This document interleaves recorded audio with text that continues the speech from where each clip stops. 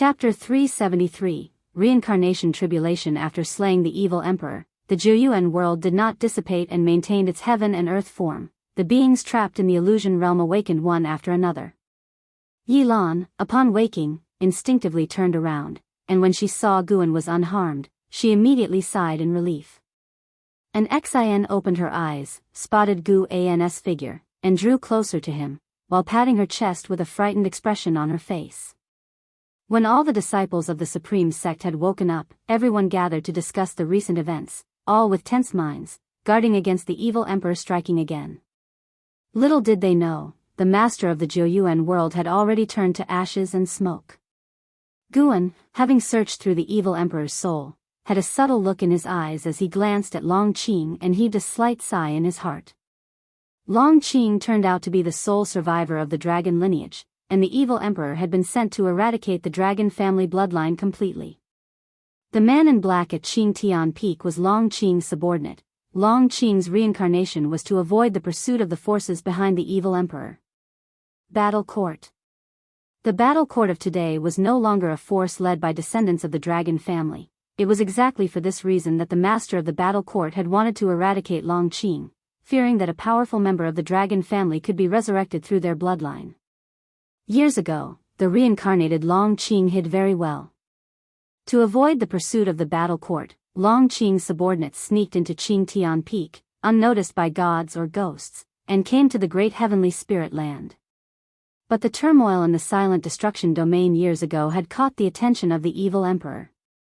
The Dark War Emperor was sent by the evil emperor. To be precise, the Dark War Emperor was cultivated by the evil emperor, and the inheritance of the Dark War Emperor's battle court originated from the evil emperor. It was through the Dark War Emperor's reckless actions that the evil emperor speculated that Xingtian had reincarnated. To ascend beyond the nine-layered realm of the free immortal, one must undergo reincarnation tribulations. Only after 100 lifetimes is there a chance to strike at the Tao fruit realm. This is the reincarnation tribulation. In the memory of the evil emperor, he had been defeated by Xingtian and nearly perished. This was also why the evil emperor had previously dared not personally come to the great heavenly spirit land. The Dark War Emperor was merely one of his pawns, and not even the Holy Court's holy ministers knew there was someone behind the Dark War Emperor. Just the thought that Long Zhan's descendants were reduced only to Long Qing made Guan feel a tinge of melancholy. Guan, however, was not afraid of an attack from the battle court, for from the evil emperor's memories, it was clear that stronger existences from the battle court could not reach this universe, and only the free immortal could. Therefore, the battle court had dispatched the evil emperor, but the specific reasons for that were unclear even to the evil emperor himself. The evil emperor had been in this universe for countless years. At that time, Long Qing's parents were still alive, and they had perished at his hands. After countless years, the bloodline of the dragon family in various universes had been exterminated, leaving only Long Qing. While the disciples were discussing the schemes of the evil emperor, Guan was silent. With a thought, the blood-red sky began to collapse silently. "Look at the sky quickly," someone exclaimed, causing others to look up. Seeing the sky twist, everyone panicked, not having time to think further, as the dizziness they felt before entering the Jiuyuan world re-emerged, causing them to promptly close their eyes. Unable to move or peek at their surroundings, this feeling made everyone's heart race.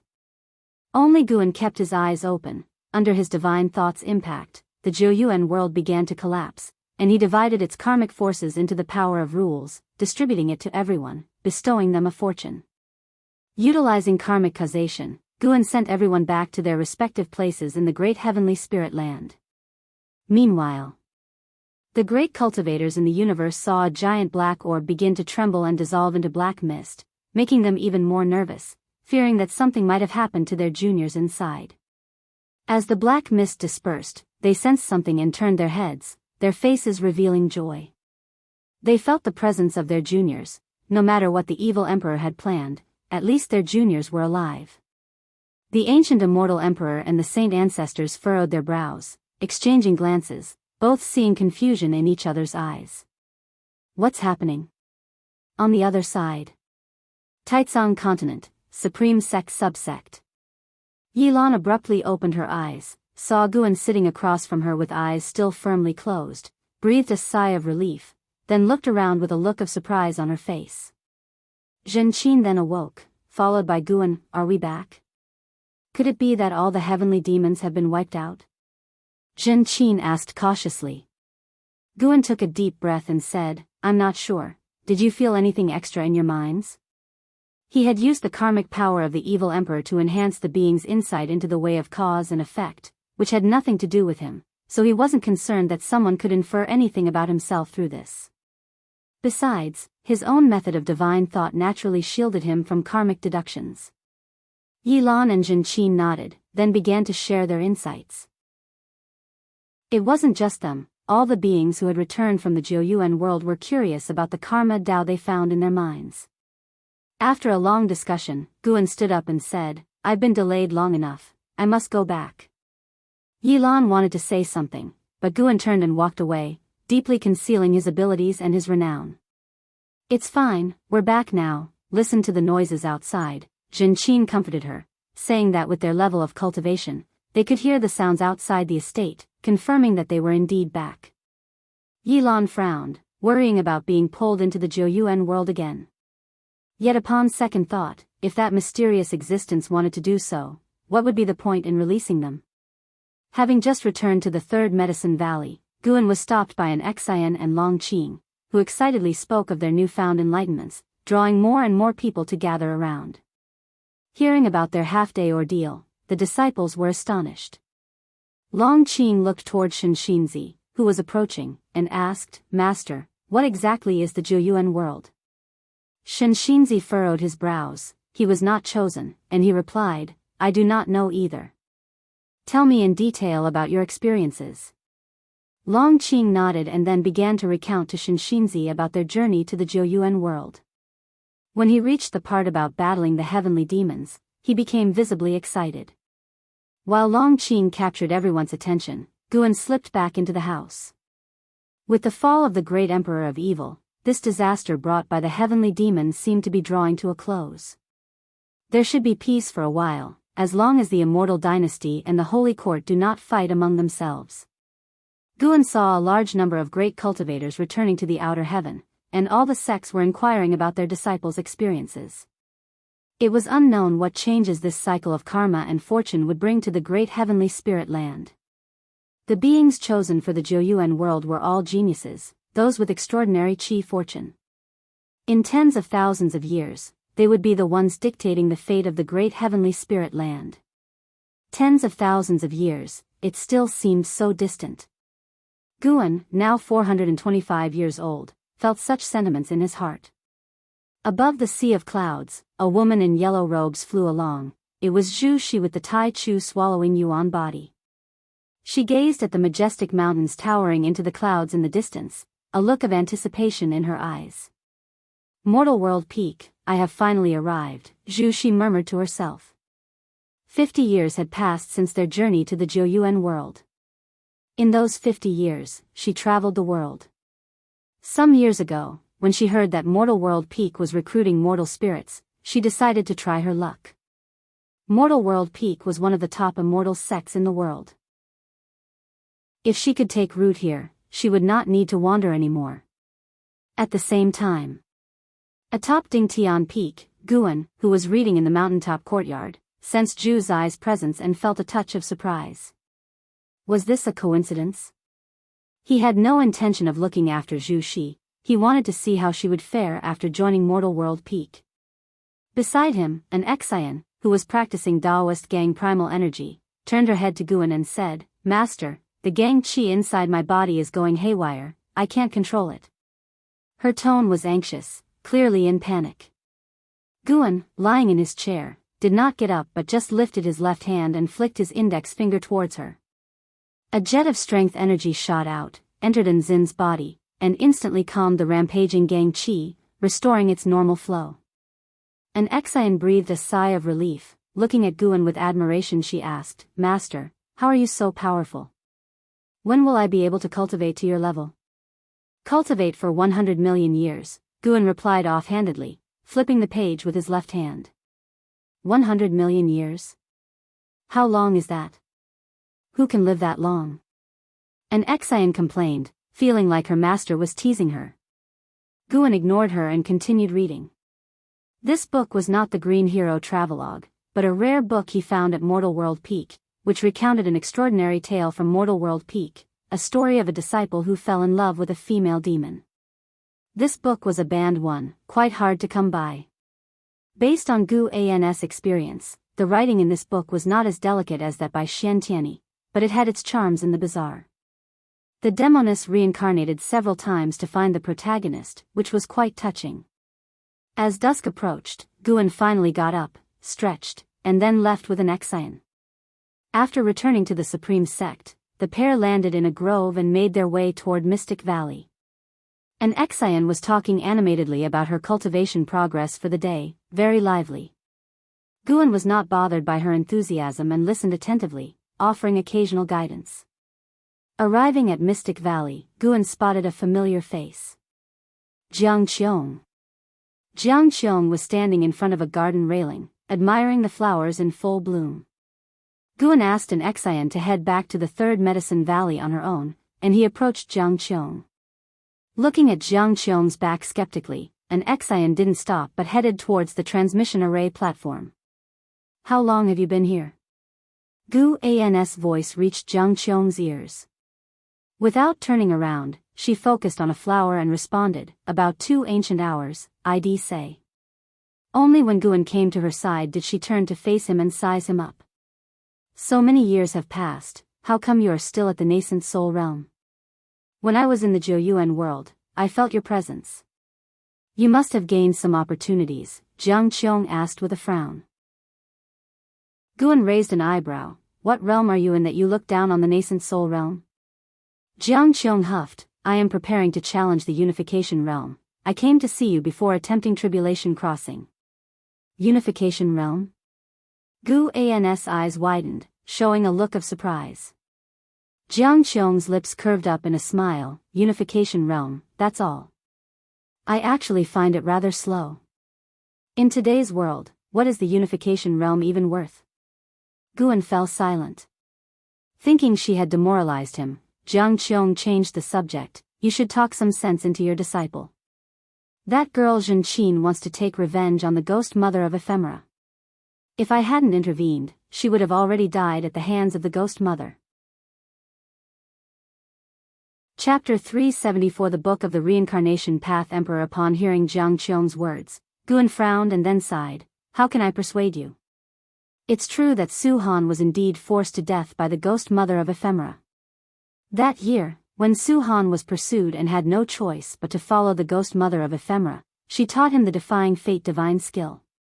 Before his death, he transferred his cultivation level to Zhenqin, helping Zhenqin to be reborn. After so many years, Zhenqin always remembered the hatred in her heart. Guan had long severed the master-disciple relationship with Su Han and had even saved him, owing Su Han nothing, so he did not plan to take revenge for Su Han. Moreover, the ghost mother of Ephemera had already pledged allegiance to him. If not for his arrangement, how could the ghost mother of Ephemera have helped Jiang Qiong establish the Juhua sect? Guan would not help Zhenqin kill the ghost mother of Ephemera but would ensure her survival. Perhaps it was unfair to the ghost mother of Ephemera, but there was no helping it. In Guan's heart, Zhenqin was definitely more important than the ghost mother of Ephemera. Out of his first batch of Medicine Valley disciples, only Zhenqin was still alive, and since she was very filial to him, how could he not favor her? Jiang Qiong frowned and said, the ghost mother of Ephemera is now the deputy sect master of the Juhua sect, it's impossible for me to confront her. There's no need. Everyone has their own grudges. Your protection of Zhenqin's life is enough, thank you. Guan spoke earnestly and then raised his hand to salute Jiang Qiong. Jiang Qiong snorted and said, what thanks? Your business is my business. I quite like that girl Zhenqin too. Once I'm strong enough, I'll help her slaughter the ghost mother of Ephemera. Guan was taken aback and asked, do you have a grudge against her? No grudge, but if I had to choose between you and her, would definitely choose you. However, these are all things for later, once I have the ability. Jiang Qiong shook her head. Afterwards, she talked about the insights she gained in the Jiuyuan world. Since her journey in the Jiuyuan world, she had many revelations during her cultivation, particularly about divination. She could now peer into the cause and effect of mortals to deduce their fate. She was curious if Guan had gained anything. Guan replied that he had, but his fortunes were not as great as hers, which left her slightly disappointed. After night had fallen, Jiang Qiong took Guan to the 8 scenic caves. Why insist on going to the 8 scenic caves? Just stay at my 3rd medicine valley. Now that you're a giant of the righteous path, having formed an alliance with Supreme Sect, they won't stop you from entering Supreme Sect. Walking through the forest, Guan couldn't help asking. Jiang Qiong, holding his right wrist, didn't look back and said, "The 8 scenic caves are our home." "What home? You want to live in a coffin?" Hearing Guan's words, Jiang Qiong couldn't help but turn around and glare at him. In the end, Guan couldn't resist Jiang Qiong and was pulled into the 8 scenic caves with her. It wasn't until noon the next day that Guan finally returned to the 3rd medicine valley. As he arrived at his own loft, Ji Xiaoyu stepped out of the door. 40 years ago, Ji Xiaoyu had returned. Her understanding of the way of cause and effect far surpassed that of an Xian, Long Qing, Yilan, and others. Guan could feel the force of cause and effect growing stronger within her. "Who did you fool around with last night?" Ji Xiaoyu stared at Guan, asking with a somewhat cold voice. Guan looked at her and replied, "With an old friend. When I knew her, you weren't even born yet. If not for her guidance, where would I be today?" His words were no joke. Jiang Qiong had taught him so much. Among them, the demon's shadow divine skill was the most important. Under Guan's enhancement, this skill could now isolate cause and effect. Reaching the immortal path realm, many would start to delve into divination techniques, and to rise to the carefree primordial immortal realm was to study the way of cause and effect. Without Jiang Qiong's demon's shadow divine skill, perhaps Guan's true cultivation level would have been discovered long ago. Hearing his words, Ji Xiaoyu's expression softened, and she was about to continue speaking but was preempted by him. "Focus on your immortal cultivation, and don't bother with the affairs of mortal romance." Having said that, Guan quickly ascended the stairs. Ji Xiaoyu watched him go up, her eyebrows tightly furrowed. As Guan entered the room, ready to close the door, Ji Xiaoyu appeared out of nowhere, pressing her hand against the door.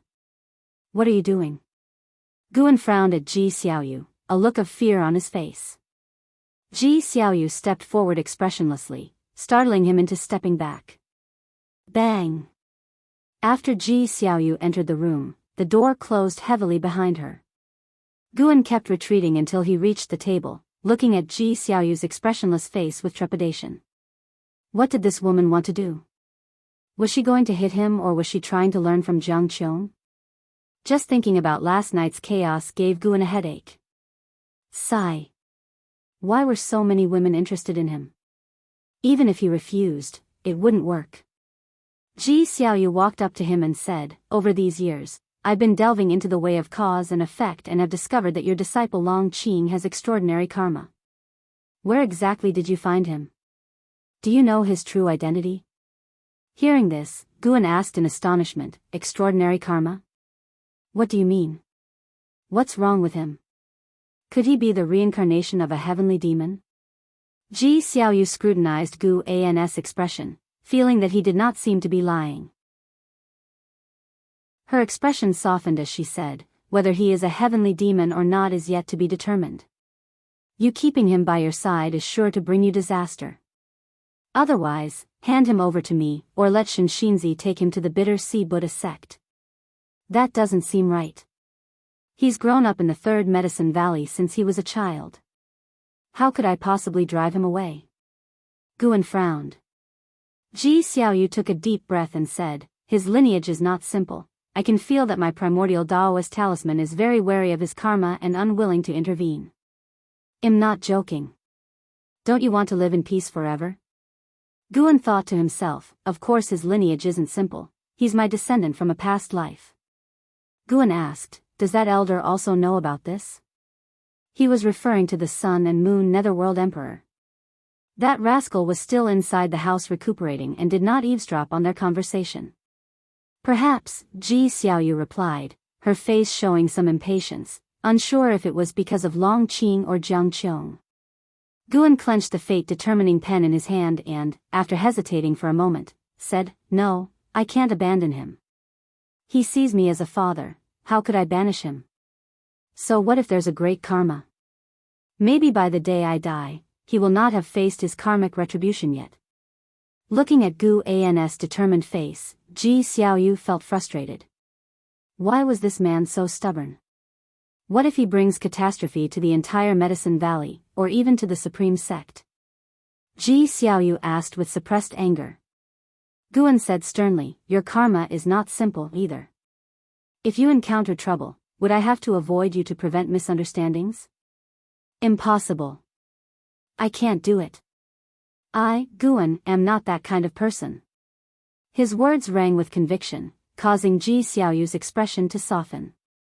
Indeed, women will be women, always finding an excuse to get going. Guan was sure that Ji Xiaoyu was simply jealous of Jiang Qiong. Ji Xiaoyu huffed, "You always say nice things. If that day really comes, I bet you'll run faster than anyone." Guan clutched his chest, feigning heartache, and said, "You actually think that of me?" Ji Xiaoyu couldn't help but smother a laugh, giving him a look. She walked beside Guan, a book appearing in her hand, which she placed on the table. Guan fixed his eyes on it. It only had one character. Dragon. Ji Xiaoyu explained, "This is a book I dreamed of in my past life." The Reincarnation Path Emperor was even holding it. It records the evolution of a family clan. You like this kind of book, don't you? Take a look, but do not spread it around. Guan couldn't help asking, "Dragon? It wouldn't be related to Long Qing, would it?" Ji Xiaoyu did not elaborate and turned to leave. When she closed the door this time, she wasn't as forceful, gently shutting it. Chapter 375, Reincarnation. The mysterious senior brother Ji Xiaoyu left, and Guan sat down, picked up the book she had left behind, and began to read. Soon he became immersed in it. This book mainly recorded the legend of Long Xian, the old ancestor of the dragon family, who was known as the Dragon Emperor, the strongest in the universe. He established the battle court, swept through great heaven and earth, and traversed reincarnation. There was no mention of Long Zhan in the book, as if Long Xian was the primordial ancestor of the dragon family. Starting from Long Xian, generation by generation, the dragon family produced many glorious individuals. One of the masters of the Reincarnation Path Emperor was from the dragon family, which was also the origin of Ji family's heavenly dragon demon suppressing form. In the end, during its prime, the dragon family encountered oppression from a mysterious existence. The book speculated it might be a curse, or maybe a punishment from heavenly Tao because the dragon family acted recklessly and arrogantly in their strength. They had merits, but also sins. The dragon family declined rapidly, the clan dissolved, and the descendants fled to different universes. From the establishment of the dragon family, to their prosperity, and then to their downfall, the story was poignant and stirring, leaving an endless aftertaste. The author did not comment on the dragon family, but continued to narrate the rise and fall of the dragon family from an objective perspective. After finishing the book, Guan also felt quite emotional. Before Long Xian, the dragon family had also experienced such cycles of reincarnation under the leadership of Long Zhan. From the content of the book, Long Xian re-established the dragon family and rebuilt the battle court after Long Zhan's death, for Long Xian was very strong from the beginning. Guan thought of the last meeting between Long Zhan and Long Xian, where the father and son parted ways. Long Xian did not understand Long Zhan's actions, but in the end, Long Xian chose to inherit Long Zhan's legacy and re-establish the dragon family and the battle court, which made him feel the longing Long Xian had for Long Zhan. Eons passed, and whether it was Long Xian or the dragon family, all had become a thing of the past and were being erased. On the path of immortal cultivation, how high must one reach to truly achieve immortality, to exist eternally? Guan turned his head to look out the window at the sky, his thoughts drifting. It wasn't until the evening that he put the book away and then got up to go downstairs. Just as he went downstairs, he heard Long Qing shouting at a distance, that kid was over 100 years old, yet still acted like a child. Guan smiled and then approached the blood prison great saint, letting him carry him to patrol the third medicine valley. Master, that kid Long Qing is becoming more and more presumptuous. Can you raise my cultivation level? Otherwise, I'll be bullied to death by him. And what about the white spirit rat? That fat rat is getting faster and faster, but its cultivation level hasn't improved much, and it can't even speak human words. Blood prison great saint spoke with a tone of grievance. He was of the Mahayana realm, how could he be bullied by Long Qing? Guan wanted to say that it was normal for you to not win against Long Qing, who was born in the Nirvana realm. Do not compare yourself with others, everyone has their own path. You should look to the future, Guan said earnestly. Blood prison great saint's eyes lit up, and he was immediately invigorated. Did his master's words mean he would be a focus of cultivation in the future? The more he thought about it, the more excited he became. He stopped thinking about being bullied by Long Qing and the white spirit rat and started to fantasize about dominating the world. He wanted to become the strongest great saint under the heavens, sweeping across the land. If outsiders from outer heaven attacked and he was not an opponent, then the master would take action, shocking all beings. Just thinking about it was thrilling. On the surface, he would be the strongest, and enemies would conspire against him. Who would have thought that there would be an even more terrifying existence behind him? On a resplendent golden palace, the holy minister was sitting on a chair, with steps behind him leading up to an empty throne. A row of figures stood in the hall, among them was the Candle World Saint King, who had once been responsible for negotiating with the Dark Battle Emperor. Yang Jian stood beside the Candle World Saint King, dressed in silver battle armor, with a three-pointed two-bladed knife floating behind him. Even though his realm was not as high as those around him, his aura was substantial. All the figures in the hall were holy kings of the holy court, and they were not too restrained in front of the holy minister. The holy minister's gaze swept over the 17 holy kings, paused on Yang Jian for 2 breaths, and then moved away. Ladies and gentlemen, I'm sure you haven't forgotten the calamity of the heavenly demon from 50 years ago, the holy minister said nonchalantly. A burly holy king immediately replied, it wasn't long ago, how could we forget? Whatever it is, holy minister, just give the order. His Majesty once said, in his absence, we were to listen to you. The other holy kings voiced their concurrence. Yang Jian remained silent, but his gaze was on the holy minister. The holy minister showed a smile and said, that chaos was certainly just a precursor. Yuanshu ancestor from the immortal dynasty opened the reincarnation vortex, which still hangs high in the sky. I wish to dispatch you into the vortex to find His Majesty. Who knows what year you will return when you leave? Take time to consider it.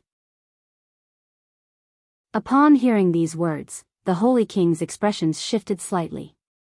That reincarnation vortex was not under the control of the holy court, and no one knew what lay within. The hall fell silent, with no one immediately agreeing. The holy minister was not in a hurry, patiently waiting. He raised his right hand, and a golden light orb condensed in his palm. He stared at the golden orb, as if peeking into something. I will go. A voice rang out, not loud but firm in tone, causing the holy kings to turn their heads to look. The speaker was Yang Jian. A holy king taunted, that makes sense, the Candle World Saint King just went through reincarnation. Who could be more suitable? The Candle World Saint King glanced at Yang Jian, deep in thought. The holy minister, still staring at the golden light orb in his hand, asked indifferently, anyone else? I will go, the Candle World Saint King said.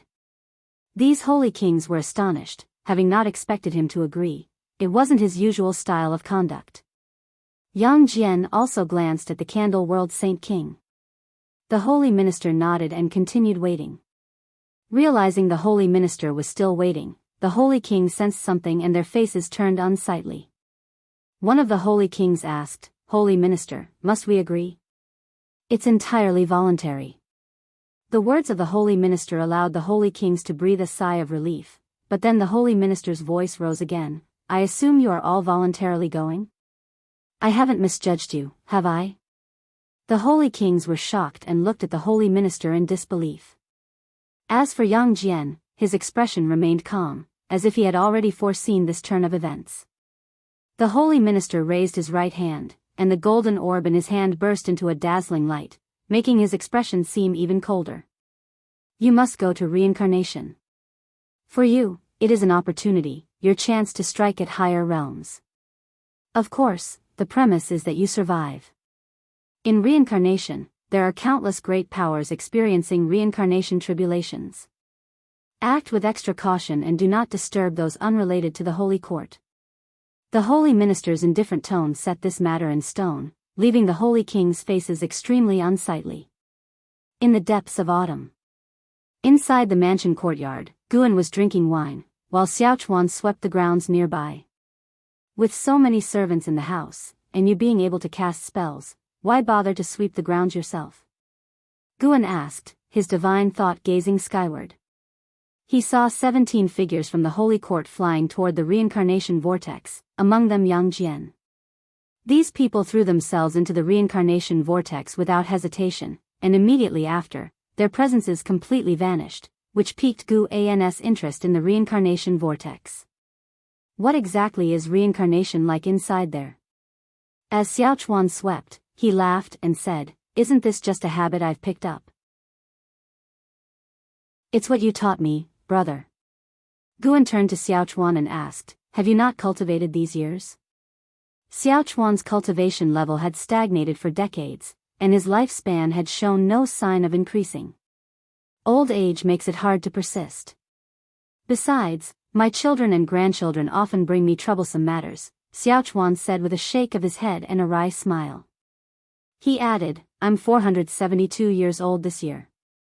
I'm content, I never imagined I would live for so many years." He began to recount tales from his childhood. Each time Guan visited, Xiaochuan would reminisce about the past. On this occasion, however, Guan wasn't listening attentively, his thoughts were wandering.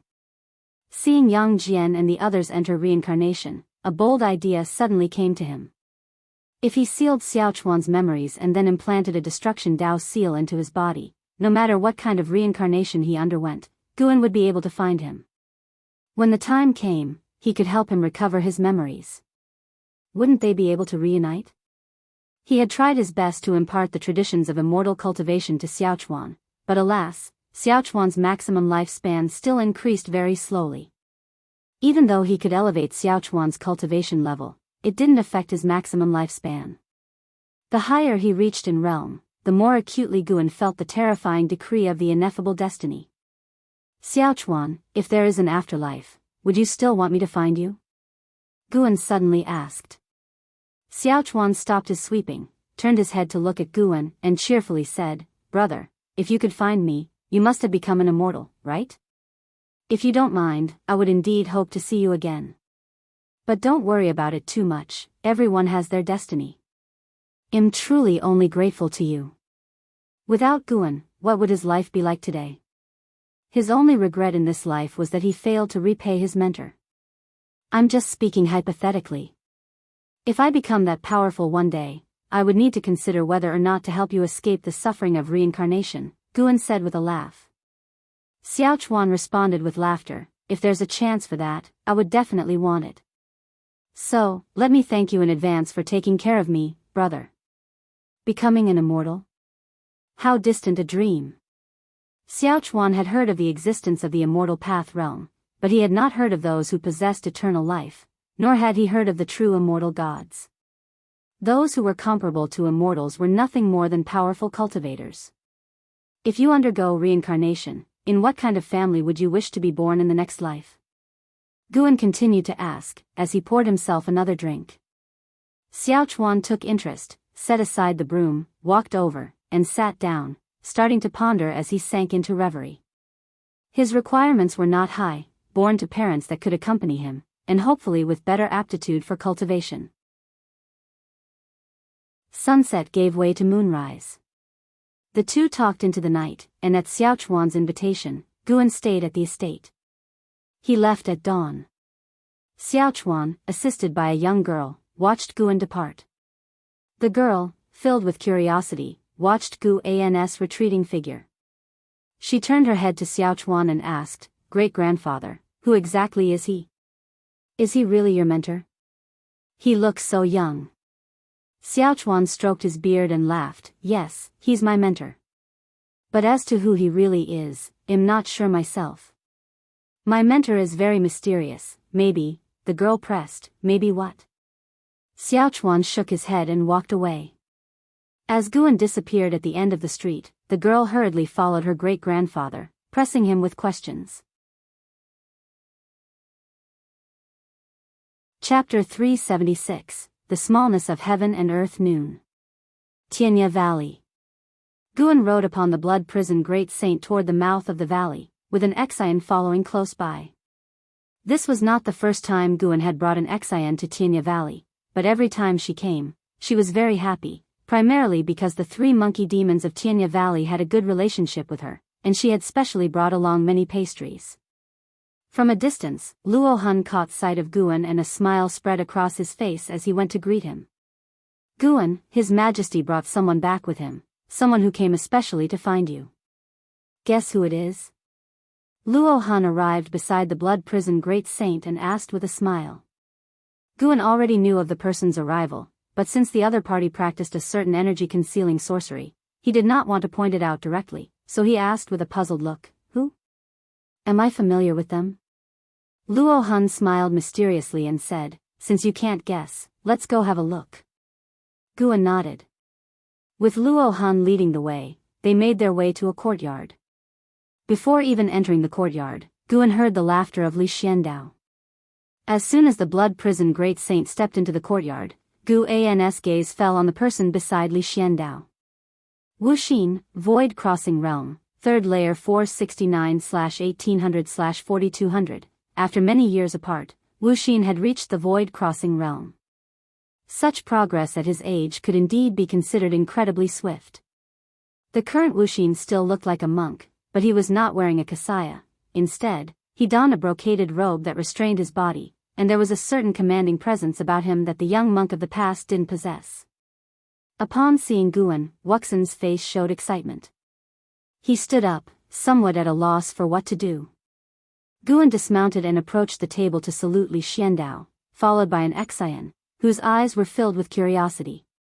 "Senior brother," Wuxin looked at Guan, suddenly at a loss for words. Guan looked at him, eyes widening in astonishment as he asked, "You're Wuxin?" Wuxin hurriedly nodded. Just as he was about to say something, Li Xiandao interrupted with a smile, "Let's sit down and talk."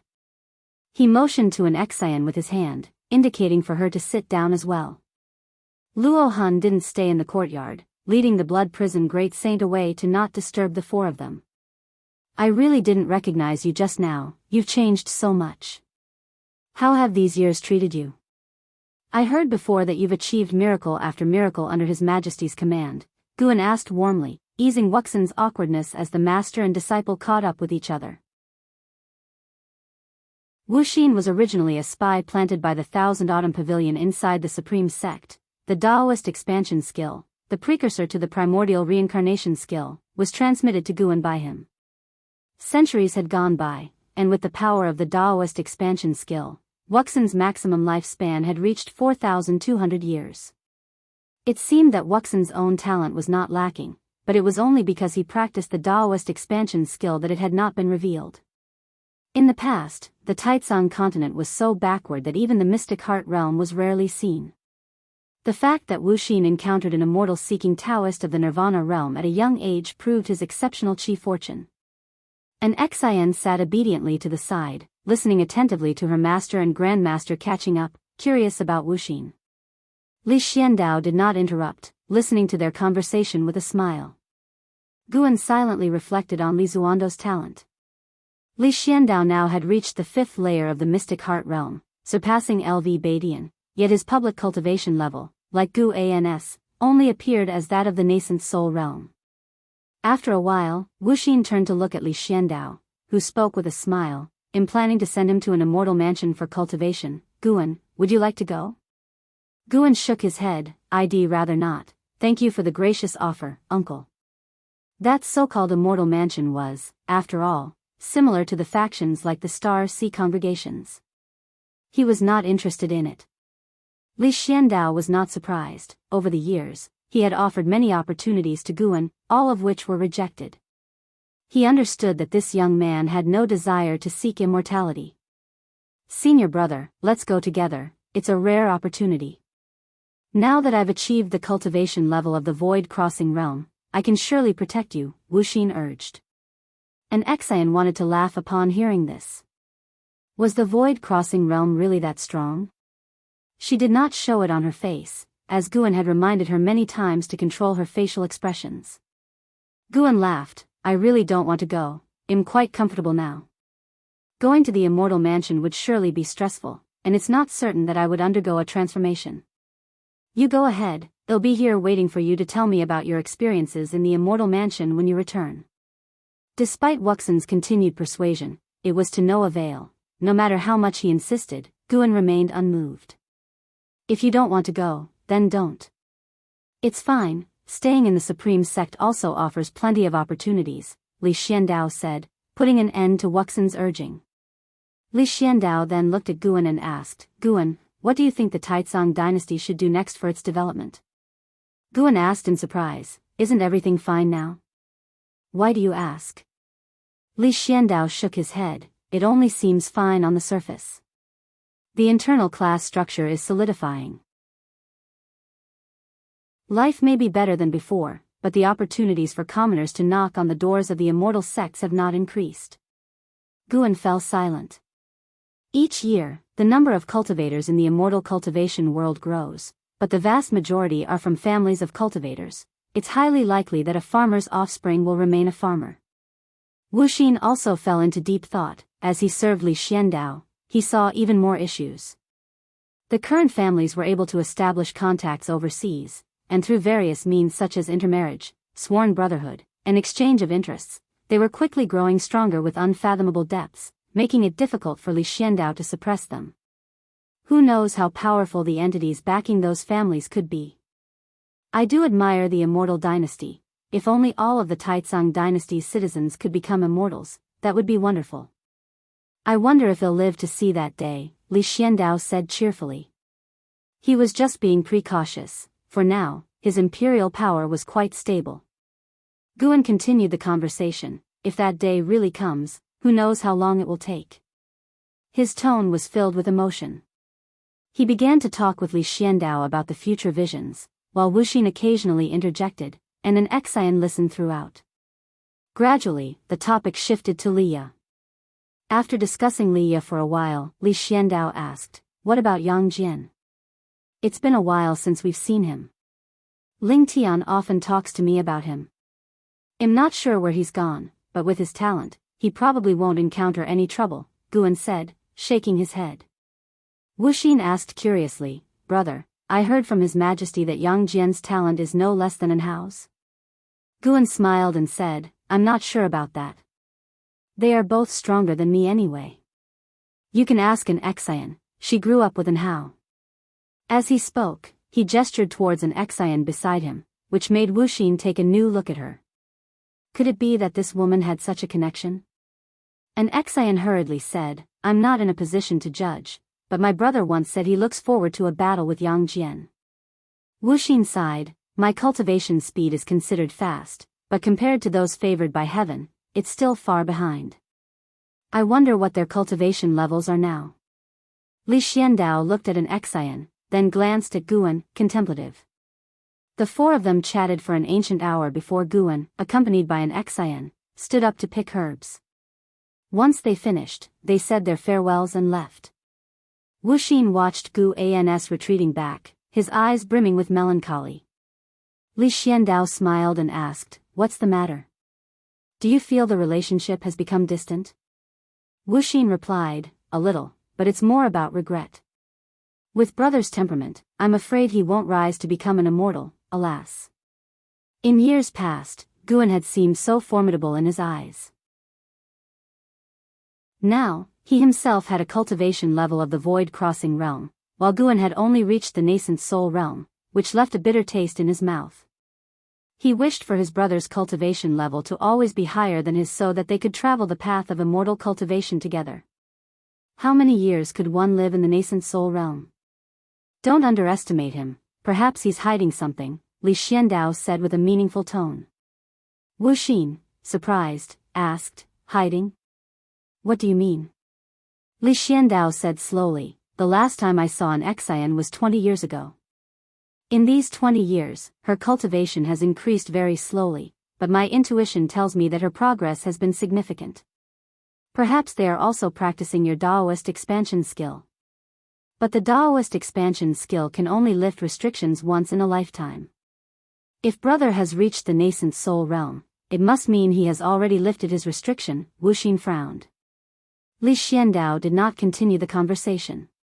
He was reminiscing about the golden Dao patterns on Gu An's forehead. He had once seen another person with similar Dao patterns whose Dao level was unfathomably deep. Elsewhere, Guan had overheard Li Xiandao and the others' conversation, but he did not mind since his apparent cultivation level was only at the nascent soul realm, and others could speculate as they wished. Time flies swiftly by. 20 years blinked past. The Xiaochuan family was in mourning, and Guan stood on the roof eaves, invisible to anyone. He watched Xiaochuan's soul rise from the memorial hall, drifting toward the sky. Today was just the 7th day since Xiaochuan's death.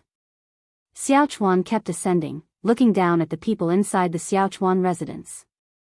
His face held no sorrow, instead, it bore a smile. Is this what it feels like to be reincarnated? Xiaochuan pondered silently. Over the past 7 days, his soul had been unable to stray too far from his body, causing him to wander within the Xiaochuan residence the entire time. Now losing control over his soul body, he could feel an invisible force pulling at him from the ether. He wasn't afraid, but rather looked forward to his next life. He gazed far into the distance but did not see Guan, a flash of regret passing through his eyes. Gradually, he drifted higher and higher from the ground. Once he could see the entire Taizong continent, he saw countless other souls rising alongside him, a spectacular scene that broadened his horizons. So the Taizong continent is this tiny, I wonder where the supreme sect is located. Xiaochuan muttered to himself. From his current vantage point, the Taizong continent was just a small piece of land in the boundless ocean, insignificant. What, you still wish to visit the supreme sect once? A voice entered Xiaochuan's ear. Xiaochuan's eyes widened as he instinctively turned to look, his expression turning to astonishment. There was Guan, appearing beside him and ascending alongside. Brother, you, Xiaochuan started in shock, unable to complete his sentence. Guan turned to him and asked, now, do you have any regrets about not striving harder in cultivation before? After hearing this, Xiaochuan calmed down and smiled, regrets? Seeing this scene sooner has only shown me how minute I really am. He looked at Guan, hesitated for a moment, and then asked, brother, what is your relationship with Sword Venerable Fudao? Could it be that you are Sword Venerable Fudao? In Xiaochuan's eyes, Guan seemed so mystical at that moment, with golden Dao patterns on his forehead flickering like flames and the immortal king crown shining peculiarly, making Guan look akin to an immortal lord descending. Chapter 377, Promise of the Next Life. Facing Xiaochuan's questioning, Guan counter-questioned, is this matter very important to you? Xiaochuan caught the implied meaning in Gu An's words and lamented, yes, it's no longer important. In fact, 300 years ago, I felt my life was drawing close to its end. Over the years, I have often fallen into an indescribable state of sudden enlightenment. It must have been you, elder brother, secretly helping me. Thank you, elder brother. He looked at Guan, his expression solemn. Gu An's mouth twitched upwards as he asked, just verbal thanks. Xiaochuan replied helplessly, that's all I can do. What else could I do for you now? If elder brother needs my soul, just take it. Guan glanced at him and said dryly, making it sound like elder brother is some demon cultivator. Wasn't Sword Venerable Fudao initially considered a demon cultivator? Coincidentally, I do have a soul device here. I could use you as the main soul, condemning you to never transcend. Sure, I would love that. Although Xiaochuan still looked elderly, his soul body was spirited, as if he had returned to his younger days. The two bickered in this way as they drew closer to the reincarnation vortex. The reason Xiaochuan could see Guan was because Guan had utilized the power of cause and effect. Even a free immortal could not see Guan if they were here. After a long time, Xiaochuan looked up at the imposing reincarnation vortex and curiously asked, "Does entering there mean I will be reincarnated?" "Yes, that's correct. I can only escort you here," Guan replied softly, also looking up. Xiaochuan turned to Guan and said, "Elder brother, go back now. I'm already satisfied that you could escort me here." Guan gazed at him and with a smile said, "Well, meet in the next life." "The next life?" Xiaochuan blinked his eyes. He didn't question Guan's words but internally marveled, how profound must Sword Venerable Fudeo's Tao be to see through reincarnation. After pondering for a moment, he said, "If I remain mediocre in my next life, elder brother, don't find me. Let me lead an ordinary life. However, if one day I possess exceptional cultivation talents, then come find me and I'll still manage Medicine Valley for you." Guan smiled and nodded, then raised his right hand and pointed 2 fingers towards Xiaochuan. Xiaochuan was instantly immobilized, his eyes losing their sparkle. Guan used his own power of cause and effect to seal Xiaochuan's memories, to prevent them from being erased by reincarnation, then left a Destruction Dao seal within his soul body. The Destruction Dao seal would leave an eternal mark, making it easier for Guan to find Xiaochuan's reincarnated body later. Having done all this, Guan paused and watched as Xiaochuan headed towards the reincarnation vortex. He also had a basic understanding of the reincarnation rules. Long Zhan's heavenly dragon reincarnation dharma touched upon these rules, but it mainly relied on establishing connections through cause and effect with past lives. He still couldn't fathom the essence of reincarnation. In the divine origin Great Heaven and Earth, there also wasn't a complete order of reincarnation. After death, a soul would ascend and fly to outer heaven, being devoured by reincarnation rules at a certain height, disappearing without a trace. How one naturally reincarnated was unknown to anyone and was difficult to trace. However, great beings of fortune would cause unusual phenomena in heaven and earth when reincarnated. After Xiaochuan had disappeared into the reincarnation vortex, Guan finally returned to the third Medicine Valley. Several days later, near midday, as Guan was reading a book inside his house, an excian came to find him. "Master, Uncle Xiaochuan has passed away.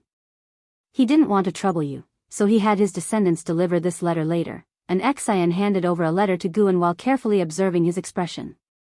In front of an excian, Guan did not need to pretend. He took the letter directly and opened it to read. The content of the letter wasn't much different from what Xiaochuan had said before he entered reincarnation, but after reading it, Guan still felt somewhat melancholic. He had tried his best to help Xiaochuan, but unfortunately, Xiaochuan did not possess the fighting spirit like Yilan, Jinqin, or an excian. To put it accurately, Xiaochuan's talents were inferior and no different from most ordinary people, which was why it was hard for him to maintain his drive. Guan, however, wasn't too saddened. After learning about the existence of reincarnation tribulation, his aversion to reincarnation wasn't as strong. When cultivators reached the free immortal realm, they ultimately had to face reincarnation. Not everyone could break through by evolving their lifespan like Guan, and he couldn't use his lifespan to help others skip their reincarnation tribulation. He was curious about reincarnation tribulation, wondering if it only counted after reaching the free immortal realm or if previous reincarnations counted as well. It was said that reincarnation tribulation had no pattern. Reincarnation might not necessarily occur in the current era or world, which was why it was hard to trace Shengxin's whereabouts. Guan put the letter down and looked at an excian, asking, "Is there anything else?" An excian inquired, "Master, are you doing all right?" Guan smiled and said, "What, do I really need to drown my sorrows in alcohol? Hurry back to your cultivation, I don't want to receive your last letter." Hearing this, an excian stuck out her tongue and immediately bowed to take her leave. Guan thought for a moment, stood up, and walked over to a bookshelf to take down a brocade box, placing Xiaochuan's last letter inside it. Xiaochuan's death hadn't affected Guan's life, even though his descendants were still in the third Medicine Valley. His descendants weren't too saddened, after all, there was a vast generational gap. As autumn gave way to winter, the temperature between heaven and earth began to drop.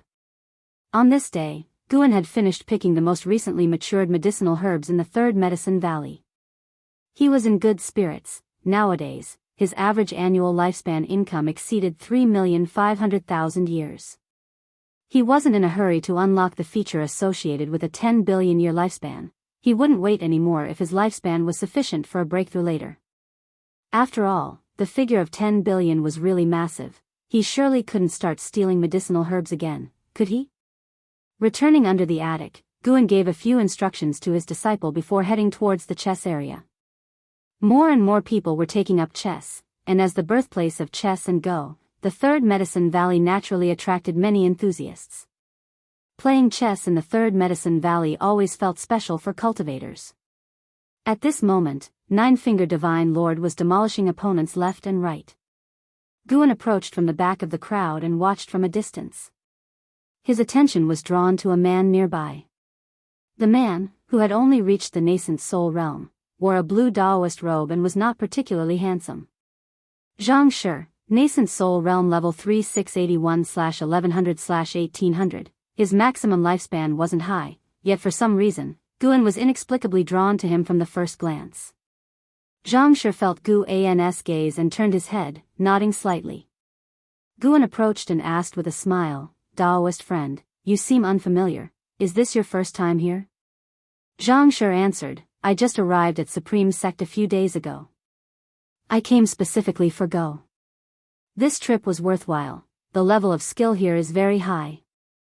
While speaking, he turned his head to look forward fervently and said, "I estimate I only have a 30% chance of winning against this senior."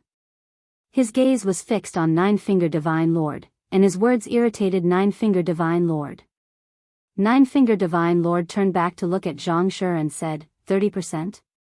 You cheeky boy, so arrogant. Take the next game, I'll make sure you don't leave a single piece on the board. Faced with the challenge from Nine-Finger Divine Lord, Zhang Shi was not intimidated but instead showed an eager expression. Guan watched Zhang Shi fervently, seemingly deep in thought, his eyes revealing a hint of fascination. Chapter 378, The Talent of a Heavenly Pride. Guan sensed an extraordinary reincarnation aura emanating from Zhang Shi.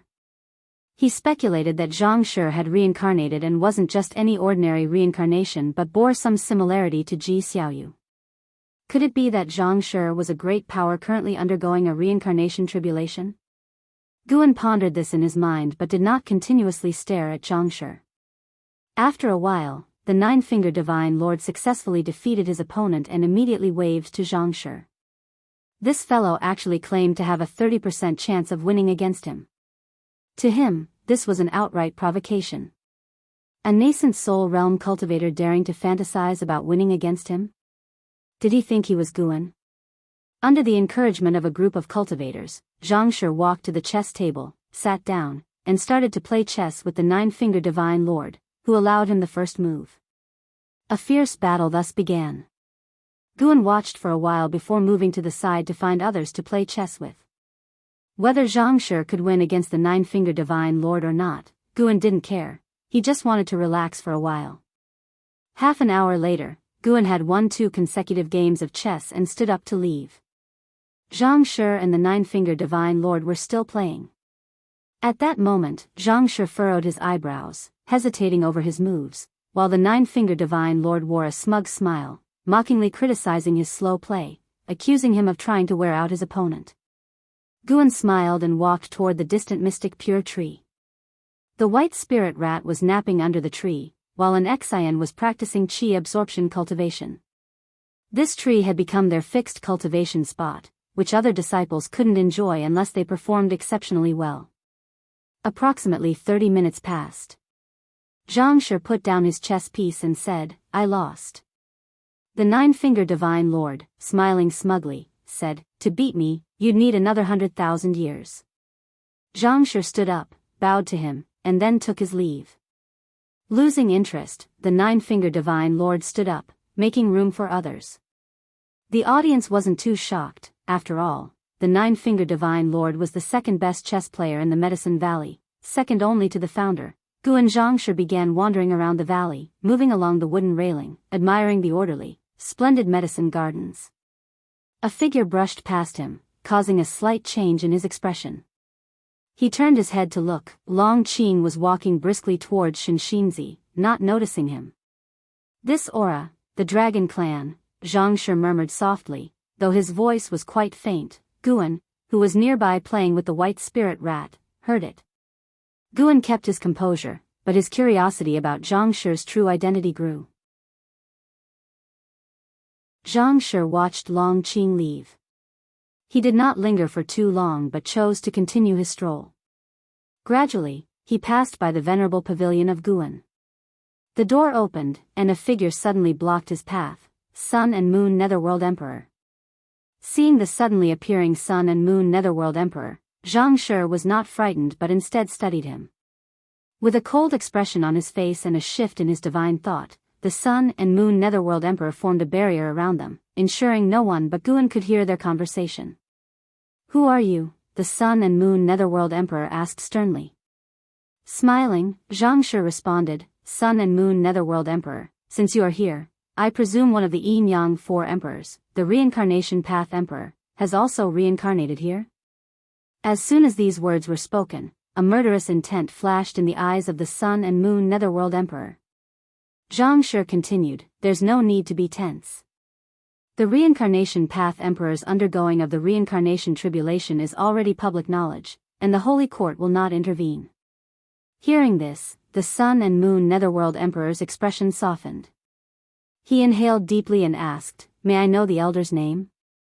Shaking his head, Zhangshi replied, "I will not tell you my background to avoid bringing trouble to you and the Reincarnation Path Emperor. Today, I came here merely for chess." The Sun and Moon Netherworld Emperor fell silent for a moment, then stepped aside, no longer blocking Zhangshi. Zhangshi stepped forward, walking past him. "The chief fortune of this medicine valley is on the verge of erupting. Tell the Reincarnation Path Emperor, since he has entered the Reincarnation Tribulation, not to cling to the mortal dust, as the biggest taboo in the Reincarnation Tribulation is trying to be a savior." Leaving these words behind, Zhangshi walked away without turning back. Guan, hearing this, reduced his interest in Zhangshi by a notch. Zhangshi actually mistook Ji Xiaoyu for Sword Venerable Fudao. The Sun and Moon Netherworld Emperor didn't argue for Ji Xiaoyu and quickly disappeared from the spot. In the time that followed, Zhangshi toured the Third Medicine Valley and then flew toward the outer gate city. Seeing that Zhangshi had no intention of causing trouble, Guan stopped paying attention to him. Most days in the Third Medicine Valley were uneventful. Occasionally encountering a being of extraordinary origin was just a minor episode in Gu An's life. 12 years later. Boom! A figure descended from the sky, crashing into the forest, creating a terrifying wind that uprooted several trees, sending grass and debris flying. Dressed in white, an Exan landed on a tree trunk. She held a treasure sword, looking up with furrowed brows, her hand trembling as she gripped the sword. In the distance, the blood prison great saint crawled on the cliff, enduring the fierce wind, his gaze fixed on a distant battle. Guan stood in the air, holding the Qinghong sword, looking down at an Xian with a smile. "Is this all you've got?" On hearing this, a cold light flashed in Enzin's eyes. She took a step forth, appearing behind Guan like a blink, her treasure sword cleaving horizontally, the strong sword intent materializing tangibly. Guan drew his sword with a backhanded grip, blocking Enzin's sword intent and following the blade's direction, scattering the distant sea of clouds. Seeing that an Xian, from the 9th level of the divinity transformation realm, could manifest such sword intent, Guan was secretly pleased. The girl had cultivated diligently and it was not in vain, just her sword intent alone was comparable to the void-crossing realm. Combined with her stepping path of age's step, her strength far surpassed the divinity transformation realm and she was starting to show the makings of a prodigy. When an Xian found that her sword intent couldn't shake Guan, she stepped again and appeared above the forest several kilometers away, her treasure sword no longer in hand. Her eyes narrowed and she pointed at Guan with her right hand's finger, turned into a sword. Boom! A dominant, vast sword intent descended from the sky. Guan looked up and saw a beam of light that seemed to slash down from outer heaven. The beam erupted with sword chi, forming a brilliant sword shadow 100 meters long. It was a magnificent sight. Guan's lips curved up. The girl had finally mastered it. His repeated preachings over the years were not in vain. The brilliant sword shadow fell with incredible speed, engulfing Guan's figure and then crashing into the mountains and rivers. The ground shook, clouds of dust rose rapidly, and fierce winds ravaged everything in all directions. It was like the apocalypse, shaking the entire vast island.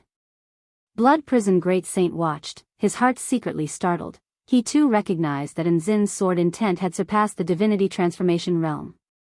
The master had really raised this girl well.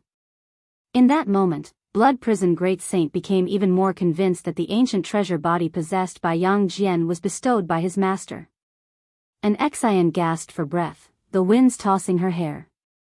She kept her gaze fixed ahead, not believing her swordsmanship could hurt her mentor. She was on the alert for her mentor's sudden reappearance. Snap! Suddenly, a hand landed on Enzin's shoulder, making her heart leap and her formidable presence scatter. Guan withdrew his hand and smiled. Not bad, today's performance finally satisfied me. You are worthy to chase after Hauer and Jenner. An Xian turned her head and saw her mentor's smiling face. Suppressing her palpitations, she forced a smile and said, "It's all thanks to your excellent teaching, mentor. They never received such devoted guidance from you." She suddenly remembered a legend from the Supreme Sect. It was said that before Sword Venerable Fudao killed someone, he liked to pat their shoulder. She had thought it a mere rumor before, but now it seemed otherwise. Too terrifying. Just being patted like that made her feel suffocated. The terror of feeling her soul scatter was beyond comparison. Guan sheathed the Qinghong sword and turned to an Xian, saying, "You lack a suitable sword, but I will not help you find one. Use your sword intent to temper your own sword." An Xian wiped the sweat from her forehead and asked, "Sword intent can also temper a sword?" "Of course. When you become powerful enough, your sword can become an Immortal Path Supreme Treasure." Immortal Path Supreme Treasure? Enzin's eyes lit up, her breathing became hurried. With the Taizong continent gradually catching up to the immortal cultivation world, the strength of Immortal Path Supreme Treasures sank deep into people's hearts. Such treasures were considered church treasures even overseas, and Li Ya's divine exotic city possessed only a pseudo-Immortal Path Supreme Treasure. Thinking about one day tempering her own Immortal Path Supreme Treasure, an Xian felt extremely excited. What level of Tao would she have then? She began to look forward to that day. What would Enhao's reaction be when he saw her then? "Let's go, it's time to head home." Guan flew toward Blood Prison Great Saint, and an Xian hurriedly followed.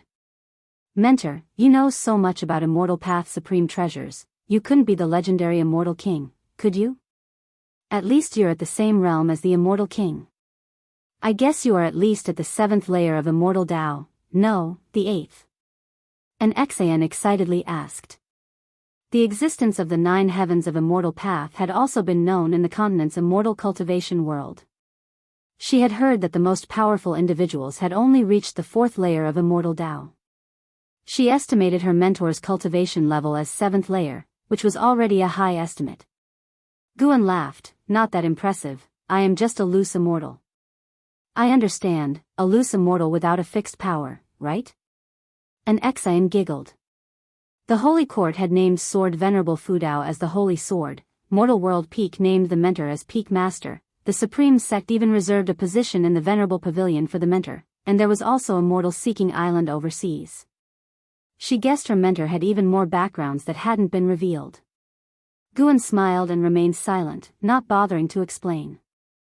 In Enzin's eyes, 9 heavens of Immortal Path was the limit of Immortal Path. How could he, someone who had surpassed the 9 heavens of Immortal Path, explain that to her? Summer insects cannot speak of ice. 30 minutes later, Guan rode on Blood Prison Great Saint and returned to 3rd Medicine Valley, with an Xian following close behind. Just arrived, Guan sensed a familiar presence.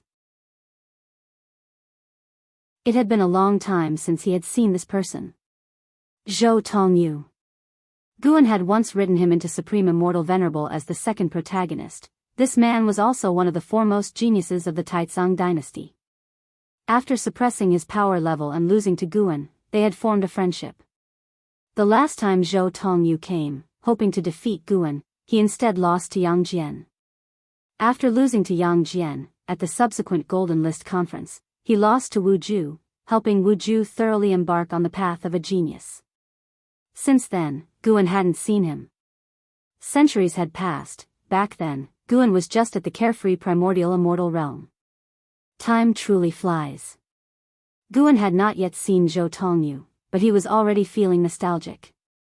He dismounted and took an Xian to find Zhou Tongyu. Zhou Tongyu was watching people play chess, not noticing Guan's approach.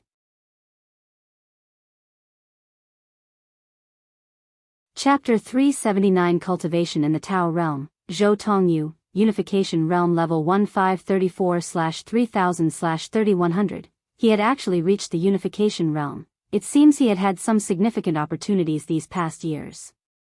Unfortunately, his maximum lifespan has not improved. Guan thought to himself as he looked at Zhou Tongyi's lifespan. Although Zhou Tongyi's maximum lifespan had not improved, if he could reach the Nirvana realm before the age of 3100, he could achieve Nirvana and prolong his life. Guan made his way to Zhou Tongyi's side and raised his hand to pat his shoulder, only to be grasped by his right hand. Zhou Tongyu tilted his head to look at Guan, then his stern face showed a look of surprise. He turned around, released Guan's hand, and looked him over carefully.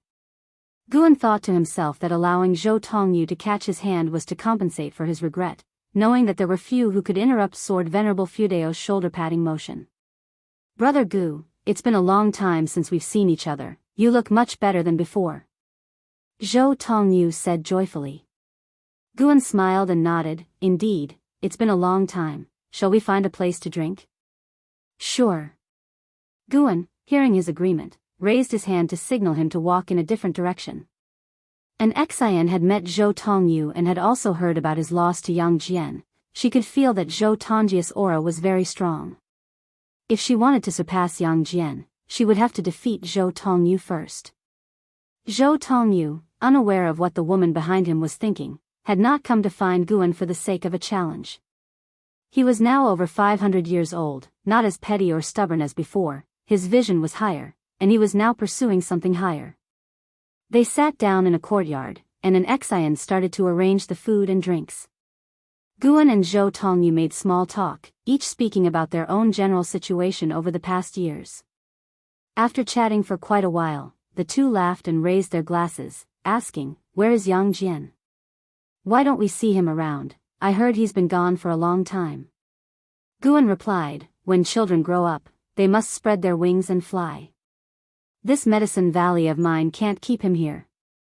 After Yang Jian, there were several servant disciples in the third Medicine Valley who had a maximum lifespan of more than 4,000 years, but Guan did not take on a disciple specially. Instead, he let those disciples with hidden talent go with the flow of the Medicine Valley.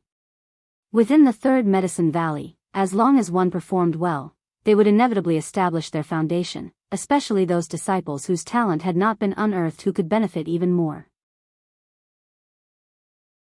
Guan was worried about taking on disciples who were reincarnations of great powers or had great fortune of energy movement, which was too troublesome, so he did not take in any more disciples, focusing instead on developing an Xian. That's right, such a genius like him must have a more vast world awaiting his explorations. What about Yi Yan, has he ever come back? Zhou Tongyu nodded in agreement. He had become acquainted with Guan because Yi Yan practiced the spear, attracting him, and he always remembered Yi Yan. Guan paused for a moment and said, "He has already passed away." Zhou Tongyu was stunned. He did not comfort Guan but poured him a drink, and after clinking their bowls together, they both drained their drinks in one gulp. "In the blink of an eye, we are both over 500 years old. Looking back, so many old friends have gone to the netherworld, and how much further can you and I walk on this immortal cultivation path?"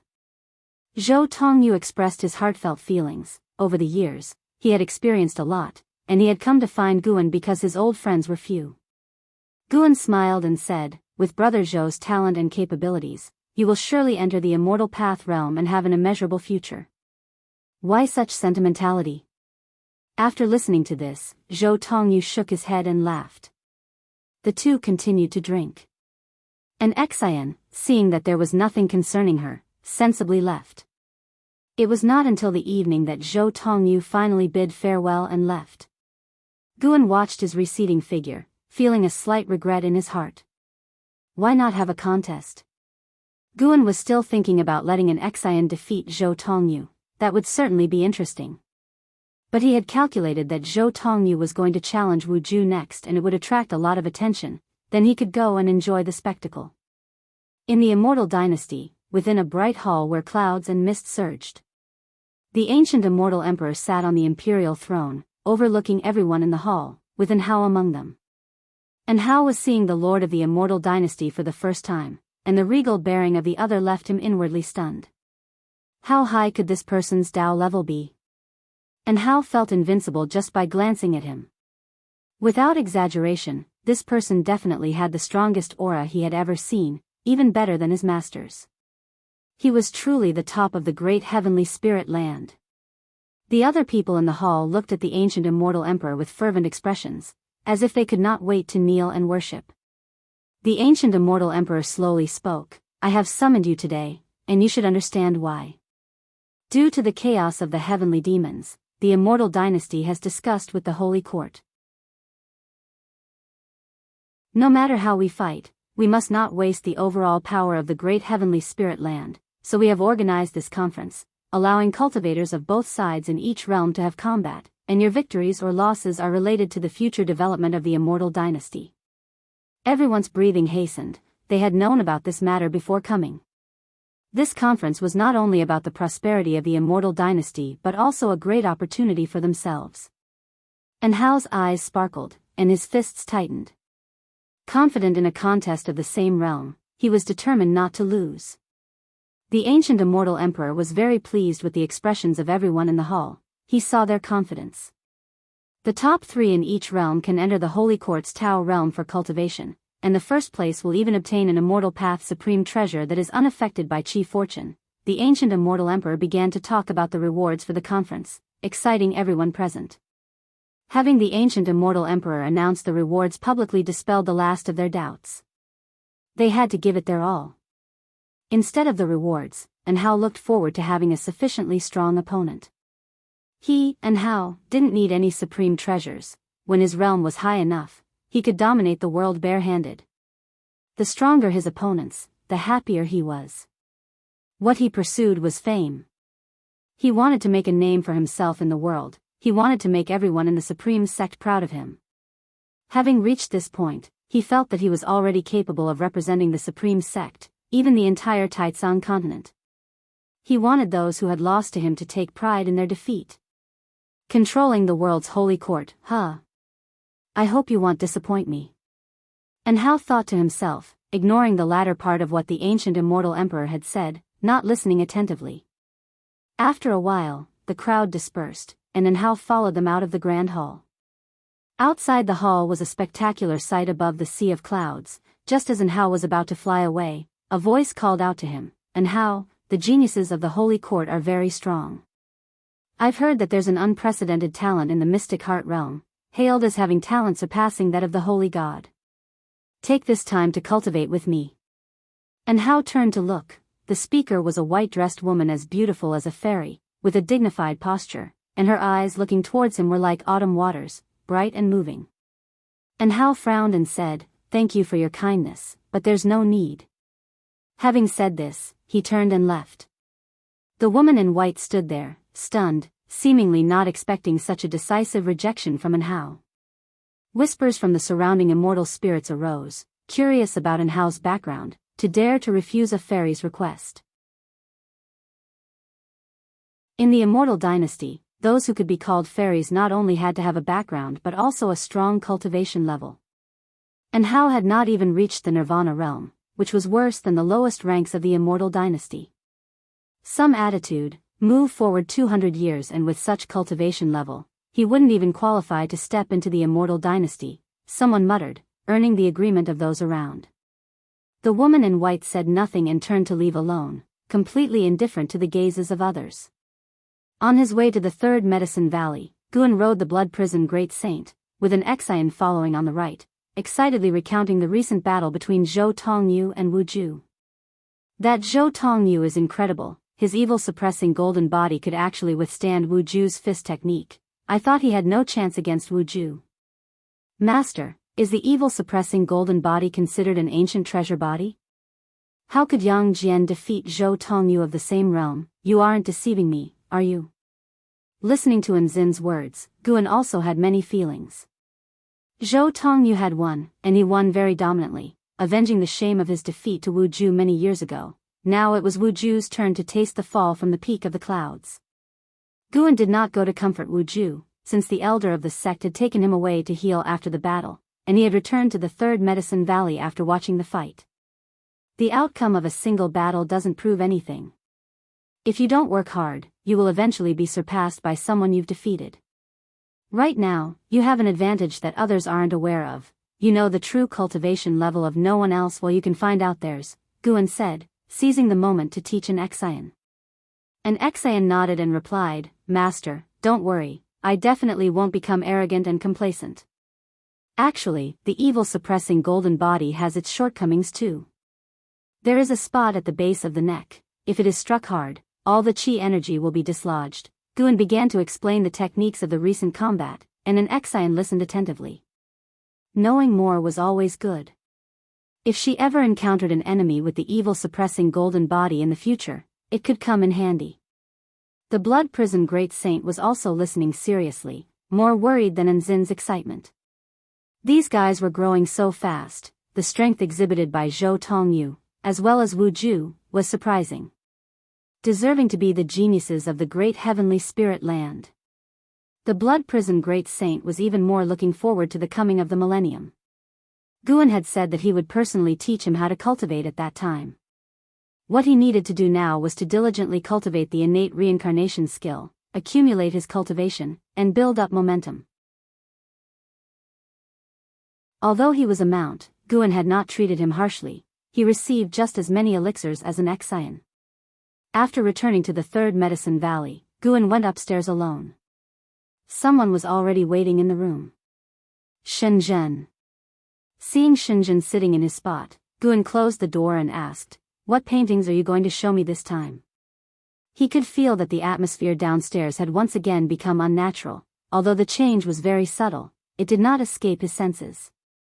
Shenzhen put down the Supreme Secret Records in her hand and said, I have comprehended a secret technique that can help improve one's talent. Would you like to learn it? Guan walked over to the table, took back his own copy of the Supreme Secret Records, and then asked, What secret technique? Is it that powerful? Shenzhen spoke mysteriously, It's really powerful. I've already practiced it, and it truly works. After training with this secret technique, I'm finding that practicing other skills yields twice the result with half the effort. Guan couldn't help but cast a lifespan detection on her. Shenzhen, Void Crossing Realm Level 1543/2200/7200, good lord, her maximum lifespan had increased to 7,200 years. Guan was surprised. This girl really could gain enlightenment from music, chess, calligraphy, and painting. And her cultivation level was also growing fast.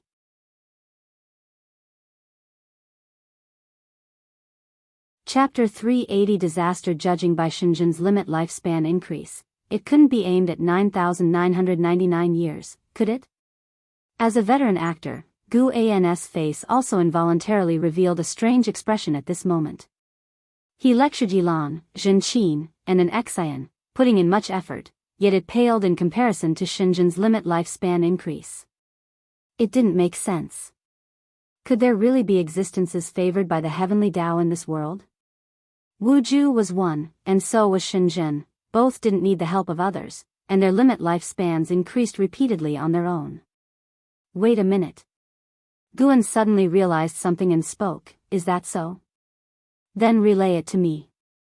Shenzhen promptly narrated the secret technique she comprehended, and Guan listened attentively. After a period equivalent to 30 minutes, Shinjin finished her narration and then looked at Guan with pride, awaiting his astonishment. Guan frowned and said, I don't understand, it feels profound. Is it chi cultivation first, or cultivating acupoints?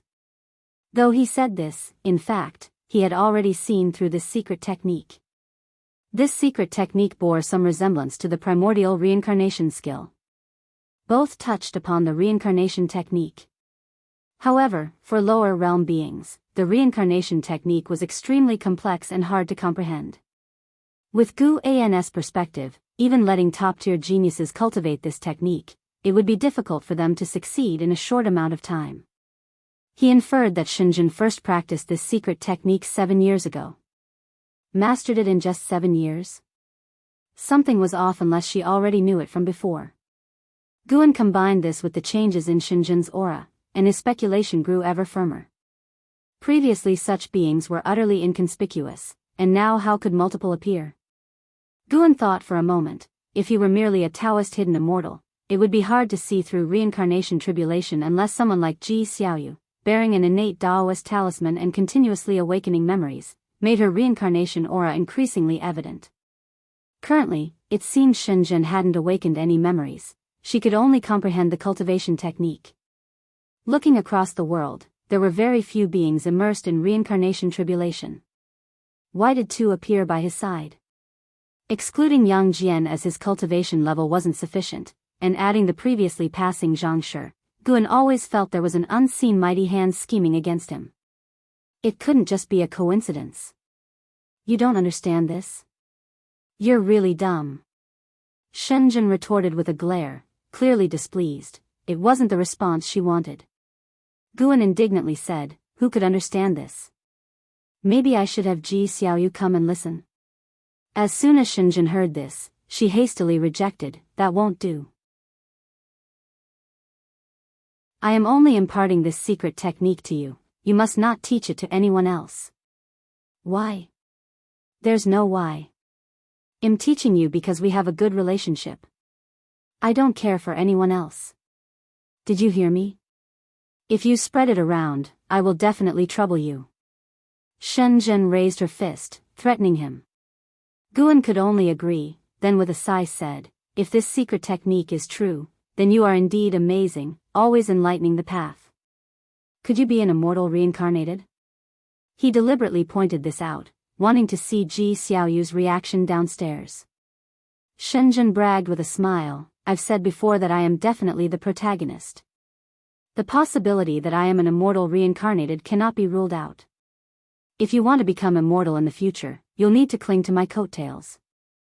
Guan raised an eyebrow and asked, really let me cling? No sooner had he asked the question than he regretted it, as the aura from down below underwent a more pronounced change. Shinjin lifted her right leg, placed it on the table, and slid her hand along it, from the back of her foot to her thigh. Though clothed in long pants, the action was suggestive enough, and she even provocatively looked at Guan. For the first time, Guan noticed Shinjin's legs were really long.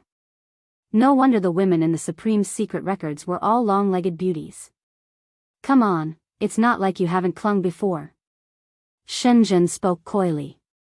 Gu An's fur bristled upon hearing this, and he quickly retorted, nonsense, when have I ever clung to your thighs? You deny it? Be bold enough to own up to your actions. It should have been about 400 years ago when you visited my cave and clung to me with all that mushy talk. Thinking about it now, it's downright embarrassing. Shinjin said with feigned annoyance, causing Guan to feel the urge to hit someone. 400 years ago, as if calculating Ji Xiaoyu's age. He could be sure that Shinjin had said this for the benefit of Ji Xiaoyu downstairs, as the event she mentioned had never occurred. Oh really? Then how about we do it again now? Guan retorted with a humph. He stood up and walked toward Shinjin.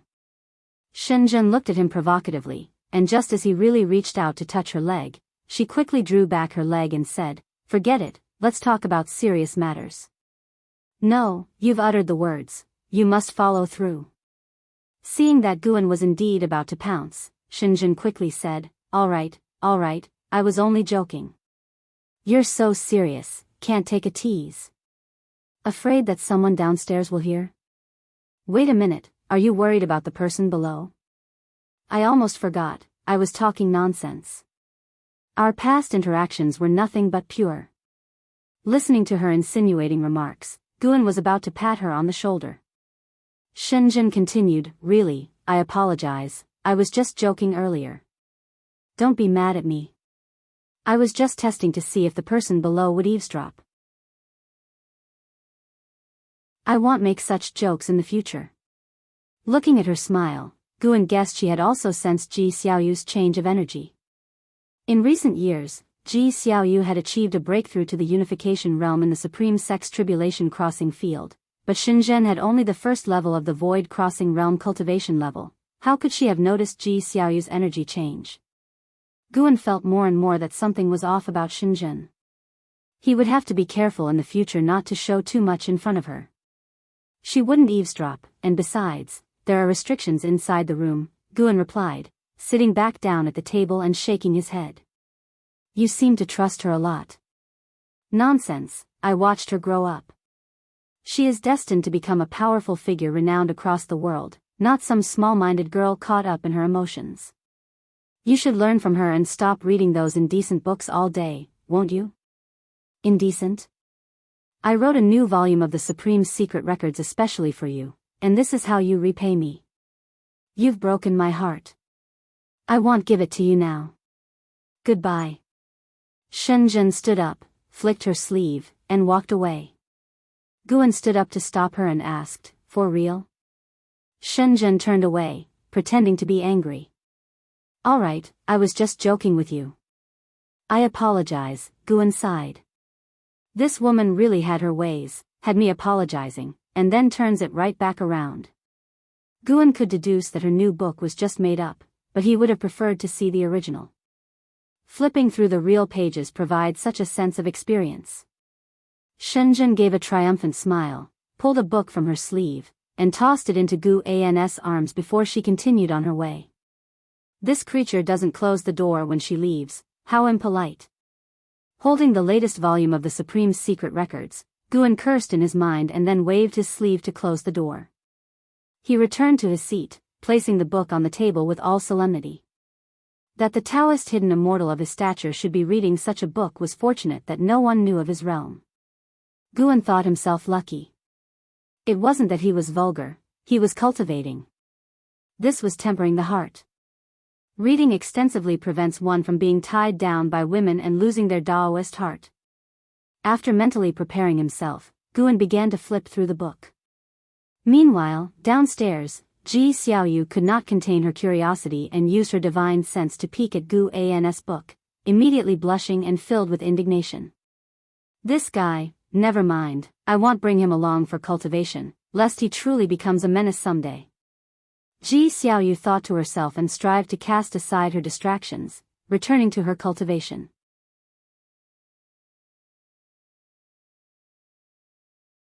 Chapter 381, Variables, Hidden Spirit Palace. Ever since Shenzhen had left, every time Guan saw Ji Xiaoyu, she would ignore him, feigning ignorance. In the days that followed, rumors began to spread in Medicine Valley, suggesting that there was a falling out between the master and Elder Ji. This led an Xian to inevitably inquire about this matter when she accompanied Guan to Mortal World Peak. Don't gossip, I haven't had any conflict with her. Guan gave an Xian a stern look and spoke without mincing his words. An Xian giggled and did not press further. Instead, she went to the side to begin her cultivation. At Mortal World Peak, she did not need to hide her cultivation level, so she cherished the opportunity to cultivate there. Guan descended the mountain alone, wandering aimlessly on the mountain. Because of the previous controversy over stealing herbs, Guan deliberately slowed down the pace of harvesting on Mortal World Peak. However, even so, with the constantly increasing production from the Outer World Cave, he was already able to amass nearly 4 million years of lifespan every year. His total lifespan had exceeded 400 million years. At this rate, Guan could also become rapidly stronger. Therefore, he now tried to keep a low profile, taking fewer disciples and intervening less, to avoid accelerating the pace of the major changes in Great Heavenly Spirit Land. Walking along the mountain path, Gu An's divine thought reached out to Zhu Shi. Zhu Shi was at the lowest-ranked C peak, where Mortal World Peak had purposely allocated a C area for disciples below the Immortal Path realm, and only those who had reached the Nirvana realm could pay tribute to divine peaks like Dingtian Peak. Years had passed, and Zhu Shi had become integrated into Mortal World Peak, with a low presence and her talents unknown to others, her life following the same routine as her previous days by Moonfall Divine Lake. Recently, she had reached core formation, and within Mortal World Peak, she was essentially like a servant disciple, tending to the medicine garden, much like Guan had once been. Guan could sense the immense spiritual power contained within her. The Tai Chu swallowing Yuan body was like a black hole, quite challenging for even a free immortal to discern her physique. Once she fully released it, her cultivation level would skyrocket. In terms of physique, she was definitely the strongest Guan had ever seen in his time, with the ancient treasure body paling in comparison by several levels. At this moment, Zhu Shi was planting medicinal herbs. Even though she was alone in the garden, she conducted herself with utmost caution, appearing no different from an ordinary disciple. Guan watched for a while, then lost interest and retracted his gaze. He made some calculations. It was inevitable that Zhu Shi would eventually have a falling out with Mortal World Peak. Once her theft of the medicinal herbs came to light and led to a conflict with the disciples of Mortal World Peak, she would be expelled from the peak and might even be pursued and hunted. But that node was still very far away. Guan had no intention of stopping it. Along the way, he foresaw that many disciples' fates would turn against Mortal World Peak. The reason for this was that there were simply too many disciples in Mortal World Peak, and it was implausible that all of them would remain from beginning to end. Even if he intervened early, as long as Mortal World Peak continued to take on disciples, such troubles would still arise. The deeper Guan delved into the research of cause and effect, fate, and destiny, the more he could feel how terrifying destiny could be. Knowing and possessing the ability to change one's destiny is not necessarily a good thing. Because once changed, destiny introduces unpredictable variables, and those variables were beyond the control of the one who initiated the change. Only when a cause is present can one speculate the outcome. Without a beginning, it is impossible to calculate the result. Throughout the herb-gathering process that followed, Guan kept observing the cause and effect of Dingtian Peak disciples, enhancing his understanding of the way of cause and effect. Night fell. Guan did not return to the Supreme Sect, choosing instead to stay on Dingtian Peak. He lay on a chair, with the bright moon above and a book in his hands, thoroughly enjoying himself.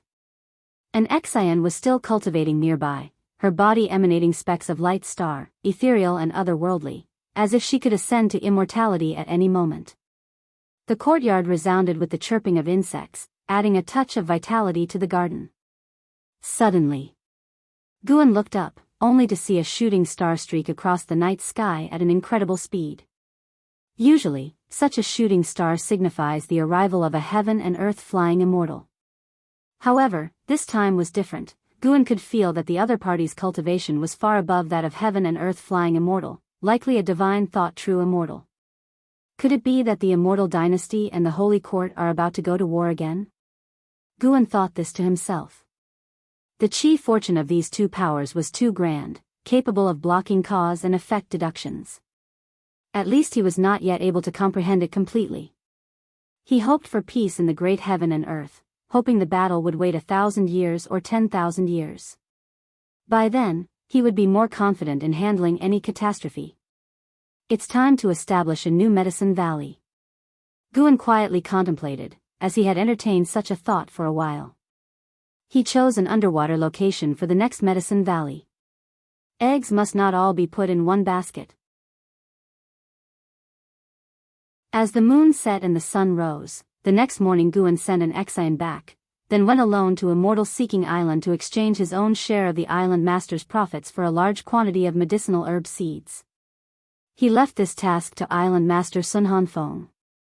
Sun Hanfeng did not question why Guan needed so many medicinal herbs. In the immortal cultivation world, the demand for medicinal herbs was no less than that for spirit stones. No one would complain about having too few herbs. The higher the realm, the greater the need for herbs. He only envied Guan's capability. It was not until the evening that Sun Hanfeng handed over a high-level storage bag to Guan, filled with medicinal herbs. Night descended once again, and Guan arrived at the largest sea area in Great Heavenly Spirit Land. Under the night sky, the waves rolled furiously, creating an oppressive atmosphere. The demon energy here was extremely dense, with only rare traces of the breath of cultivators of the human race. Guan flew into the sea, which was extremely deep. The deepest point lay more than 100,000 miles from the surface, and it concealed numerous demon creatures as terrifying as heaven and earth flying immortals, and there were even traces of the aura of the carefree primordial immortal. Since the Great Heavenly Spirit Land was controlled by the human race, the powerful demon creatures had no choice but to band together. They formed their own world within this sea, isolated from the rest of the world. As Guan descended some distance, the surroundings became pitch black and oppressive. Upon reaching 10,000 miles beneath the surface, a green light appeared below, resembling a boundless green ocean. He saw numerous tiny sea creatures that, although not yet possessing spiritual wisdom, were incredibly fast, comparable to cultivators in the core formation realm. After passing through this green sea, darkness returned. Continuing downward, from time to time he saw various lights, all emitted by demon creatures. Guan even saw several cave abodes situated on the mountainous bodies of the ocean. Further down, he even saw a demon city, radiating dazzling light, with countless demon creatures coming and going. In this way, Guan arrived at the depths of the sea floor without any demons noticing. He found a region with no demon activity and used his mana to demarcate a 100-mile radius on the sandy bottom. Then he created a clone. With the clone's great mana, he formed a barrier so that beings outside could not see inside it. His original self then began casting spells to create an environment suitable for the growth of medicinal herbs. The spiritual energy at the bottom of the sea was immense, enough for the herbs to thrive. After altering the environment, he began to construct an array. An ancient hour later. This undersea medicine valley had been sown with medicinal herb seeds. He didn't intend to keep demon creatures to guard this medicine valley. His clone would suffice in the future. Although the clone did not have independent thought, if there were any movement, it could still alert Guan in a timely manner. When the time came, Guan would project his consciousness onto the clone, which could use the clone's power to resolve any trouble. Even a free immortal would be no match for his clone. After making all preparations, Guan went to the edge of the medicine valley, took out a steel, and planted it in the sand. Then, using the fate-determining pen, he wrote on the steel. Hidden Spirit Palace. He called it a palace because he planned to build one there later, which could even serve as a dojo. Guan admired his own handwriting. It was truly becoming more elegant. He then vanished from the spot, returning to the Supreme Sect. The sea floor was silent. Outside the Hidden Spirit Palace was darkness, like an abyss. Occasionally, enormous figures like mountain ranges swam above the Hidden Spirit Palace, while Guan's clone meditated without opening its eyes. 15 years later. In early summer, Guan sat in the pavilion of Mystic Valley, admiring his attribute panel. He was very close to his 500 million year lifespan mark. The high-rank medical herbs of Outer World Cave would bring him a substantial increase in lifespan in the coming years, delighting his mood. Life was monotonous, but Guan did not find it dull. Watching his lifespan grow, he felt like he was leveling up in a game, a very fulfilling feeling. A knock came at the door, and Guan said casually, "Come in." At his words, the door opened and Lu Jiojia entered. At 518, Lu Jiojia appeared to be just over 40, with a long beard that added to his imposing presence. He approached and gave a formal bow to Guan, saying, "Brother Gu, the Qin family's Medicine Valley has refused my terms. They continue to encroach on Mystic Valley's territory. What should be done?" Years had passed, and as the Supreme Sect grew stronger and remained uninvaded, more and more Medicine Valleys appeared outside the outer sect. Some were Medicine Valleys managed by the Supreme Sect, while others were cultivated by families to accumulate resources for their descendants. A Medicine Valley had sprung up around Mystic Valley, even larger in territory than Mystic Valley itself. The Qin family, a family that had risen to prominence in the last millennium, had elders in the Supreme Sect's inner sect city who held high status and great power. Having heard this, Guan responded, "No worries, I'll have an Xian go there tomorrow. In no more than 3 days, their medicine valley will vanish. Upon hearing this, Lu Jujia's face broke into a smile. He had no doubts about his brother's words. Brother Gus' influence was not small, after all, and the Qin family was merely testing his bottom line. Otherwise, they would have already tried to seize Mystic Valley. Guan looked up at Lu Jiujia and asked, "How goes your cultivation lately?" Decades ago, Lu Jiujia had broken the cultivation level restrictions of the innate reincarnation skill. With Gu An's secret guidance in the path enlightenment, his maximum lifespan had reached 700 years. But 700 years was not long. Lu Jiujia's cultivation level had grown too slowly, currently only at the 9th layer of the core formation realm. Even if he released his cultivation again, it seemed unlikely he'd reach the divinity transformation realm. By all appearances, Lu Jiujia had no hope of achieving nirvana in this life. Hearing the question, Lu Jiujia scratched his head and said, "Honestly, brother, I feel increasingly powerless. When cultivating, I find my heart weary and my thoughts wandering." Guan replied, "There's nothing to be done then, you must find a way to overcome it." Lu Jiujia could only nod. He felt helpless and ashamed. His brother had looked after him so much over the years, and he felt he had let his brother down.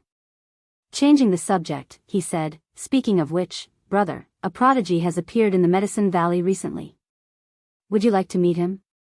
As he brought up the prodigy, his excitement surged. After managing the affairs of Mystic Valley for hundreds of years, this was the first time he had encountered such a genius. It made him proud to be associated.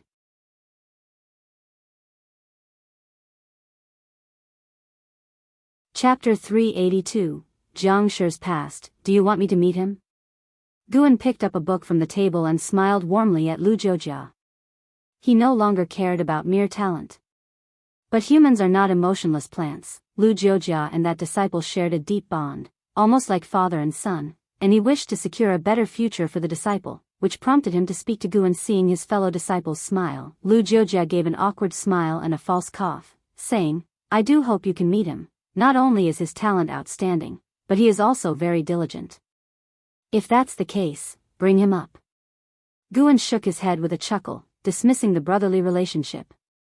Lu Jiujia had been so dedicated for many years without complaint. Who was he to refuse him this small favor? Even without revealing his true cultivation level, Guan could change someone's life with just a word, thanks to his 500 years of networking in the Supreme Sect. Upon hearing this, Lu Jiujia's eyebrows shot up in joy, and he quickly thanked Guan before hurrying off. Guan began to read. Although he spent most of his time away from Mystic Valley, Lu Jiujia often stocked the place with books, ensuring that he always had something different to read. It wasn't long before Lu Jiujia returned. A young man followed him, dressed in modest cloth garments. His features were not particularly handsome, but he had a fair complexion and a somewhat slender frame. The young man was extremely nervous and looked at Guan only briefly before lowering his gaze, daring not to look again. Lu Jiujia stepped forward to introduce the young man, while Guan sent a lifespan detection towards him. Jiang Shi, Foundation Establishment Realm 2nd Layer 23/350/4800, a lifespan of 4,800 years, truly, a rarely seen talent. Disciple Jiang Shi pays respects to Master. Jiang Shi knelt down, bowing reverently. Guan habitually peered into Jiang Shi's karma, deducing his past and future before showing a gentle smile and saying, "Rise." There's no need for such formalities here in Mystic Valley. Jiang Shi looked up, saw his smile, and relaxed significantly before standing up to speak. Guan kept deducing while casually talking with Jiang Shi, taking interest in his cultivation practice. This was Jiang Shi's first encounter with a nascent soul realm cultivator. Although nervous inside, he spoke naturally, neither servile nor overbearing. Seeing Jiang Shi's demeanor, Lu Jiujia smiled in satisfaction, feeling that Jiang Shi was not embarrassing him. In his view, his brother had met countless talents. If Jiang Shi had been daunted, he would surely be looked down upon by Guan. Not to mention Li Ya or An Hao, let alone someone like Wu Ju in their sect, who was so spirited he had to address Guan as Brother Gu. Suddenly, Guan deduced something. His expression turned unnatural, but his tone did not change. After a while, Guan said, I am aware of your situation. You may go down and continue your cultivation. Jiang Shi paused momentarily, then bowed and left. When he was downstairs, Lu Jiujia finally asked Guan, "Brother, what do you think? Can this boy meet your standards?" Guan pondered, "His talent is indeed good. I can introduce him to a master." Lu Jiujia pressed, "Can't he follow you for cultivation?" With Jiang Shi's aptitude, finding a master should be easy, but in Lu Jiujia's eyes, having Guan as his master would be the greatest path for Jiang Shi. For several hundred years, though he never asked, he felt that his brother shared an inseparable bond with Sword Venerable Fudao. The precursor, Flying Leaf Sword Immortal, always made moves around Mystic Valley, and Sword Venerable Fudao's renowned battle had coincidentally saved him and Yilan, Zhenqin. A multitude of factors were too coincidental to ignore. And the innate reincarnation skill, such a miraculous skill, is unmatched in the Supreme Sect. He was wise enough not to question Guan, nor dare to discuss this matter with anyone else. If Jiang Shi could follow Guan for cultivation, he might later gain the favor of Sword Venerable Fudao. "Jiujia, you like him that much?" Guan stared at Lu Jiujia and asked. Lu Jiujia replied, "When he was 7, I brought him to Mystic Valley and watched him grow up, just like a son to me." Guan sighed, "If I personally take him in, he would be bound to Mystic Valley, and you might die because of him, and he will also cause great trouble." According to his calculations, Jiang Shi appeared to have a good character but was unscrupulous in his pursuit of immortal cultivation. After hundreds of years, gaining a position even as a servant disciple in Mystic Valley was challenging. The Chores Hall would select suitable disciples for Mystic Valley for profit, leading to current disciples being either rich or noble. At the age of 7, in order to enter Mystic Valley, he had found out in advance the list arranged by Chores Hall for Mystic Valley and drugged those he viewed as threats to miss their chance. No one suspected a 7-year-old child, so he succeeded. After entering Mystic Valley, even if some doubted him, no one dared to trouble him. After that, Jiang Shi behaved very cautiously, concealing his true nature well. Guan predicted that in the future, he would steal the ultimate skill from the Supreme Sect, causing their cultivators to hunt him down, and Lu Jiujia, in an attempt to protect him, would mistakenly be killed by a cultivator from the Supreme Sect. Even though this was a future without Guan's intervention, it at least showed that Jiang Shi was not simple. As long as he maintained his current relationship with Lu Jiujia, trouble would inevitably come. Guan had calculated thousands of possible deaths for Lu Jiujia, most of them related to Jiang Shi. Hearing Guan's words, Lu Jiujia's expression changed drastically. He didn't reflexively rebut, but carefully reminisced. Had it been someone else who said this, he would certainly have been annoyed, but coming from his senior brother, he couldn't help but seriously ponder. Although he valued Jiang Shi, how could Jiang Shi compare to his senior brother in his heart? Even as he held Jiang Shi in high esteem, he did not take it upon himself to teach the innate reincarnation skill to Jiang Shi. "I understand." Lu Jiujia took a deep breath, dropped these words, raised his hand in salute, and turned to leave. Guan didn't say more and continued reading. Jiang Shi still didn't pose a threat to him.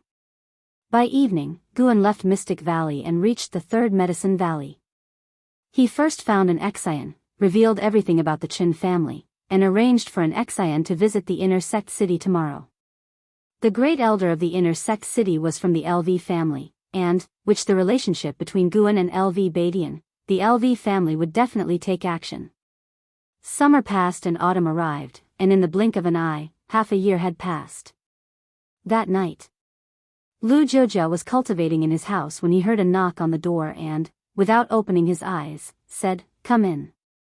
The door was pushed open, and Jiang Shi walked in, approaching Lu Jiujia to salute.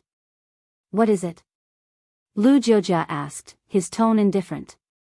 Jiang Shi could sense the distance in his tone. "Eldest senior brother, I was wrong." Jiang Shi suddenly knelt down, his tone somber.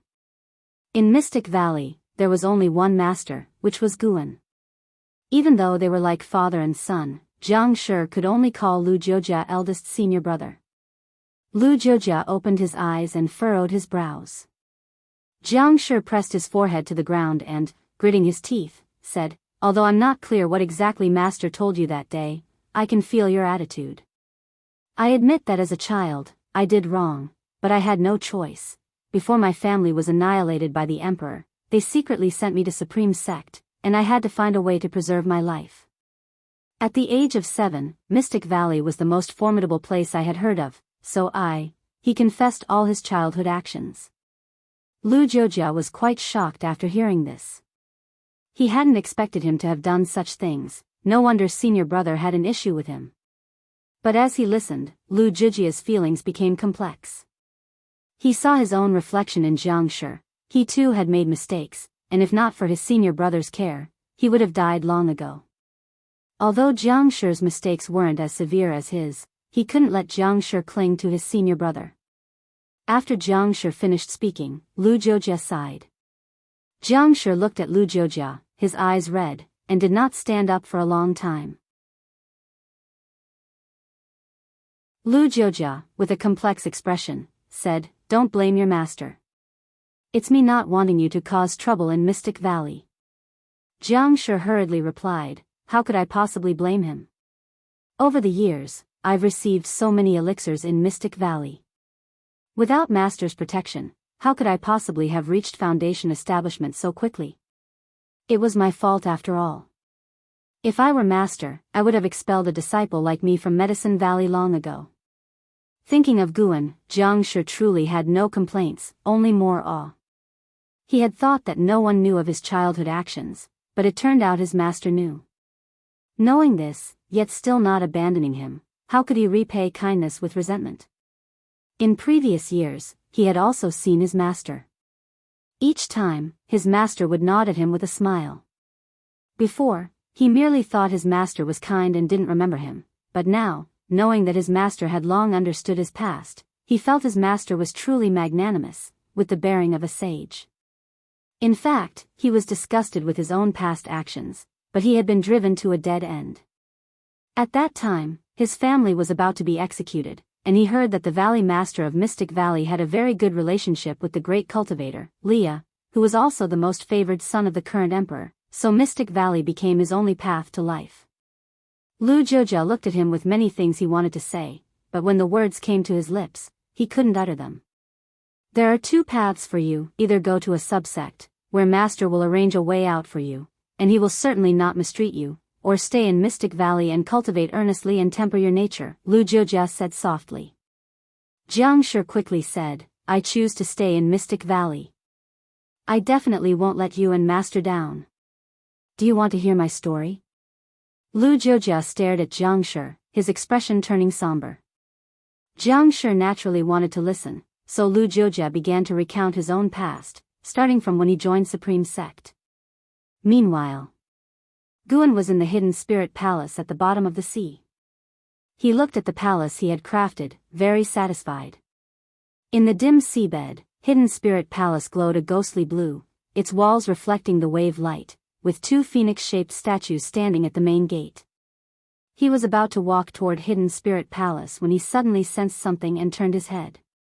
In the eastern direction, a massive creature was approaching, a giant fish with a large head and small body, stretching 1,000 feet long, resembling a mountain range.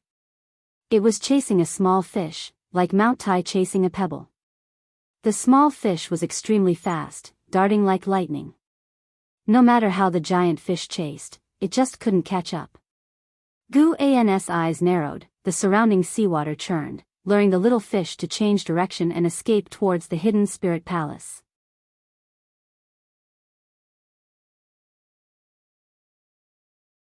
Chapter 383, Leah struck after spending half the night in the Hidden Spirit Palace. Deep into the night, Guan returned to Mystic Valley. Most of the buildings in the valley had turned off their lights, and the disciples were practicing in the darkness. Guan turned his head towards the forests at the edge of Mystic Valley. He saw a figure practicing swordsmanship. Jiang Shi. For some reason, Guan suddenly felt a sense of déjà vu. He seemed to see a figure from hundreds of years ago. Back then, he had a disciple who also loved to practice swordsmanship in the forest, similarly burdened by a vendetta. Guan watched for a while, then walked towards his own loft.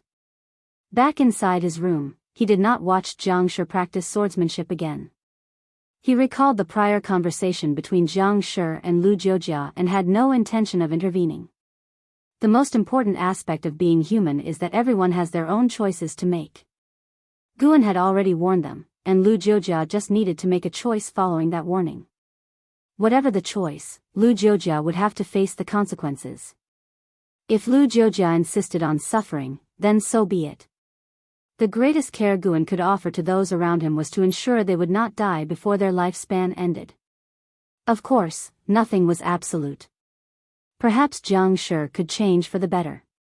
When Guan pointed out Jiang Shi's past, he had already altered their destinies. A change for better or worse, time would tell. Only in the early hours of the morning did Jiang Shi return from the woods, joining the disciples for morning drills, with Guan joining in, chatting and laughing with the disciples during the drills, even jovially talking with Jiang Shi without dwelling on his past. Upon learning that Guan was not willing to accept him, Jiang Shi did not harbor any animosity towards Guan, indicating that his nature was not beyond redemption. Naturally, Guan would not deliberately shut him out. Of course, by doing this, Guan also hoped to encourage Jiang Shi to improve, and to reduce the chances of him causing trouble for Lu Jiujia. The day passed, and Jiang Shi became very compliant, no longer pleading for anything. Time flew like an arrow. 30 years passed in the blink of an eye. That day, Guan came back early from Heavenly Phoenix Mountain and stood downstairs, waiting for someone's return. Ji Xiaoyu walked out from inside the house and stood beside him, her gaze on him, yet she remained silent with a cold expression. Guan felt uneasy under her stare and glanced at her, asking, "What's wrong?" Ji Xiaoyu said softly, "Guan, you're really heartless, not talking to me for so many years?" Upon hearing this, Guan quickly turned around, helplessly saying, "I didn't talk to you?" "It's just because of your icy demeanor. I didn't dare to disturb you, and how often do you even leave the house in a year?" Ji Xiaoyu huffed, "Don't give me that. If it were your junior sister ignoring you, you'd definitely rush to appease her." "Impossible." "Oh, really?" Ji Xiaoyu wore an incredulous look. Guan earnestly said, "My junior sister couldn't possibly ignore me." Ji Xiaoyu's pupils dilated slightly, and she was tempted to leave but restrained herself. Guan asked, "How has your cultivation been these years?" "I've already reached the 6th floor of the nascent soul realm." "Impressive, right?" Ji Xiaoyu, initially annoyed, couldn't help but chuckle upon hearing this. "Indeed impressive, almost catching up to me," Ji Xiaoyu said crisply as she contained her smile and responded coldly. Guan followed up, "What realm are you at now?" 8th floor of the unification realm." "What?" Guan widened his eyes in astonishment and asked, "How could you advance so quickly? Is cultivating to the unification realm that easy?" Ji Xiaoyu glanced at him and said, "You think it's quick because you don't take cultivation seriously. Regardless of the era, my cultivation speed is never considered top tier."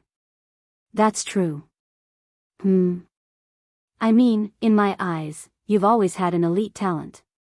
Guan declared seriously, inwardly thinking women are really hard to please.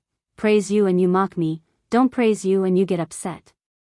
The two continued to chat, with Ji Xiaoyu intentionally easing their tense relationship, and Guan naturally went along with it. Before long, a figure flew in from the horizon. It was the person Guan was waiting for. The person flew swiftly and landed behind Guan, extending a hand towards him. Ji Xiaoyu quickly pulled Guan towards herself, causing the hand to miss.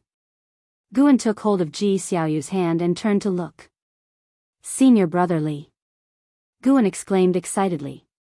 Li Ya's hand hovered in the air as he looked confusedly towards Ji Xiaoyu, not expecting her to react so quickly. Ji Xiaoyu felt Guan squeezing her wrist but did not pull her hand away, and she calmly looked at Li Ya. Guan let go, stepping forward to enthusiastically greet Li Ya. The two exchanged pleasantries for a while, with Li Ya guiding Guan towards his loft, and Ji Xiaoyu followed closely.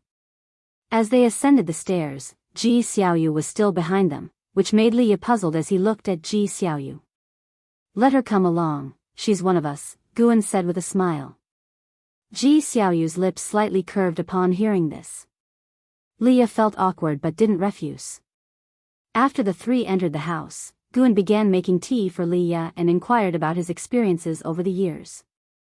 Ji Xiaoyu sat on Gu An's chair, and Leah didn't sit down immediately, narrating his experiences while scanning the furnishings in the room.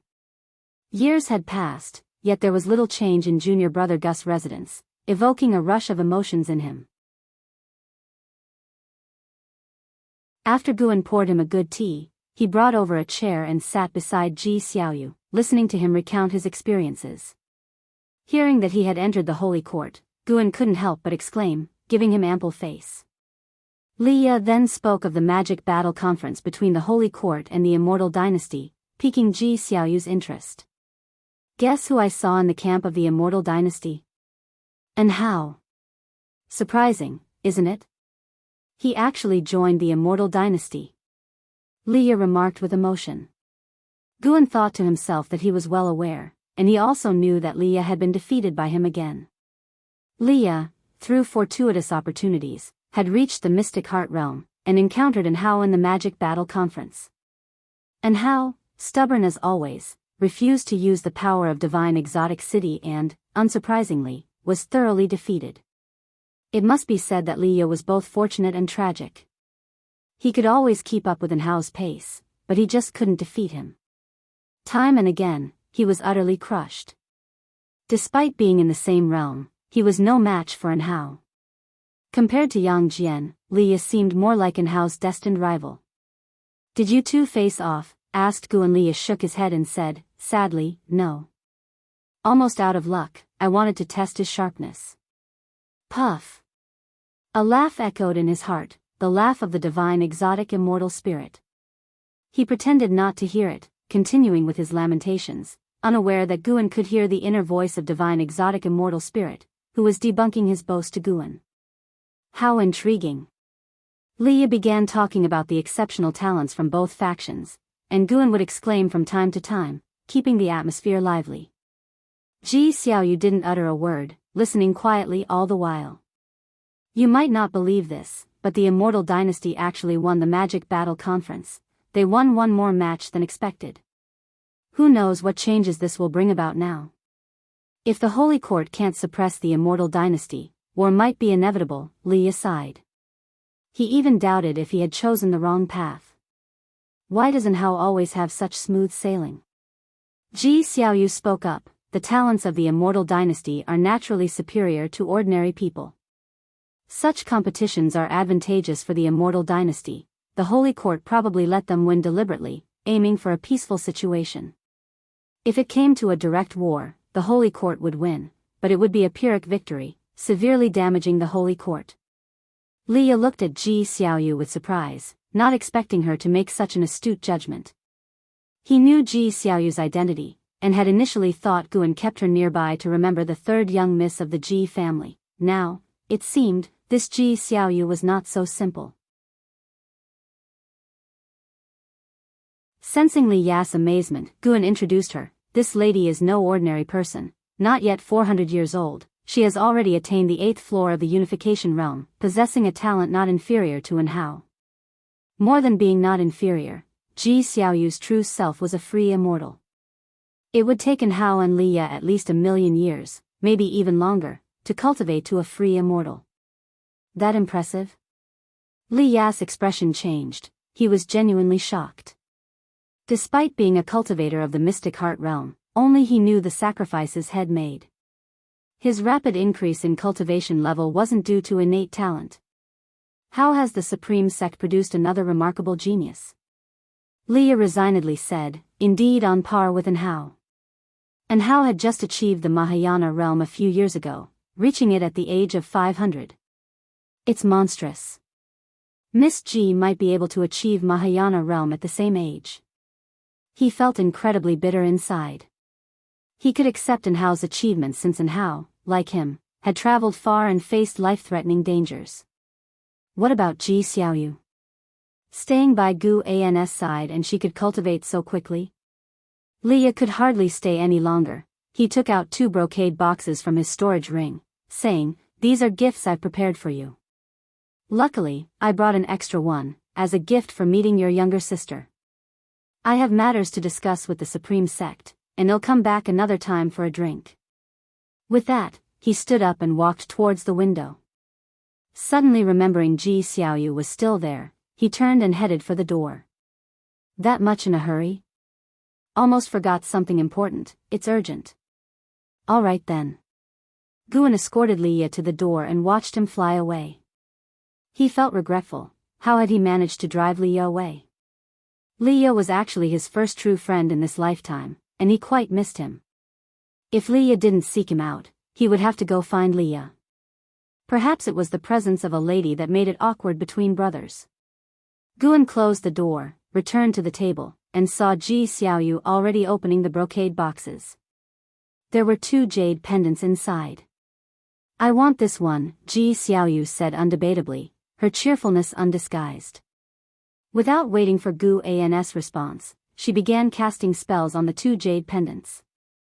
Guan sat down on the chair Liya had just vacated, feeling a bit helpless. Liya really was speaking recklessly. He, Guan, was meant to be an ascetic cultivator who walked unscathed through a myriad of flowers. How could he possibly tie the knot with a lady? Thinking of Hao, Guan immediately extended his divine thought towards him. Hao was still inside the holy court, in a mysterious secret realm. With Gu An's current Dao level, no formation or restriction within the holy court could obstruct him. He could even stealthily probe inside without a sound. Soon, he located Hao. What's going on? Guan was surprised. What great opportunity had Hao encountered inside the holy court?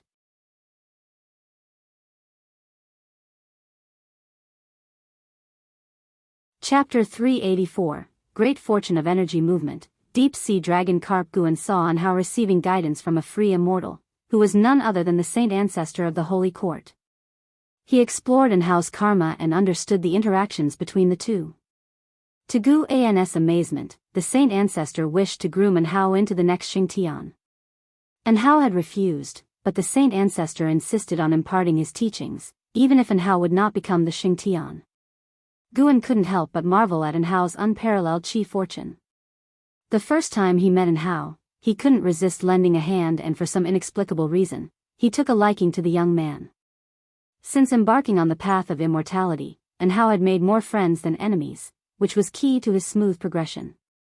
After joining the immortal dynasty, to receive the highest inheritance from the archenemy of the dynasty, the holy court, if that's not being a favored child of heaven, Guan didn't believe it. While he was reflective, this was Gu An's prized disciple, and he could not let Hao come to harm. He carefully predicted and made sure the saint ancestor wouldn't harm Hao before he could be at peace. He withdrew his divine thought and continued chatting with Ji Xiaoyu. After decades of a cold war, Ji Xiaoyu had a lot to say, as if she wanted to express all her accumulated words, and Guan, being a great conversationalist, kept her spirits high, quickly drawing out her continuous laughter. Meanwhile, in the holy court, within the Tao realm. Beside a misty lake, the saint ancestor sat on a round rock, eyes opening to glimpse the occasionally visible Hao on the lake's surface, his brow furrowing. Strange, why am I suddenly feeling uneasy? The saint ancestor thought in surprise. Since becoming a free immortal, he hadn't had such a feeling. He could see the past and future of all things, and even if he faced an unbeatable opponent, he was confident in his escape. To say bluntly, unless his time was near, it was impossible for him to die. With such power, how could he feel such inexplicable unease? While pondering, the saint ancestor kept his eyes on Hao, his gaze filled with expectation. This world is becoming more dangerous, with more and more unpredictable people and events emerging between heaven and earth, with heavenly demons lurking from the outer heaven. How long can a free immortal maintain peace? This young man's talent is rarely seen, comparable to a Xingtian. Looking at his past, he always encounters mentors, even has the mysterious holy sword as a master. Only he could resolve the ancient irreconcilable grievances of the great heavenly spirit land. The saint ancestor's eyes gleamed brighter. From the first glance at Hao, he was attracted. This attraction was inherent, and even as a free immortal, he felt drawn to it. Of course, this attraction was just a favorable impression and would not influence his major decisions. If Enhao offended him, he would not be lenient. He valued Enhao because he saw him as a bearer of a great fortune of energy movement. He had encountered such a great fortune holder 2 million years ago, someone he revered and aspired to emulate. Sadly, he didn't know whether they were dead or alive now. The saint ancestor's thoughts gradually drifted to the distant past, and a blurry figure appeared in his eyes. Days later, Guan went to the main city of the sect to find Leah, and the two drank heartily for a day and a night. Indeed, with Ji Xiaoyu around, Leah found it hard to speak his mind. Only when he was alone with Guan could he let his guard down and talk about the hardships of these years. Something recently troubled him. It was his relationship with Li Xiandao. From childhood, he felt that his father, the emperor, did not like him, with this feeling intensifying after his mother's death. Now over 500 years old, he suddenly discovered Li Xiandao actually loved him deeply, even sending someone to invite him back to the imperial city. How could his feelings not be complex? Now that he knows I'm successful, he wants to win me over, not a chance. He has a genius child, let that genius inherit his throne. What's he want with me? Leah spoke dejectedly. Guan didn't know what comfort to offer. In fact, Li Zuando's cultivation level was stronger than Li Yas, and Li Xiandao had no intention of passing the throne to his descendants. He wanted to remain emperor forever. For this reason, Guan thought that Li Zuando's invitation for Leah to return might be genuine. However, he couldn't intervene in other people's father-son relationships. Lv Baishan's relationship with his son, Lv Xian, was even worse. Over the years, Lv Baidian would often tell Guan about his helplessness and regret when dealing with Lv Xian. Looking at Leah, Guan thought he definitely should not have children, it would be too troublesome. Just thinking about the break between Long Zhan and Long Xian and the lifespan samsara gave him a headache. Even with a high cultivation level, one couldn't please everyone, especially when conflicts arose among close relatives. It only added to the emotional burden. At least Guan felt his current life was quite good, treating his disciple like a child. If the disciple courted death, he would help if possible, and if not, then so be it, with no pressure and at most heartache. Senior brother, do you know how Xiaochuan spent his last 100 years? Guan suddenly asked. Leah was startled, naturally remembering Xiaochuan. He frowned and asked, Xiaochuan died? Guan nodded and said, yes, it happened many years ago. In his final years, he was entangled by his descendants' troubles, affecting his cultivation, but he had no regrets, even enjoying it. Leah frowned. Guan reflected, blood is thicker than water, it's not just a saying. Think about it, did your father ever mistreat you? Suppressed you? At most, he was just not that caring. It's not so atrociously evil requiring a severance of father-son relations, right? You're a well-known cultivator, and each time you leave, many years pass before you return. Sometimes, I'm not even sure when will be the last time I see you. Maybe your father thinks similarly, fearing to leave regrets. Listening to Gu An's words, Leah opened his mouth but finally just sighed. He knew Li Xiandao had limited talent, now only at the nascent soul realm, and Gu An's words made sense.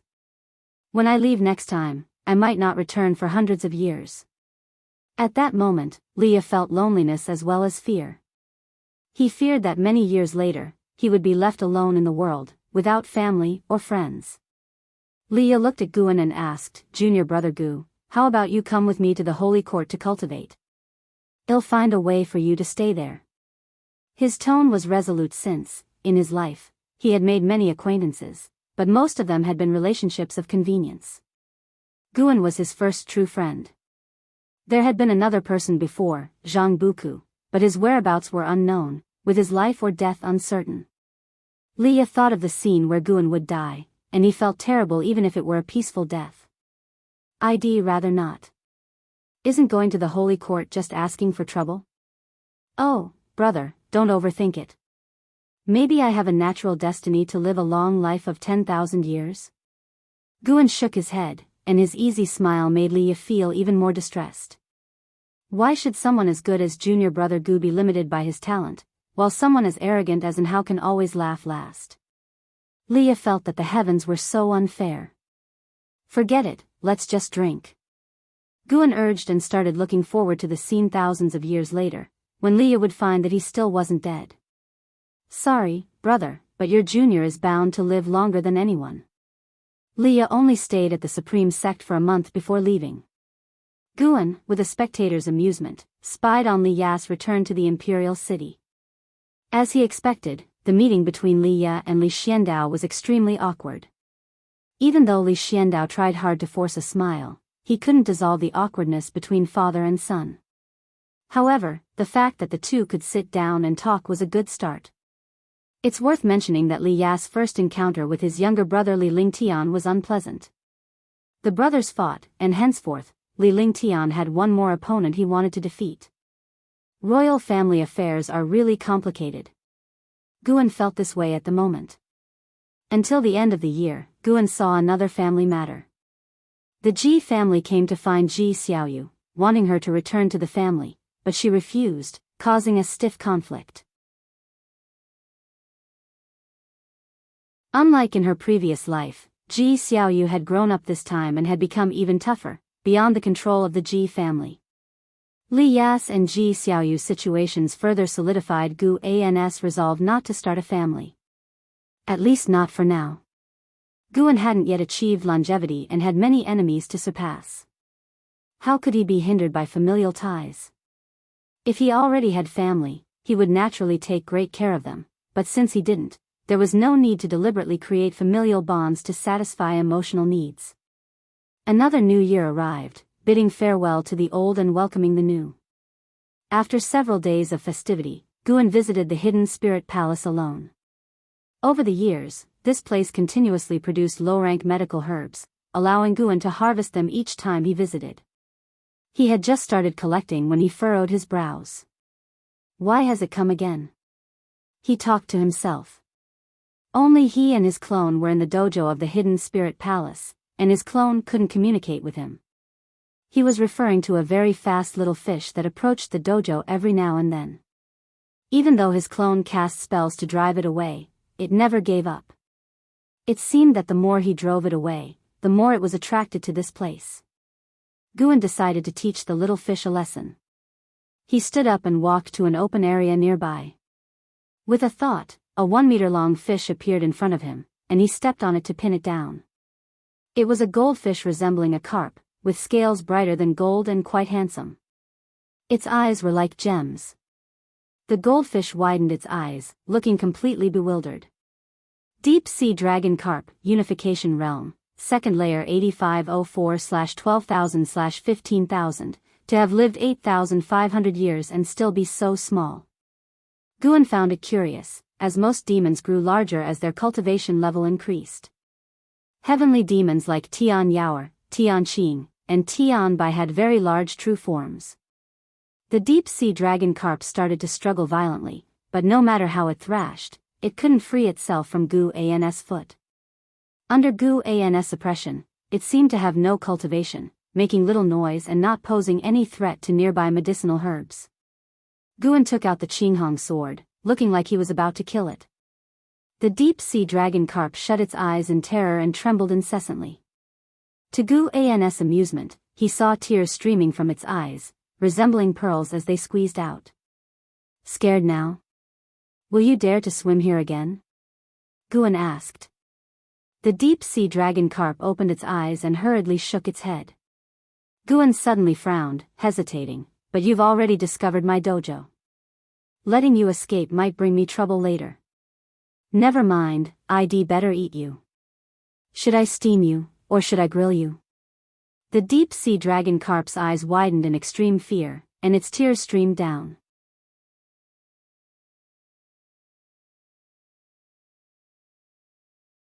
Chapter 385, Fated Destiny. The deep sea dragon carp did not understand what steaming meant, nor did it grasp the concept of char grilling, but its cultivation level was not low, and it could sense the hostility in Gu An's voice, which filled it with extreme panic. Guan watched it cry incessantly, and he felt amused. Such a coward, and yet it deliberately sought out danger. How peculiar. Wait a minute. Could this fellow be like Zhu Shi, who also loved to act? Guan decided to teach it a harsh lesson, so he cast an illusion on it. Immediately afterward, the deep-sea dragon carp saw a fish that looked exactly like itself being steamed, then char-grilled. When it saw the char-grilling, its fish skin was scorched black, crisped up, and oozed oil. It could not take it anymore. Accompanied by a spasm, the deep-sea dragon carp at Guan's feet fainted dead away. It's this weak? Guan used his foot to flip the deep-sea dragon carp's body, and seeing that it remained motionless, he felt even more exasperated. After hesitating for a moment, Guan moved the deep-sea dragon carp to a distant part of the sea. If you come back, you're certainly dead. If you dare to reveal my location, your end will be even more miserable than what you've seen. Guan transmitted his words into the deep-sea dragon carp's mind. Given the realm of the deep-sea dragon carp, when it awoke, even if it did not understand the language of the human race, it would still understand what Guan meant to express. As the clouds dispersed, beside the great lake, and Hao stood with his back to the saint ancestor, gazing up at the sky. The saint ancestor looked at Hao with increasing satisfaction in his eyes, as if viewing a rare treasure. I never thought you could master the heavenly Tao divine record so quickly. Given time, there will be no one in this world who can rival you, the saint ancestor praised. And Hao turned his head and glanced at the saint ancestor from the corner of his eye, asking, has Xingtian managed to master this skill? The saint ancestor replied, of course, but you will surpass him sooner or later. Upon hearing this, Hao fell into contemplation. Having mastered the heavenly Tao divine record, he deeply understood the strength of this skill, which gave him a greater appreciation for Shengxian's might. Even in the immortal dynasty, all immortals deemed the holy court's Xingtian the strongest in the world. How powerful must one be to win the respect even from rival forces regarding one's strength? I must leave now. Thank you, Senior, for your teachings. I will never forget this kindness, Hao said. He turned around and bowed to the saint ancestor. The saint ancestor asked, will you make an enemy of the holy court in the future? Hao looked at him and answered, I am not sure, no one can predict the future. However, I can assure you, I will not make enemies with the holy court on behalf of the immortal dynasty. My joining was solely for the pursuit of greater strength. The saint ancestor nodded, smiling, and said, Junior, may you attain nirvana early. Once you do, you will awaken your true power and feel the force of the heavenly Tao, the supreme way in this world. Hao acknowledged, then turned and leaped, transforming into a white light that sped away, disappearing into the distant clouds in the blink of an eye. The saint ancestor watched his departure with a sense of wonder, musing, I thought this was a declining epoch, but now it seems to be the sign of a prosperous era. Who knows, looking back in 1,000,000 years, what myths will have emerged. While the saint ancestor was ruminating, Guan was also reflecting. Inside the hidden spirit palace. Standing on the path between the medicine gardens, Guan looked into the distance, murmuring, this guy really is persistent. He was referring to the deep-sea dragon carp. Since their last encounter, 60 years had passed. After several days of silence, the deep-sea dragon carp began its search for the hidden spirit palace, a quest that lasted for 60 years. Over those 60 years, most of the disciples from the Third Medicine Valley and Mystic Valley had changed, and in the mundane world, several generations had passed on. The deep-sea dragon carp, having traversed many seas and faced countless dangers, finally arrived in the sea area of the hidden spirit palace. Now, it was covered in wounds, its scales no longer the resplendent sheen of old. Here a few were missing, there some were gone, presenting a very pitiful sight. Its will moved Guan. He could discern that throughout those years, the deep-sea dragon carp had not divulged his or the hidden spirit palace's existence to other demon creatures. Without probing for information, the creature had managed to find its way here. It seemed to possess hidden talents unknown to all. Under normal circumstances, given the distance, even a Mahayana realm might have difficulty finding the hidden spirit palace in 60 years. Ah, well. Guan shook his head and continued to pick medicinal herbs. He opened his attribute panel while gathering the herbs. Name, Guan, lifespan, 612/958, 702, 371, physique, mixed yuan refined void body, cultivation level, Taoist hidden immortal realm perfect, almost 10 billion years of lifespan. Awesome. Guan was in high spirits. This was lifespan he had earned through hard work, not through theft or slaughter, and he felt a great sense of accomplishment. The world was stirring with excitement. Great powers and geniuses were emerging one after another, while he quietly developed his strength, watching the struggles of the world. He was racing toward longevity at an even faster pace, and the feeling was exhilarating. The more he thought about it, the happier Guan became, and he couldn't help but hum a tune. After he finished gathering the medicinal herbs, he returned to the supreme sect. The deep-sea dragon carp had just entered the region. It would take another month or two to get near the hidden spirit palace, so he was not in a hurry to meet it. If the deep-sea dragon carp were to die on this last stretch of road, it would indicate that such fortune was not in its destiny, and no one could be blamed for that. Returning to the third medicine valley just after midday, the hot summer breeze blew into the valley, and sunlight shone on the 7 stars mirror in Guan's hand, refracting a dazzling light. Guan used the 7 stars mirror as a fan, leisurely strolling forward while waving it to cool down. An Xian suddenly ran over, stopping in front of him, and said, "Master, Wu Ju is in trouble." Guan asked, "What happened?" "Today I went to the inner sect city and heard that he has been thrown into the dungeon of the supreme sect, apparently for harming a fellow sect member," an Xian replied quickly. Upon hearing this, Guan furrowed his brow and said, "I'll go to the inner sect." After speaking, he turned and left. An Xian breathed a sigh of relief. Telling his master about the situation was enough. With his master's capabilities, resolving it wouldn't be difficult. Less than half an hour later, Guan, following the guidance of a dungeon disciple, reached the 7th floor underground. Having been with the supreme sect for 600 years, this was his first visit to this place. As the supreme sect grew stronger, the restrictions of the dungeon steadily increased. It was said that the 18th underground floor imprisoned an immortal. The dungeon disciple halted in front of a cell, briefly explained a few things, and then turned and left. Moving beyond the 5th floor underground was not something just anyone could decide to do. Guan had pulled some strings, so the dungeon disciple was quite courteous to him.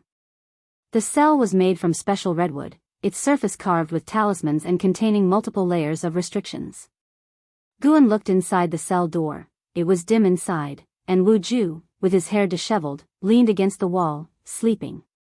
Inside the dungeon, cultivation was not possible, spiritual energy was cut off, and Wu Ju had become noticeably thinner.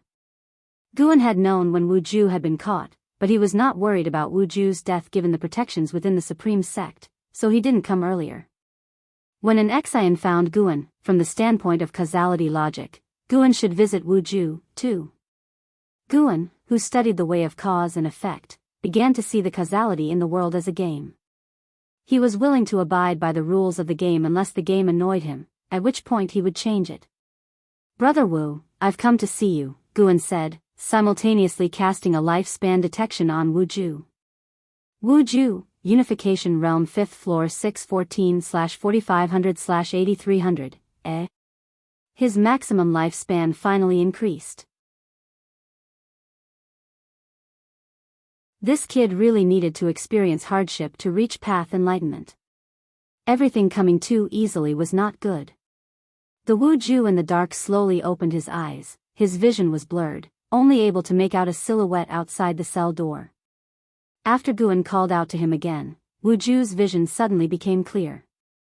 "Brother Gu," Wu Ju looked at Guan, his face full of shame, not knowing what to say. He was still very touched. The crime he had committed was serious, and the Fang family had formidable influence, leading the supreme sect to abandon him. Those friends of his had been avoiding him like the plague. Having been imprisoned for so long, Guan was the first to visit him. How could he not be moved? "Why aren't you speaking? Do you not recognize me?" Guan feigned seriousness as he asked. He had already deduced the incident regarding Wu Ju killing a fellow member. The incident couldn't be entirely blamed on Wu Ju. The fellow member was also a genius of the Supreme Sect, who had borne a grudge against Wu Ju for a previous defeat and disliked him. After Wu Ju was defeated by Zhou Tongyu, he went out to gain experience and encountered the genius. Taking advantage of his numbers, he mocked Wu Ju as inferior to Zhou Tongyu, wasting the sect's investment. Wu Ju was not one to be bullied easily. An argument broke out between them, which escalated into a fight. The other party bore the intent to kill, leading Wu Ju to retaliate with full force, and eventually, a tragedy occurred. Since there were other sect members present, Wu Ju chose to return to the sect and report the incident, but those sect members turned against him, claiming Wu Ju struck first. And so, Wu Ju was thrown into the dungeon, tarnishing his reputation. Regardless, Wu Ju indeed had killed a fellow sect member, and as a righteous path sect, such a crime was truly unforgivable in the eyes of the Supreme Sect. Wu Ju felt he had made a mistake and was too ashamed to face Guan. "I don't disown you, it's just that I'm too ashamed to face you," said Wu Ju, taking a deep breath and attempting to stay calm. Ever since he became known as a genius, too many people flocked around him, all of whom were nice to him. Along with being at different stages, Wu Ju met with Guan less and less. Sometimes, he would even forget Guan was his most important brother. Now that he had fallen, all those close friends refused to see him, yet it was Guan who came. In that moment, Wu Ju was filled with self-mockery. What exactly happened? Guan asked, pulling Wu Ju out from his dejection. Wu Ju calmed himself and began to recount the events and the reasons behind them. After a while, when Wu Ju finished speaking, Guan stayed silent for a moment, then said, "It cannot all be blamed on you.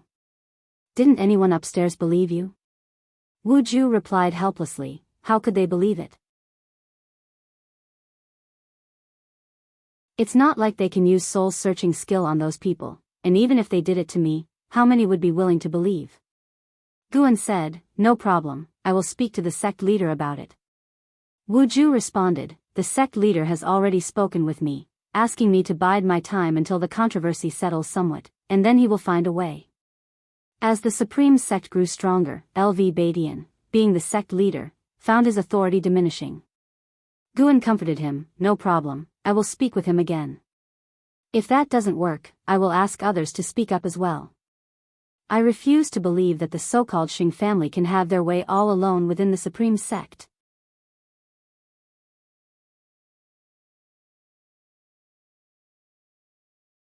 Chapter 386, The Sect with 10 Million Disciples. Upon hearing Gu An's words of comfort, Wu Ju could only offer a bitter smile. An amused chuckle came from a nearby cell. Covering the sky with one hand? The Xing family really has such capability. Guan turned his head to look and saw an old man with white hair approaching the edge of the prison cell, his hands bony and clutching the mahogany bars. He looked at Guan with a face full of scorn. Guan feigned a frown and asked, "Could it be that you are also from the Xing family?" The old man laughed and said, "If I were from the Xing family, how would I have ended up like this? Like your friend, I offended the Xing family, and even the Hall of Elders told me to lay low for a while. I've been locked up for a century now, and I fear I will spend the rest of my days here, waiting for the day the Xing family sheathes their butcher's blade." After listening, Wu Ju slightly lowered his head. Guan angrily said, "I refuse to believe it. Is the Xing family really so tyrannical?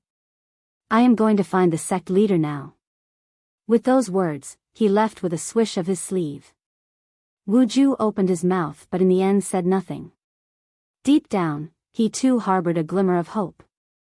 The Third Medicine Valley was a place of hidden dragons and crouching tigers. The socially adept Guan might indeed find a way. After Gu An's presence faded from the dungeon level, Wu Ju began to worry. He suddenly feared that if this did not succeed, it might instead implicate Guan. "Wu Ju, isn't it? I didn't expect you to have such a naive friend. Shouldn't the side of a genius be surrounded by hypocrisy?" the old man said in a mocking tone. Wu Ju didn't respond, too weary to engage with him. Wu Ju was already familiar with the man's toxic tongue, and he disdained to argue with such people. He seemed dejected, yet deep down, he held a confidence. He was still capable of enlightenment. If no one stood up for him, one day, he would uphold justice for himself. Meanwhile, after leaving the dungeon, Guan did not go directly to find LV Badian. Considering Wu Ju could find enlightenment, it was better to let him reflect for more time. Guan wandered around the inner sect city, meeting disciples who had graduated 200 years ago and probing information about the Xing family. He could divine outcomes, but he preferred to immerse himself in this grudge and investigate in an ordinary capacity. If that failed, then he could only win by virtue. Gu An's disciples were spread throughout the supreme sect. While it was said he was discerning about the Xing family, in reality, he was enjoying free meals and drinks. Having wandered all day, he felt satisfied body and soul. From today's findings, the Xing family indeed held significant power. There were many clans within the supreme sect, but few could stand out and incite fear as they did. The disciples were fearful that Guan would offend the Xing family. Upon understanding why he was investigating the Xing family, they all advised him to stay out of it. When Guan returned to the third medicine valley, it was already night. Lights shone brightly in the valley, and from a distance, Guan could hear the laughter and cheer of the disciples. Guan felt relieved. Thankfully, the powerful clans within the supreme sect had not jeopardized his medicine valley. If they had, blood would have flown like rivers. Guan stopped at the base of his own building but didn't go up immediately. Instead, he knocked on Ji Xiaoyu's door. "Come in." Ji Xiaoyu's pleasant voice echoed from inside, and Guan pushed the door open, then closed it behind him. As he approached Ji Xiaoyu, she curiously asked, "It's rare for you to seek me out proactively, is something the matter?" "What kind of question is that? Can't I visit you without a reason? Weren't you the one who blamed me for not taking the initiative to see you for decades?" Guan said dissatisfiedly, about to turn around and leave. Sitting on the bed, Ji Xiaoyu quickly grabbed his wrist. "Of course you can visit. Come, sit down," Ji Xiaoyu said gently with a smile, pulling Guan to sit next to her. Guan grunted, "I saw your place was bright and lively, and something just drove me to come have a chat with you, but your first words angered me quite a bit." "Oh my, can't I admit my mistake?" Ji Xiaoyu replied helplessly. How could he suddenly become so childish? But it was quite amusing. Such were Ji Xiaoyu's thoughts as her lips curved upward involuntarily. Guan then smiled and said, "That's more like it. Today, I saw Wu Ju, and he began to recount Wu Ju's trials, with Ji Xiaoyu listening attentively because she remembered Wu Ju well. After Guan finished talking about Wu Ju's situation, he continued with his interactions with other disciples. For the first half hour, Guan did all the talking. Ji Xiaoyu then figured out his intention. Surely, he wasn't seeking her help, was he? In the end, Guan lamented, even within the supreme sect, injustice exists. Fortunately, our medicine valley keeps a low profile and serves the supreme sect undisturbed. Why are these clans so overbearing, and might they one day surpass the supreme sect? Ji Xiaoyu responded, "It's possible, but difficult. If it comes to that, the supreme sect might just become one of their subordinate forces. The stronger the supreme sect, the more hopeless it becomes for those disciples caught in dire straits," Guan sighed. He then stood up and said, "We've talked for so long, you should continue cultivating now. Your future is not limited by the supreme sect." After speaking, he walked away. Ji Xiaoyu watched his departing figure, wanting to say something but hesitated. Once the door was closed, she couldn't help but mutter, "He only visits when he needs something, and he even expects me to apologize while seeking my help?" She shook her head and chuckled, then took out a piece of talisman paper and began to write. As soon as Guan sat down, he saw a white dove's phantom flying away through the window, disappearing into the night sky in the blink of an eye. Guan's mouth curved up. He thought to himself, "Not bad, quite sensible." Several days later, LV Badian came to Guan, accompanied by an old acquaintance, Vice Sect Leader Ji Hantian. The three sat down in the room. Bang! Ji Hantian suddenly slammed the table and cursed, "The Xing family truly goes too far. Those overseas families really haven't integrated the principles of the righteous path of the supreme sect into their ideology." LV Batian's eyelids twitched, and he said in a deep voice, "Why are you yelling?" "I'm outraged. You give the order to suppress the Xing family, and they'll absolutely support you. Why don't you give the order?" "The Ji family has good relations with the Xing family. I'm caught in the middle, it's difficult for me." "It sounds as if the LV family hasn't benefited from the Xing family either. We are both in tough positions." Watching them pass the buck, Guan found it amusing but also felt that the Supreme sect had become somewhat superficial. Indeed, with the rapid expansion of the Supreme sect, the cultivation levels of native high-ranking members couldn't keep up with the pace of the sect, naturally diluting their power. Guan spoke up, "Suddenly, I feel like writing a book." Ji Hantian's eyes lit up. "That's a good idea. Pan-An's influence is still considerable." Guan glanced at him and said, "I'll write that the Xing family is a powerful clan that the Ji family and LV family fear." Ji Hantian glared and said, "Guan, don't joke around." Guan asked, "I understand why the sect leader is here, but Elder Ji, why have you come?" Ji Hantian huffed, "It's all because of you. That girl Ji Xiaoyu is actually helping you, so I had no choice but to come myself." Guan immediately felt somewhat annoyed. When the third miss was forced to go to the 7-star spirit realm, you couldn't stop it. Now Ji Xiaoyu asks you for help, and you face difficulties again. The Ji family is strong, but it feels like it's all about making compromises. At this remark, Ji Hantian's expression instantly darkened. Guan then opened a drawer, took out the fate-determining pen, and from a stack of papers beside him, he pulled out a sheet of white paper. Seeing the two argue, LV Badian intervened. "I also trust in Wu Ju, but the Xing family lost a disciple, one considered among the top 3 talents of this generation. We must provide an explanation to the Xing family, and I assure you I won't let anything happen to Wu Ju." Regardless of his relationship with Guan, in the years where Guan had strategized, he truly felt that the strength of the Supreme sect today could not be separated from Guan's contributions. Guan remained silent, writing down names on the paper, all individuals related to the Wu Ju incident, including those from the Xing family and others. They knew the truth but were pushing Wu Ju towards an abyss.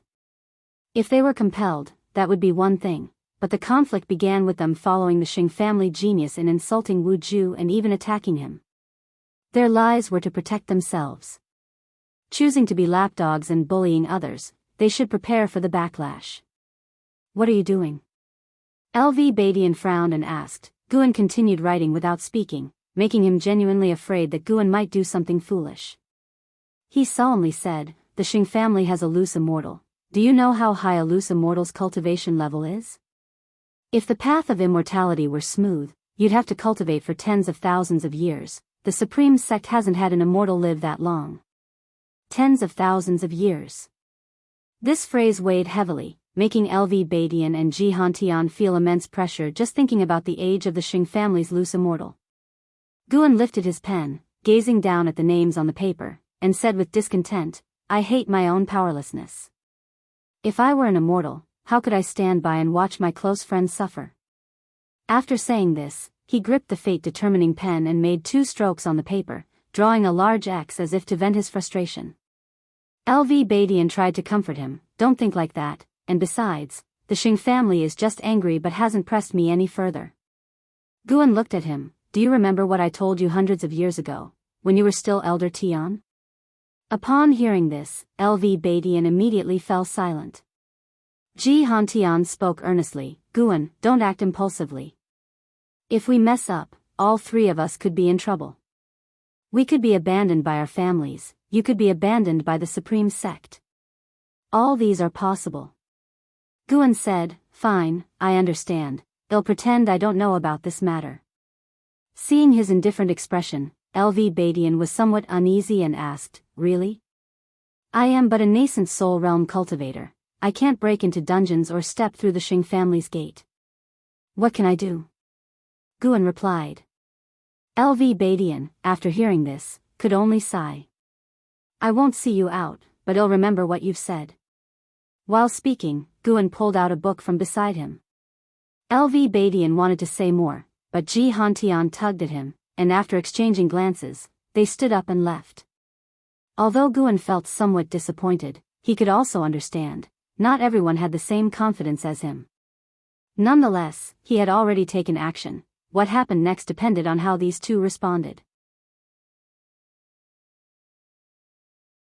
If they didn't handle it well, they too should consider moving aside. This had nothing to do with personal connections. The Supreme Sect leader and Vice Sect leader needed people with greater breadth of spirit to take on these roles, for the Supreme Sect was not just any clan's sect, but a sect of millions of disciples.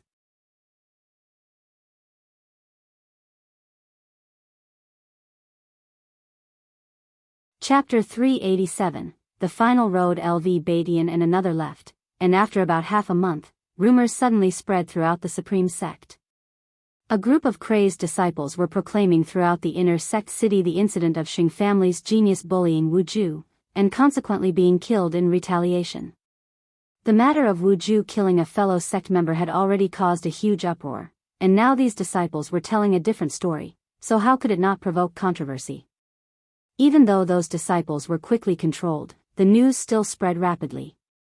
Through the investigation of curious disciples, it turned out that the crazed group was originally the witness of Wu Ju's fratricide. Now having seemingly lost their minds, they presented a different testimony from before, forcing people to consider the possibility of a conspiracy. Some suspected that someone behind Wu Ju had acted, others speculated that these individuals could no longer bear the psychological pressure and feigned insanity to reveal the truth, while some even believed that they had initially been poisoned by the Xing family and were compelled to lie. But now that the effects of the poison were manifesting, they had lost their sanity and were revealing the truth with their last bit of lucidity. Opinions were varied, and Wu Ju once again became a center of attention within the Supreme Sect. The incident grew so significant that even members of the subsect such as Yilan and Jinqin came to find Guan, fearing he might get dragged into it.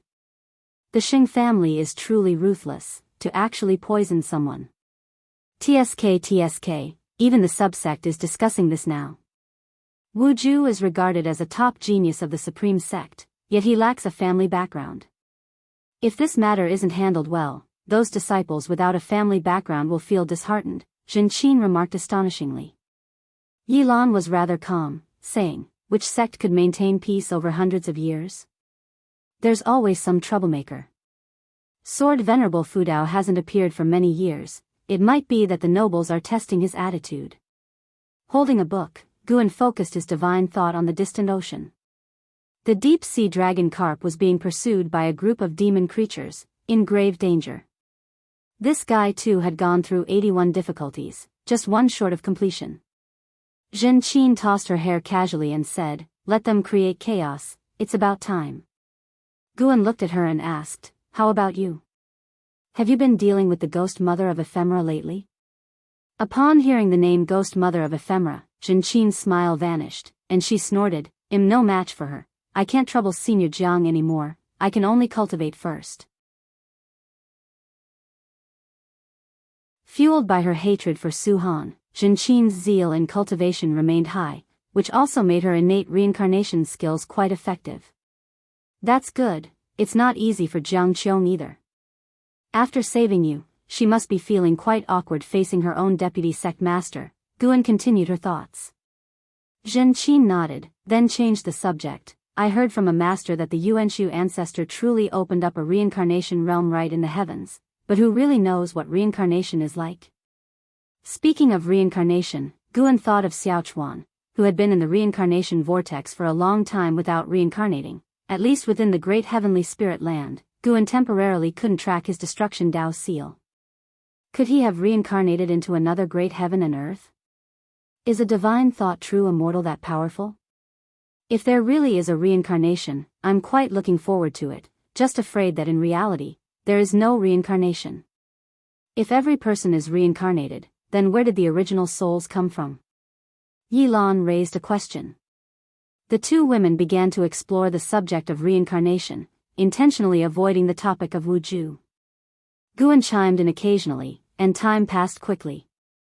As evening approached, the two women left. Guan then departed from the Third Medicine Valley, first heading to Mystic Valley, planning to stay for an ancient hour before heading to Hidden Spirit Palace.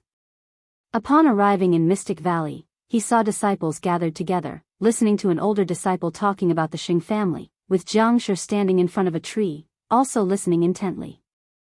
The issue with the Xing family had become so explosive that disciples from every tier were discussing it. The reason those disciples went mad was not actually related to the Xing family. It was Guan who used the power of cause and effect to torment those disciples, continually making them witness the tragedy of that Xing family genius. Over time, unable to escape the illusion realm, they had collapsed. As for revealing the truth about the Wu Ju, it was also guided by Guan using the power of cause and effect. At this very moment, the Xing family was in turmoil. The higher-ups were overwhelmed, discussing how to handle the situation. Guan walked towards his disciples and joined them to watch the excitement and discuss. Upon seeing Guan, Jiang Shi immediately sat down, behaving very cautiously. Decades had passed, and he still looked forward to cultivating with Guan. Even though he had reached the core formation realm, he had no thought of leaving Mystic Valley. The more this was the case, the less Guan wanted to accept him. He had deduced Jiang Shi's karma and found no great cultivator plotting, which made Guan even more uneasy. Why had Jiang Shi set his sights on him? Could it be the workings of the heavenly Tao setting him up for a calamity? Jiang Shi didn't know what Guan was thinking. He stayed in Mystic Valley because he feared being pursued by the Imperial family and the Li family. Without the strength to protect himself, he didn't want to leave Mystic Valley. As for Guan, although he felt that this master was no ordinary person, he didn't think in the direction of Sword Venerable Fudao. To him, Sword Venerable Fudao was just a vague legend.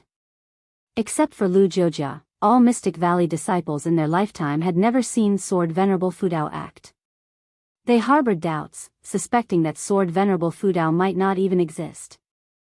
After a long chat, Guan finally stood up and left, and the disciples dispersed. Watching Guan disappear into the forest, Jiang Shi turned his head and quickly went to Lu Jiujia's side, whispering, "Senior brother, where is master going so late? Why is he always going out?" He had been puzzled by this for 100 years and had long wanted to ask.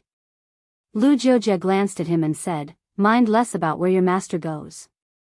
Jiang Shi hastily apologized. Lu Jiujia paid him no more attention and walked towards his own house. Once seated cross-legged on his bed, he gazed out at the bright moon, a look of melancholy in his eyes. Lately, he had been increasingly feeling weak, a tiredness beyond words, always feeling that once he closed his eyes, his life would be over. He began to understand that the so-called imminent end could indeed be perceived. His days might be numbered, and he needed to think about how to settle his affairs. If he were to die, who should he leave the position of eldest disciple to, who could serve his senior brothers as well as he did? He immediately ruled out Jiang Shi. He wouldn't choose a disciple his senior brother disliked for his position. On the other hand, Guan arrived at the hidden spirit palace and saw that the deep-sea dragon carp had finally escaped danger, hiding in a cave under the sea. After confirming it was safe, it fainted.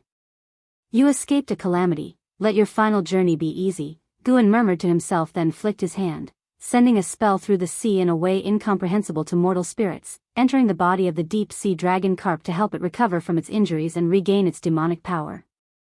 Afterward, he began picking medicinal herbs. After picking the medicinal herbs, he didn't leave. Instead, he stayed in the Hidden Spirit Palace and read. The Hidden Spirit Palace housed a great collection of books, all of which were his prized possessions. When he wanted to be alone, he would come here.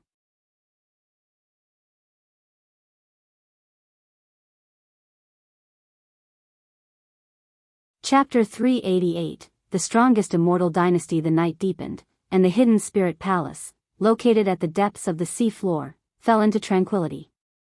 Guan lay on a chair, holding a book in one hand, while occasionally the sound of the ocean's tides and the cries of mysterious demon beasts echoed in his ears, like a symphony that brought peace to his mind. Time rapidly slipped away in such an atmosphere. Guan set his book aside, stood up, stretched lazily, and looked outside the Hidden Spirit Palace, where he saw the deep-sea dragon carp again embarking on the journey to find the Hidden Spirit Palace. There should be no problem with the journey ahead, as there were no formidable demon creatures blocking the path. Guan watched for a while, then left the Hidden Spirit Palace and returned to the Supreme Sect. The case of Wu Ju was still the most prominent concern within the Supreme Sect, with many righteous hearts demanding that the sect thoroughly investigate the reasons behind the madness of those disciples, and if their claims were true, Wu Ju must be granted justice. How could other disciples not panic when even a talent like Wu Ju could be slandered, suppressed, or even potentially killed? This was happening right beside them. There were even disciples who publicly called out in the inner sect city, seeking to rally the sense of justice in other disciples, holding the Righteousness and Demons, written by Pannon, a book that documented the Sword Venerable Fudeo's efforts to quell internal strife within the Supreme Sect. With this book in hand, even the disciples from the law enforcement hall dared not apprehend him. While Guan used his divine thought to observe the disciples' public address, he walked into the Third Medicine Valley. Some disciples had already introduced the issue to the Medicine Valley, prompting other disciples to join in discussions. The storm was growing bigger. This pleased Guan. Perhaps the higher-ups were worried that this matter would bring unrest to the Supreme Sect, but Guan was not afraid. He had feelings for the Supreme Sect and did not wish to see it become the sect of a single family, especially since this family was a newcomer from overseas. Wasn't this like a dove taking over a magpie's nest? Now it remained to be seen how the Supreme Sect would confront the pressure from the disciples. Guan did not join in the discussions of the disciples and returned to his attic alone. On the other side, within a dimly lit hall, L.V. Badian, Ji Hantian, and 3 great cultivators sat around a long table, looking very grim. These 3 great cultivators were from the venerable pavilion of the Supreme Sect, which towered above the Hall of Elders. Despite years of development and foreign forces diluting the power of various halls within the Supreme Sect, the venerable pavilion remained under the control of the original families, which was their bottom line. Gu Gua took a deep breath and said, "The situation has escalated beyond concealment. It's time to put pressure on the Xing family." The aged Ji Hengshi stroked his beard and said, "Indeed, pressure must be applied, but the question is how." Xing Tianzong is already furious and even hopes that we defend the image of the Xing family. The venerable who replaced Zhou Yu, coming from the LV family and named LV Lai, had a gloomy face and remained silent. LV Badian glanced at LV Lai with a flicker of displeasure in his eyes. Ji Hantian, known for his explosive temper and inability to hold back, glared at the 3 venerables and said, "At this point, we should stop passing the buck around. We are all in this together, and if the Supreme Sect does nothing, we will be the first to suffer. If we don't suppress the Xing family now, other families will certainly trample over us." His attitude was starkly different from when he faced Guan, fearing at that time that Guan would be exposed to the Xing family. If only Sword Venerable Fudao could take action, how wonderful that would be. LV Lai suddenly spoke up. LV Badian glared at him and said, "What, should we disturb him over such a trivial matter? Have you forgotten his current status? He is now the holy sword of the Holy Court, even the colossal Star Sea congregations appear insignificant before him." LV Lai shook his head and remained silent. Gu Gua pondered, "Investigate the Xing family thoroughly. This is a good opportunity. It's rare for the Xing family to make a mistake, and we can use this to suppress the influence of other overseas families. Think carefully, how could those disciples be driven mad by the Xing family?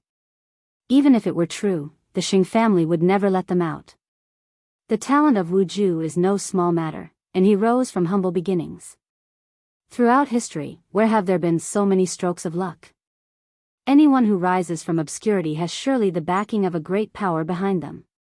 Ji Hantian looked at Gu Gua with brightened eyes and asked, "Do you mean that Wu Ju has the support of Sword Venerable Fudao behind him?" Gu Gua replied, "It's not impossible. Think about it, the Supreme Sect is not some geomantic treasure land. Who among the past geniuses wasn't related to him? He wouldn't care about the small affairs of the Supreme Sect, but he would definitely step in if it involved the overall spirit of the sect.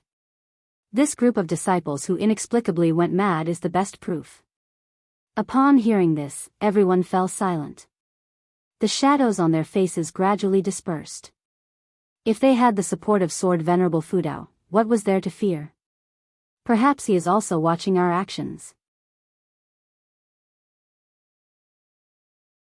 If we, Gu Gua continued, leaving his sentence unfinished, but everyone understood his implication. Following his train of thought, the others were shocked and felt a chill run down their spines. Ji Hantian slammed the table and said, "Then what are we waiting for? Let's do it now. I'll take the lead." With that, he disappeared from the room in an instant. The rest looked at each other, and Ji Hengshi gave a wry smile. Will his temperament ever change? Change?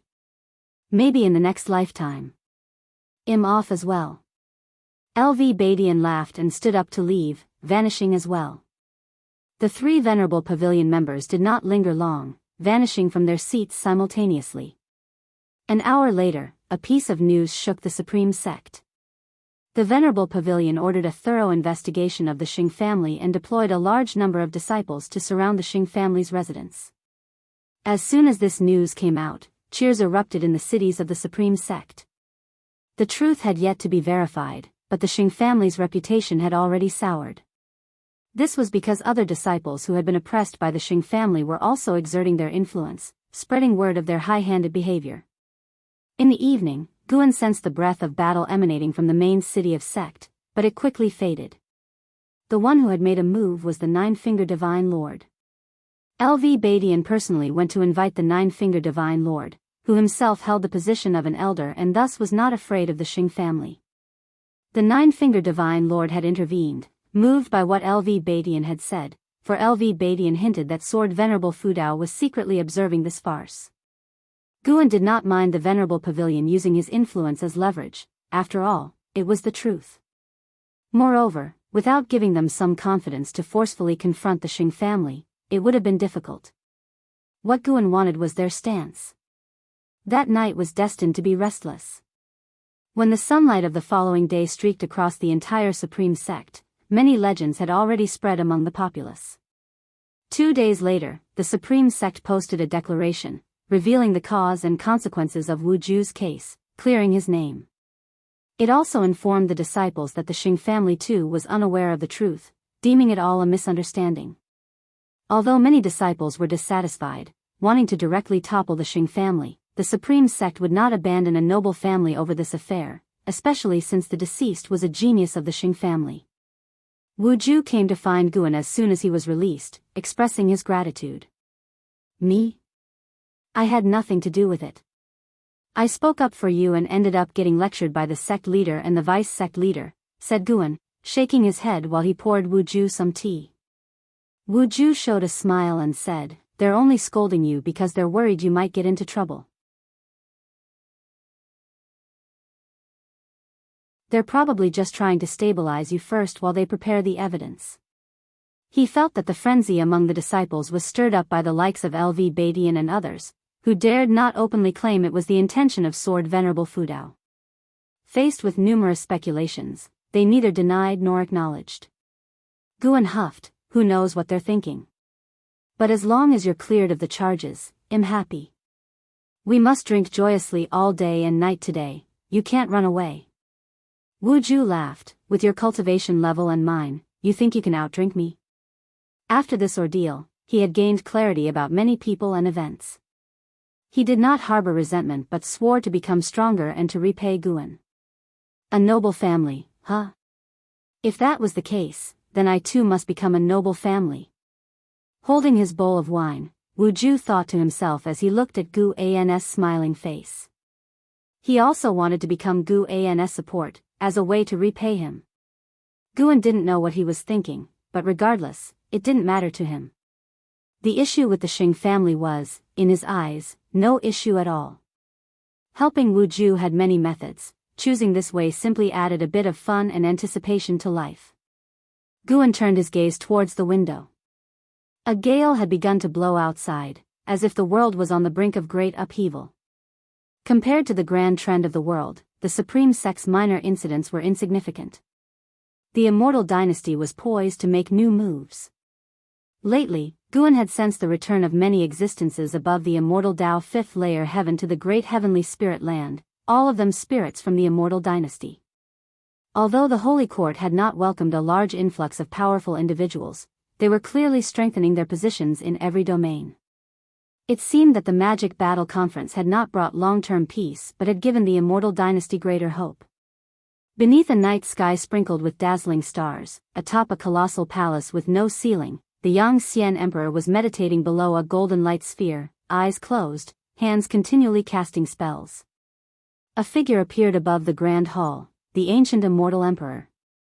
The ancient immortal emperor, frowning slightly, asked, "Do you truly intend to break through by force? With your talent, you would surely surpass me. Why can't you be a bit more patient?"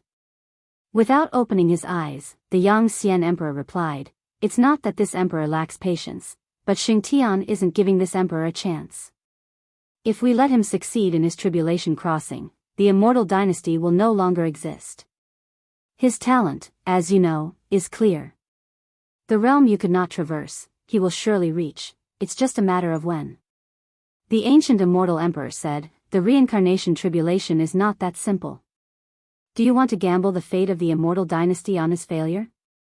Or bet that it will take him 1,000,000, 10,000,000 years?" The ancient immortal emperor fell silent at Yang Xian Emperor's retort. Soon after, the young Xian Emperor opened his eyes and looked toward the distant cosmos, saying, "Moreover, the Yuanshu ancestor did not open the paths of reincarnation without merit. What comes next will be the most potent period in the history of the immortal dynasty. All those supreme beings will return to fight alongside this emperor." Excitement appeared on his face, unable to wait for a battle with the holy court. The ancient immortal emperor watched him and said, "Then how do you plan to break through? You don't think the holy court would be so arrogant as to allow you to break through, do you? If the saint ancestor does not make a move, I too must refrain, or else the situation will spin even further out of control." The young Xian Emperor shook his head and said, "You need not worry, for this emperor has his own plans. I would even hope for them to try to stop my tribulation crossing. It would give me a justified cause to gain the upper hand."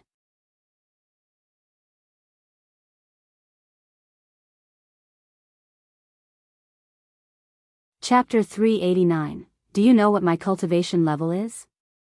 As autumn gave way to winter, the snow gradually blanketed the vast Taizong continent. Guan, wearing a mask, sat on the eaves, gazing up at the sky while Sage Xian Miao, in the courtyard below, engaged in alchemy and curiously watched Guan. The mountain god seemed engrossed in something, having been watching for quite some time. Sage Xian Miao silently thought, yearning for the perspective of the mountain god. The scenery before the mountain god's eyes surely transcended imagination. Could something be happening beyond the heavens? Sage Xian Miao guessed right. Indeed, something was happening outside the heaven, and it was an event of great importance to the world. Guan saw a host of immortal spirits arranging a grand formation in the cosmos. The scale was so immense that even the silhouettes of two divine thought true immortals could be discerned, sitting cross-legged above the formation, their auras completely unhidden. Someone was about to break through. With such an array, it seemed likely that a divine thought true immortal was attempting to advance to a free immortal. Guan could not calculate precisely who it was. The immortal dynasty was protected by chi fortune that obscured cause and effect, of course. Given time he could figure it out, yet to know or not held little significance because divine thought true immortals were scarce, and as for free immortals, currently, there was only one in each domain. There were only 2 acknowledged free immortals in the entire visible great heavenly spirit land. Guan stood up, looking down at Sage Xian Miao, and said, "Great changes are coming to the world. Cultivate diligently and do not be lazy." Having said that, he vanished into thin air from the eaves. The world is about to change? Sage Xian Miao frowned. What kind of calamity would it take for the mountain god to speak of a great change? Elsewhere. In one step, Guan arrived inside the hidden spirit palace, his gaze directed outside the barrier, where the deep-sea dragon carp lingered nearby. After previously bumping into the barrier and confirming the location of the hidden spirit palace, it did not seem in a hurry. Instead, it idly circled the barrier's vicinity, making not a single sound. Guan stepped onto the open space in front of the hidden spirit palace gate, raising his right foot, and immediately after, the deep-sea dragon carp appeared right under his foot.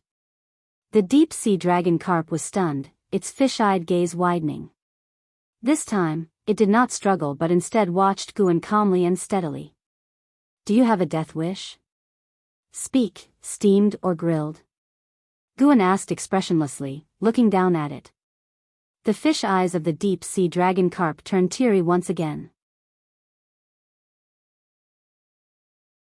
None of the hardships and dangers it had encountered on its journey had humiliated it as much as being before Guan, where it had cried twice.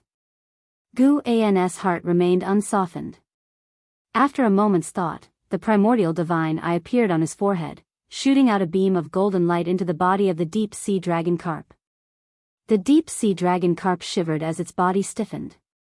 After a few breaths, as if sensing something, it cautiously asked, "Are you an immortal?"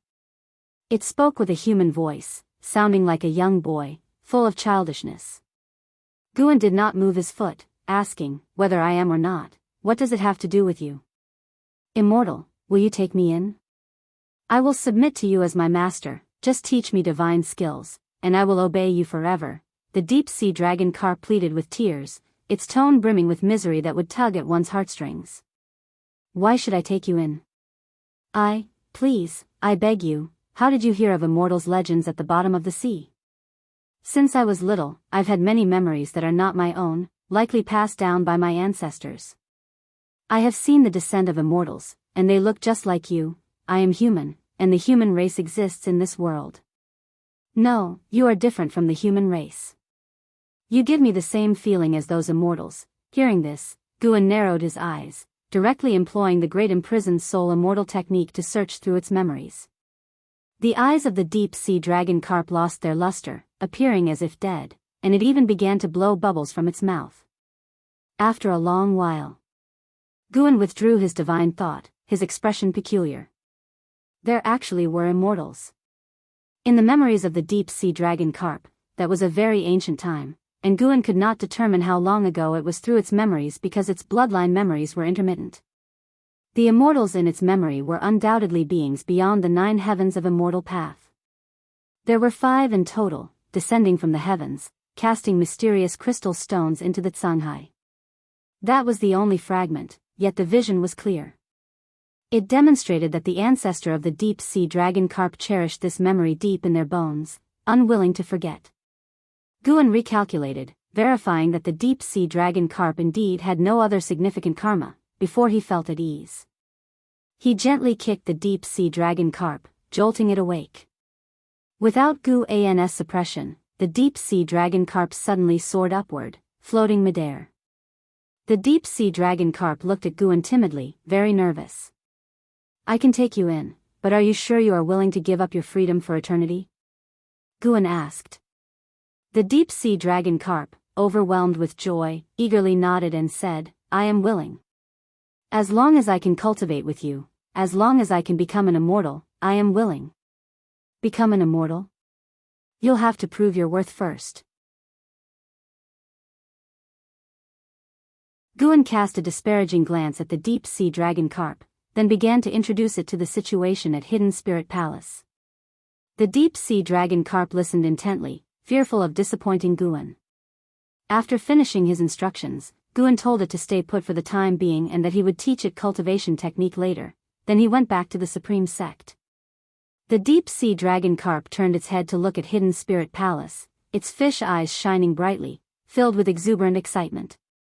After decades of hardship, the sweet payoff had finally arrived. 13 years later. In the dead of night, Guan stood atop a peak at the edge of Mystic Valley, toying with the fate-determining pen in his hand while gazing at the night sky. The lord of the immortal dynasty, Yang Xian Emperor, was about to undergo tribulation. The cosmos had gathered tens of thousands of mighty immortal spirits, even the weakest among them was of the wandering immortal realm, and that was not the entirety of the immortal dynasty's power. Merely witnessing it was enough to make anyone marvel at the dynasty's strength. Above the outer layers of light, cultivators of the great heavenly spirit land from various great sects stood, discussing the unparalleled might of the immortal dynasty. They knew the immortal dynasty was formidable, but only today did they truly understand the extent of its strength. Most pivotal was that the holy court showed no reaction, as if indifferent to the tribulation of the immortal dynasty lord. What kind of terrifying heavenly tribulation is this? Such a dreadful aura, the number of heaven and earth flying immortals of the immortal dynasty seems to surpass the combined forces here. What do you think allows the immortal dynasty to stand against the Holy Court? The immortal dynasty is quite ambitious. Why does it seem like the Holy Court is wary of them? The disciples from the various sects, including those from Mortal World Peak, discussed such matters, and Guan listened in. The Holy Court was not wary of the immortal dynasty, they were clearly waiting for the right moment. Guan could sense that within one of the Holy Court cities, a vast number of divine immortals of wondrous dharma and carefree primordial immortals were gathering, evidently preparing for something. He had predicted a great battle where some of the cultivators from the layers above would fail to escape in time and be obliterated on the spot. This calamity would also impact the great heavenly spirit land, causing earthquakes, tsunamis, hurricanes, and other disasters across various domains. For many years to come, Taitsong continent would suffer its influence, and countless living beings would face challenging times. Guan had no intention of intervening, such tribulation would not affect his Medicine Valley. As for the common folk, they would attribute these hard times to natural disasters, unaware of the high-level conflict. While the immortal cultivation world could understand what was happening, they too would be swept up in the turmoil of conflict. If the Holy Court's control was shaken, the world order would encounter an upheaval not seen in a million years. Yang Xian Emperor, interesting indeed, quite a remarkable figure. Guan mused to himself, envisioning Yang Xian Emperor's imposing dominance in the years to come, casting a shadow of dark times over the Holy Court until the emergence of Xingtian. However, he could not predict where Xingtian would be. There were many like Ji Xiaoyu in this world, burdened with the karma of reincarnation, making it difficult to deduce past lives through such karma, thus challenging to discern which one might be the Saint Heaven reincarnation. Perhaps Xingtian wasn't even in the great heavenly spirit land. Just as Guan was contemplating the future, a set of footsteps approached from behind. The newcomer was Jiang Shi. He cautiously approached Guan, and seeing that his master's eyes were not closed, he mustered the courage to ask, "Master, you've been here for such a long time, is there anything you need? Let me prepare it for you." Guan, without looking at him, answered softly, "Then prepare some wine and dishes." Jiang Shi, elated upon hearing this, quickly bowed and turned to make the arrangements. Guan wasn't too repelled by Jiang Shi's eagerness. After all, the boy had performed well over the years, truly focusing on his practice. The lad had already reached the core formation realm, only one realm below him, the Valley Master. With his talent, becoming the disciple of a great cultivator in the unification realm would not be difficult. Before long, Jiang Shi returned with wine and dishes, along with a small table. Guan accepted the wine Jiang Shi poured and, in a seemingly indifferent tone, asked, "Jiang Shi, do you know what my cultivation level is?" Jiang Shi paused for a moment, deliberating, then answered, "The senior brothers mentioned that you had reached the nascent soul realm many years ago." "Actually, I am a loose immortal," Guan suddenly declared, leaving Jiang Shi with widened eyes filled with disbelief. Under Jiang Shi's stunned gaze, Guan raised his hand and the clouds above swiftly churned, forming a majestic dragon coiling through the sky. After a few breaths, Guan withdrew his hand, and the spectacle in the night sky vanished, returning to its original state. Jiang Shi was dumbfounded, doubting what he had just seen. When Guan lifted his hand again, Jiang Shi felt the world spin. Upon opening his eyes once more, he trembled with fright. Guan had become gigantic like a mountain, and he realized he was standing in the palm of Guan's hand. At that moment, Jiang Shi suddenly understood how Sun Wukong felt in the palm of the Buddha. Guan looked down at him expressionlessly and asked, "Do you now regret staying in Mystic Valley?" "No one knows of my cultivation level, those who did are no longer alive." Jiang Shi immediately knelt down, head bowed, not daring to look directly at Guan. Clenching his teeth, he declared, "No regrets. To be your disciple is the fortune of 3 lifetimes." His mind was in turmoil, and he had never anticipated Guan to be so formidable. All he could do was to desperately try to please Guan. And he was extremely fearful.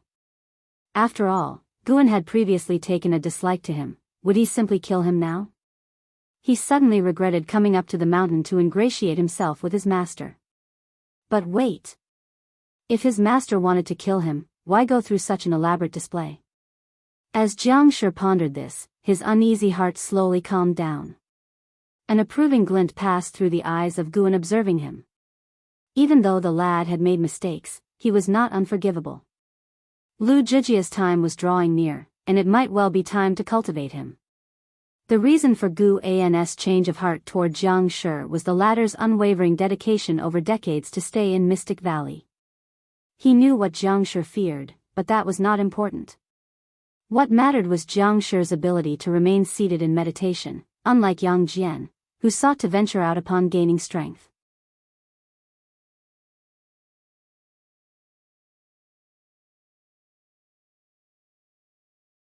Chapter 390, Displaying Divine Skills at Dawn. Guan emerged from the forest, followed by Jiang Shi, whose expression was somewhat bewildered.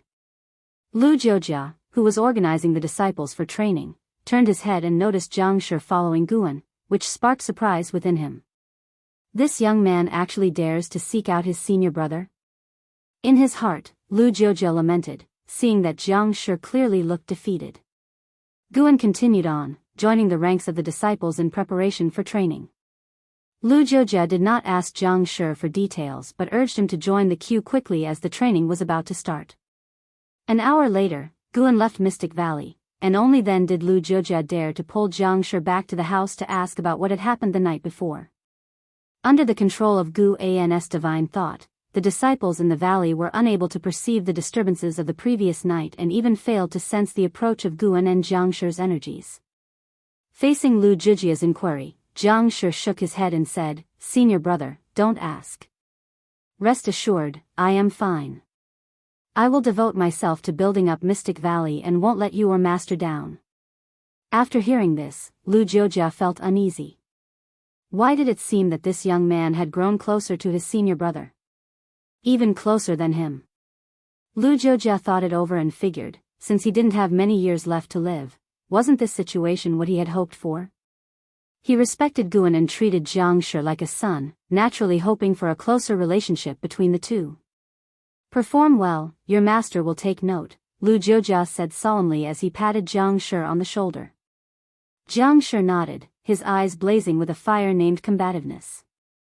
After the summer had passed, the Yangxian Emperor officially began his tribulation crossing. Guan stayed in the attic of the Third Medicine Valley, beginning to watch the divine thought true immortal's tribulation crossing. He wanted to see if the heavenly tribulation of the Yangxian Emperor could match his own. As soon as the heavenly tribulation began, he was disappointed. It seemed not very strong. As a divine thought true immortal realm being, he could have easily crossed it. While he was disappointed, the heaven and earth flying immortals in the exterior layers of sky shuddered with fear.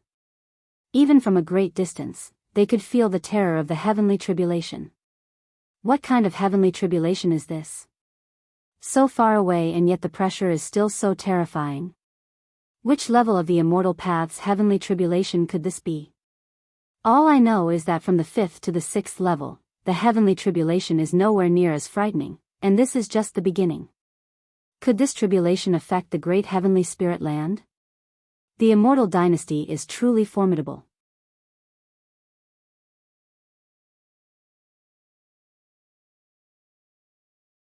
The holy gods joined the fight. All the holy gods of the holy court were divine thought true immortals. Each of their arrivals resembled immortals descending to the mortal world, majestic and awe-inspiring. Guan was indeed riveted by what he saw, but of course, he didn't forget his own identity, and he would also pretend to be worried when around others. On the 7th day, Yangxian Emperor had advanced to the free immortal realm, in full splendor. A violent storm approached. Under the pavilion, Ji Xiaoyu looked up at the rolling thunderclouds, her brow tightly furrowed. The Sun and Moon Netherworld Emperor suddenly appeared beside her, sighing, "This is the Six Realms' Destiny Ultimate Void Tribulation. This Yangxian Emperor is truly a rare genius in history, not inferior to Xingtian. Having two prodigies from the same era in a single great heaven and earth is terrifying. It's fortunate that they are adversaries." Upstairs, Guan heard this and his expression turned odd. The Six Realms' Destiny Ultimate Void Tribulation? When he had broken through to the Tao Void mysterious immortal realm previously, His heavenly tribulation was called the Six Realms Destiny Ultimate Void Tribulation, 3 realms more than what Yang Xian Emperor is facing now. Did this represent a higher level of difficulty? Ji Xiaoyu spoke. Indeed, if there were stronger beings in the great heavenly spirit land to guide them to unite, then this land could soar. Sadly, there are no such supreme beings here, destined to have only one prodigy survive. From what we see now, I believe Xingtian will have the last laugh. The Sun and Moon Netherworld Emperor showed a smile, saying, on the other hand, think Yang Xian Emperor has more hope. The Holy Court entered the reincarnation tribulation later than your majesty, and by the time Yang Xian Emperor unifies the great heavenly spirit land, he might not be able to escape from his tribulation.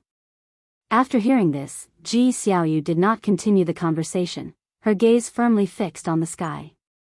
With a loud bang, a bolt of thunder appeared in the sky, resembling a giant dragon, spectacular to behold. I, Yang Xian Emperor, ruler of the immortal dynasty, proclaim my ascension to the 9 heavens of immortal path. How dare the Holy Court obstruct my tribulation crossing? From this day forth, the immortal dynasty declares total war on the Holy Court. In this war, only one shall remain.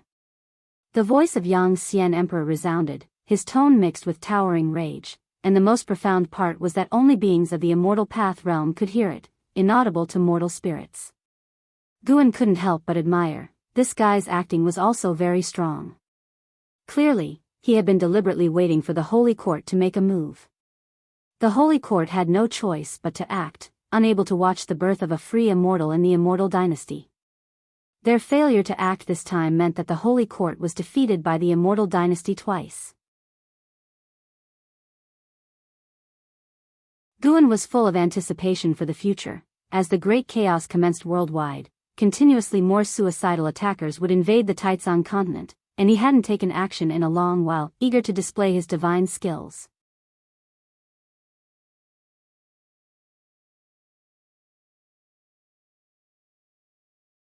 Chapter 391 Acceptance. After the Yang Xian Emperor's furious proclamation resonated throughout the world, the epoch of great strife was officially unveiled. The successful breakthrough of the Yang Xian Emperor led to his arrival at Holy Court, followed closely by other powerhouses of the immortal dynasty, who launched an unprecedented offensive against the Holy Court. However, with its robust Qi fortune, Holy Court managed to form a formation out of Qi fortune, blocking the offensive of the free immortals, which amazed Guan greatly. The way of Qi fortune was extremely versatile, no less than the way of cause and effect. To be precise, each of the 3,000 great Tao had its unique excellence, without an absolute strength or weakness, depending on the practitioner's achievement in their respective Tao. Ultimately, Holy Court withstood the Yang Xian Emperor's assault, forcing him to retreat and return to the immortal dynasty to begin a seclusion. Although Holy Court survived, this battle came with severe losses, causing powers scattered across the world to start contracting. When sects throughout the world saw that Holy Court was not as invincible as imagined, many began to stir. Who didn't want to become the Holy Court? They were only submitting to the overwhelming might of Holy Court, not genuinely loyal from the heart. In the coming autumn, the entire great heavenly spirit land plunged into turbulence. In the late autumn, Guan, accompanied by an Exian, arrived at Mortal World Peak, quickly sensing the tense atmosphere enveloping the peak. The world was in chaos, with sects and dynasties watching. Choosing sides was necessary even without ambition. This was an unprecedented major upheaval in millions of years, making all forces quite cautious. After picking medicinal herbs on Dingtian Peak, Zhu Xinglan found Guan and informed him that the main peak had summoned him to attend a peak master meeting. Guan did not refuse and set off. All divine peak masters were present, and upon Gu An's arrival, he received goodwill from many peak masters. After all, in their eyes, Guan was a being that even surpassed the carefree primordial immortal, so naturally, they wanted to forge an affiliation. Once all divine peak lords were assembled, Lord Yongnian began to elaborate on the situation of Mortal World Peak, with Holy Court hoping for their support to jointly attack the territories affiliated with the Immortal Dynasty. The Immortal Dynasty pressed their victory and rapidly expanded after suppressing Holy Court, showing a ferocious momentum of swallowing the celestial sphere. Now, Lord Yongnian wanted to discuss whether to support Holy Court, and if so, How? Guan did not participate in the discussion, merely listening quietly. The vast majority of peak masters believed they should not rashly support Holy Court, their perceptions shaken by the formidable power of the immortal dynasty, especially the Yangxian Emperor, who demonstrated the world's top prowess amidst the mysterious disappearance of Xingtian. How dare they support Holy Court when the world's foremost stands with the immortal dynasty? Guan did not look down on them. In fact, their conjecture was correct. Without Xingtian, it was impossible for the two free immortals of the immortal dynasty to be defeated. The peak master meeting lasted an ancient hour, and in the end, they decided to agree to Holy Court's request, but to discuss later when to take action. Guan returned to Dingtian Peak and guided an Xian in her cultivation. Only when evening fell did the two return to the supreme sect. Walking in the woods outside Mystic Valley, Guan observed Zhu Shi while moving forward. Master, who do you think will have the last laugh between the immortal dynasty and Holy Court? An Xian excitedly asked, following closely by Gu An's side. She wasn't afraid of a major conflict between the two great powers. She believed her master could protect her. It's hard to say, but one thing is certain, this calamity will last a long time. Guan responded casually, his tone calm, as if he placed no importance on the matter.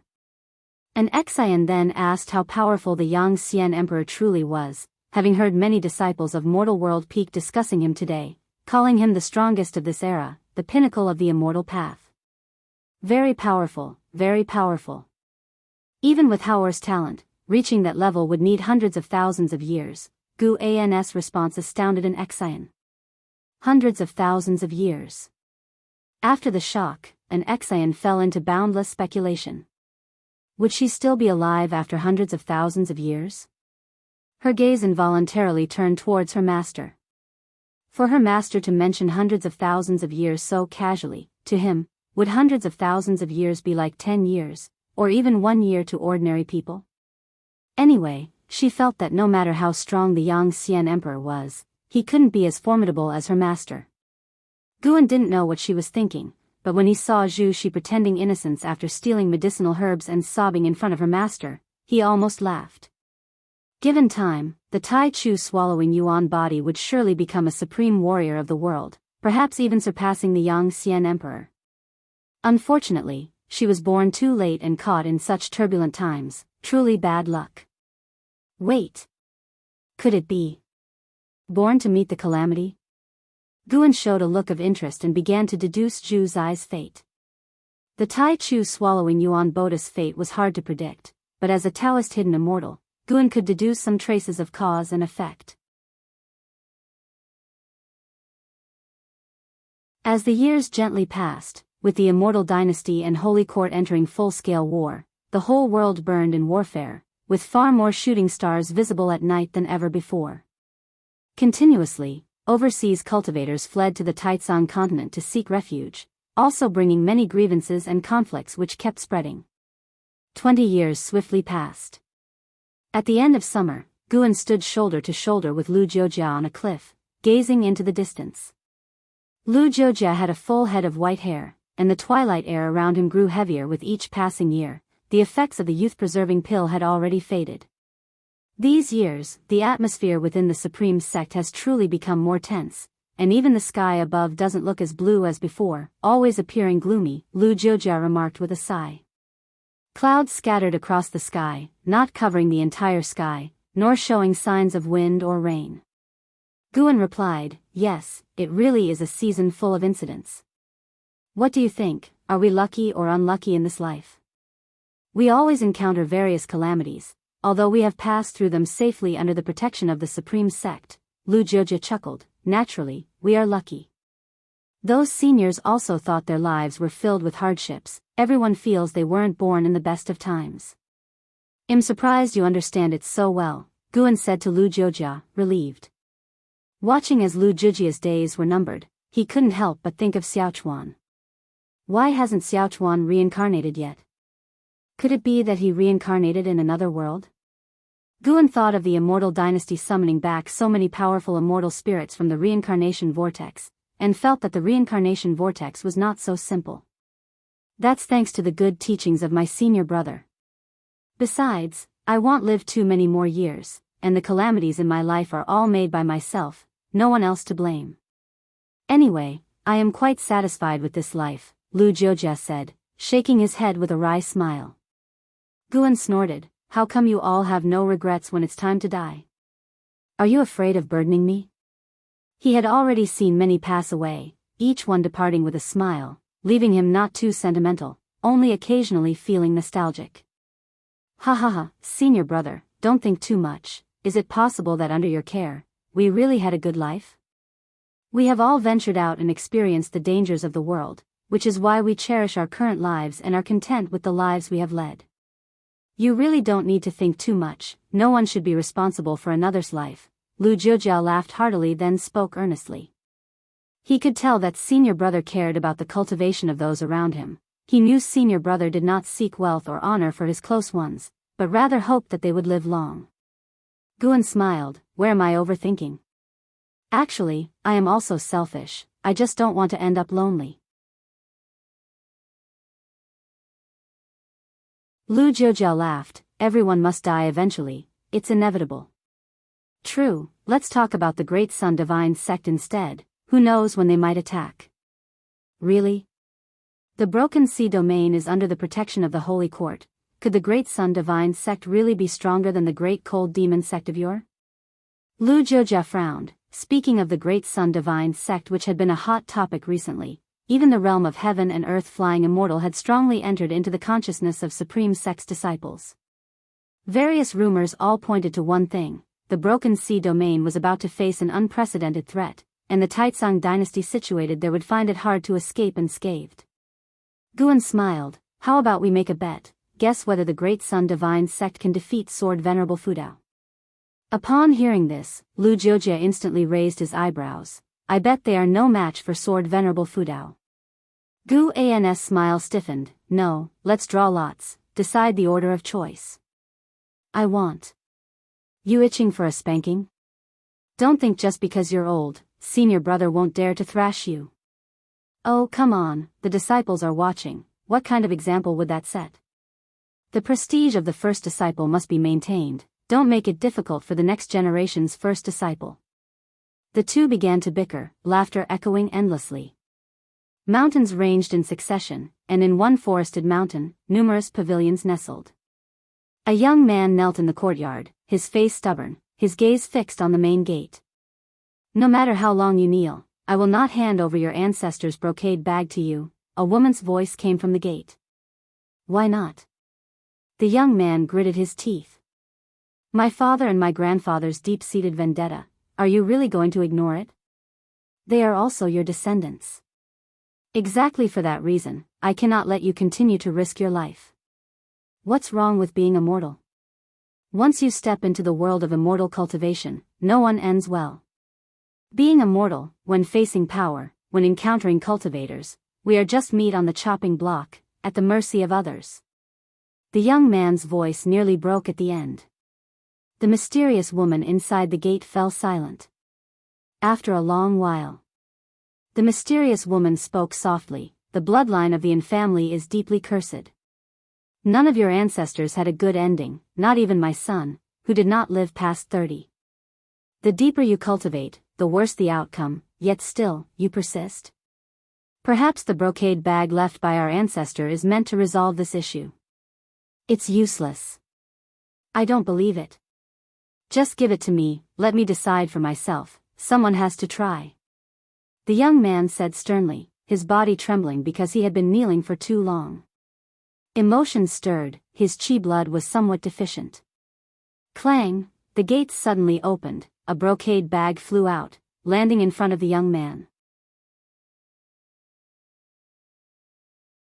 Overjoyed, the young man immediately picked up the brocade bag, tore it open, and took out a piece of paper, tremblingly examining it. The paper bore 2 large characters. Resign. The young man felt as if struck by lightning, his eyes widened, and he was dumbstruck.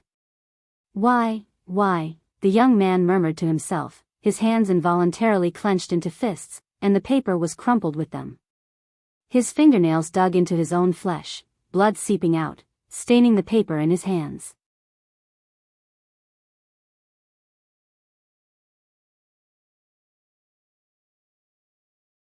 Chapter 392 The Sense of Intimacy of an Yuan. Why resign oneself to fate? Why? The youth trembled all over, his eyes filled with despair. Dark clouds blanketed the sky, as if destiny obscured the sunshine of his life, leaving no sight of hope.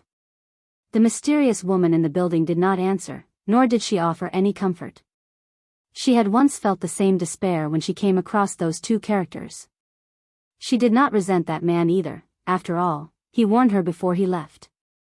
Yet, she couldn't withstand her family's persuasion and got caught up in the disputes, leading to her descendants having to hide in the mountains, humbly lamenting the unfairness of fate. Just then, the youth suddenly felt a sharp pain in his palm, which frightened him into reflexively letting go, throwing the crumpled paper away. He instinctively looked at his palm and saw many blood-red lines appear, quite ghastly. He seemed to realize something, raised his head, and fixed his gaze on the blood-stained paper ball before scrambling over to it. He picked up the paper, unfolded it, and to his surprise, found that the words, "resigned to fate," had disappeared, replaced by 3 large characters. Supreme Sect. Supreme Sect, what does this mean? The youth murmured, frowning. He had certainly heard of the Supreme Sect, the legendary #1 sect above all dynasties. With his talent, how difficult it would be to enter the Supreme Sect. Suddenly, a figure appeared beside him, a woman wearing a black Taoist robe with white hair, yet a face that was young and comely. She was none other than the Princess of Tianwei, Si Yenner, who had once been engaged to An Hao. She snatched the paper from the youth's hand and scrutinized the characters. Her brows furrowed tightly, her eyes filled with complex emotions. "Weren't you the one who told me not to try to ingratiate myself with that elder? Why then leave a secret message for your descendants to go to the Supreme Sect? Did you know this day would come, or were you worried about the safety of your progeny?" Si Yenner mumbled to herself, her tone complex, a mix of surprise, reluctance, anger, and resentment. The youth stood up, his legs weak. It took him a while to steady his stance. "Grandmother, what does the ancestor mean? That I should go to the Supreme Sect?" he asked nervously, his eyes full of anticipation. Si Yenner took a deep breath and said, "Yes, go to the Supreme Sect." The youth, overjoyed, turned to leave immediately. "Wait, do you even know where the Supreme Sect is located? How far away it is?" Si Yenner suddenly called out to him. The youth turned his head and said, "The Supreme Sect is so famous, should be able to find out by asking around. With your pace, it will take 10 years to get there, by which time you might already be dead." Si Yenner stared at him, saying emotionlessly. Upon hearing this, the youth's face turned pale. Si Yenner turned her back and walked towards the attic, leaving behind a sentence, "Just wait, it'll take you to the Supreme Sect." The youth, with a look of delight, quickly knelt to thank Si Yenner. Meanwhile, An Hao was cultivating in the immortal dynasty, unaware of what his descendants were going through. He meditated on a cliff, facing a vast and magnificent waterfall, its thunderous roar deafening. Below was a lake as vast as the ocean, covered with a mist that made the place seem like a paradise on earth. A figure appeared behind An Hao, a woman in a white dress, gazing at him with eyes full of admiration. "An Hao, the immortal dynasty has issued a chief fortune bounty, why don't you take part? With the support of the dynasty's chief fortune, your cultivation level will grow faster, much better than painstakingly meditating," said the woman in the white dress, her voice gentle and tender. An Hao, with his back to her, did not open his eyes, replying, "To seek the path of immortality solely through chief fortune might not be right. I believe more in the mana that I cultivate myself." The woman in the white dress smiled and said, "That's true. With your extraordinary talent, you can reach the pinnacle of the immortal path on your own. It's just a matter of time." An Hao did not respond, the only sound was the clamor of the waterfall striking the lake's surface. The woman in the white dress continued to watch An Hao, not finding it dull. After a long while, "Please return, fairy. Perhaps I misunderstood your intentions. In any case, I will never remarry in this lifetime. I once had a wife, but in pursuit of immortal cultivation, I've cut off our relationship, and I do not wish to become involved with another woman in more than just friendship. And Hao finally spoke, his tone calm but resolute. Upon hearing this, the woman's face subtly changed. She wanted to say something but couldn't as she looked at Hao's back. She watched his silhouette for a while, eventually turning to leave. Only after she had gone did Hao open his eyes, a look of melancholy in his gaze. So many years have passed, are you still well? Hao murmured to himself. An image of a bright and playful girl appeared before him, her smile and glance, even after hundreds of years, unforgettable to him. A year later, near the Supreme Sect, in the forests. Si Yenner and the young man were on their way, with the young man carrying a large bundle that bent his back. He looked at his grandmother walking ahead and couldn't help asking, "Grandmother, why not teach me to cultivate instead? Otherwise, I truly might die of exhaustion." When the grandmother took out a flying artifact, he was stunned, never imagining she was so powerful. He had also questioned his grandmother why she hadn't stepped in to save his grandfather, his father, to which Si Yenner replied that she was too far away to intervene in time. Regarding why she didn't seek revenge, it was for his sake too. The enemy was a powerful family with an immortal in their ranks, certainly not someone she could contend with. Learning the reasons, the youth's desire to cultivate and become an immortal grew stronger. He must become powerful. We're almost there, what need is there to cultivate now? Si Yenner's voice came from ahead. Upon hearing this, the youth was instantly overjoyed and quickly hastened his pace. He began to inquire about his ancestors' relationship with the Supreme Sect. This time, Si Yenner did not hide the truth. Your ancestor, named Hao, was the foremost talent in the world, and now he is venturing in an even more distant realm. He is the pride of the Supreme Sect. As Si Yenner spoke, a wistful expression crossed her face. She remembered Hao's spirited visage. She harbored no resentment for Hao's decision. After all, it was her own heart that had stirred first, not to mention that before leaving, Hao had left behind several treasures. It was for this reason that the Si family, following their downfall, could survive with her descendants. When the youth heard the name Hao, it seemed somewhat familiar. But as he listened to his grandmother praising him, the youth did not feel excited. Instead, his expression grew even more somber. The stronger Hao was, the more the youth despised him. What of it if he was the world's most talented? In his eyes, he was just a negligent forebear, probably not all that impressive. The two continued their conversation as they moved forward, with most of the speaking done by Si Yenner, while the youth said very little. As they walked, figures appeared in front of them. The first to enter their sight was a man riding a demon bull, followed by a woman. Si Yenner had long since sensed their presence, with one of them being a nascent soul realm cultivator, undoubtedly a disciple of the Supreme Sect. Therefore, she wanted to approach these two to lead them into the Supreme Sect. She quickened her pace, with the youth following closely behind, his gaze fixed on the blood prison great saint. What a magnificent bull! Guan patted the head of the blood prison great saint, signaling it to stop. An Exian turned her head to look and quickly set her sights on the youth, her brows furrowing soon after. En Yuan, Energy Cultivation Realm, Level 117/25/5000. Guan looked at the youth's lifespan without a change in expression, but internally he felt puzzled. Why was his lifespan so short? He came here with an Exian because he had calculated the arrival of Si Yenner and the other person. He also predicted the plight of Hao's descendants, but upon truly encountering En Yuan, he was still surprised. His lifespan was unreasonably short, especially considering that there was no sign of illness. Si Yenner approached an Exian and, with a salute of her hand, said, "My name is Si Yenner, from the former land of Tianwei. May I ask if you too are disciples of the Supreme Sect?" "You're called Si Yenner?" And Zin's eyes widened in shock as she asked. Si Yenner inquired with suspicion, "Have you heard of my name, miss?" "Of course, I've heard. My senior brother mentioned you to me." "Your brother is," Si Yenner, too, became excited, hearing Hao mention his sister. An Xian did not conceal her identity, and upon revealing it, the two women embraced each other as if reuniting after a long parting.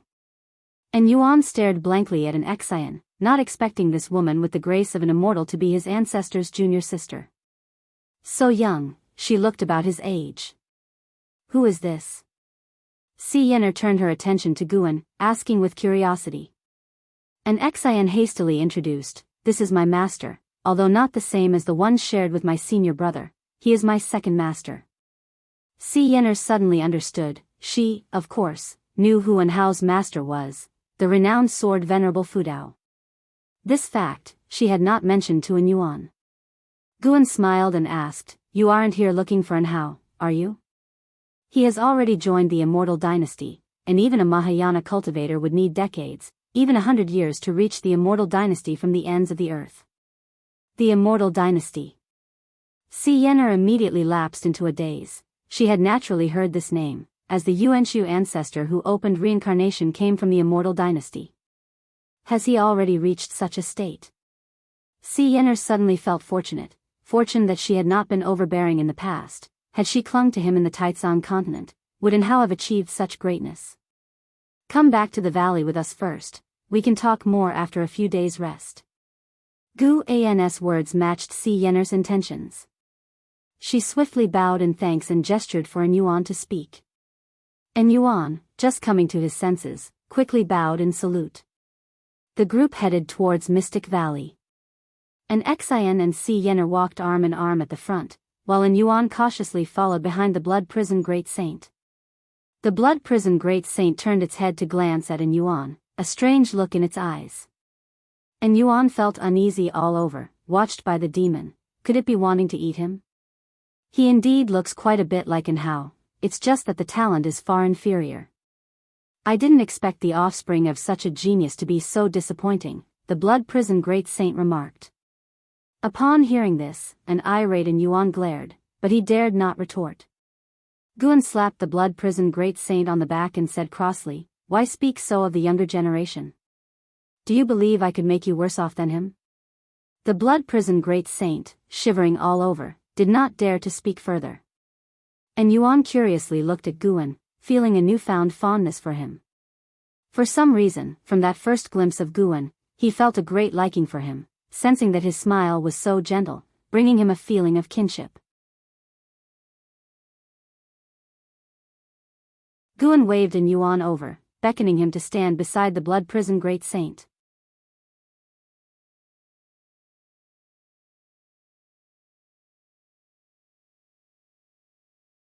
Chapter 393, Xingtian. Terror descends. Do you want to know how I met your ancestor and how? Guan looked at An Yuan with a smile and asked. An Yuan felt uncomfortable, knowing his ancestor was still alive and very powerful. He was full of hostility towards An Hao and did not want to listen to anything about An Hao. However, he could not afford to defy Guan and had to nod in agreement. It was an internal strife within the supreme sect. Guan looked ahead, his tone full of emotion. His voice had a compelling power, letting An Yuan vaguely see a certain scene. It was a grand hall where Guan met An Hao. The one walking ahead, Si Yenner, was also listening attentively, curious about An Hao's experiences in the supreme sect. An hour later, the group arrived at Mystic Valley, and Guan asked Jiang Shi to help settle them. At present, Lu Jiujia had already begun to delegate authority to Jiang Shi increasingly. Among the disciples in the valley, Jiang Shi had the highest cultivation level and deepest seniority. The disciples all respected him. In the depths of the night. Inside the house, Si Yenner sat opposite an Xian, taking out a blood-stained piece of paper left by An Hao. Looking at it made An Zin's heart ache for An Yuan. On the way back, she had already learned about the plight of An Hao's descendants and was quite indignant. I don't know what this paper means, can you help me understand? Si Yenner asked nervously, also unclear about what she should do after arriving at the Supreme Sect.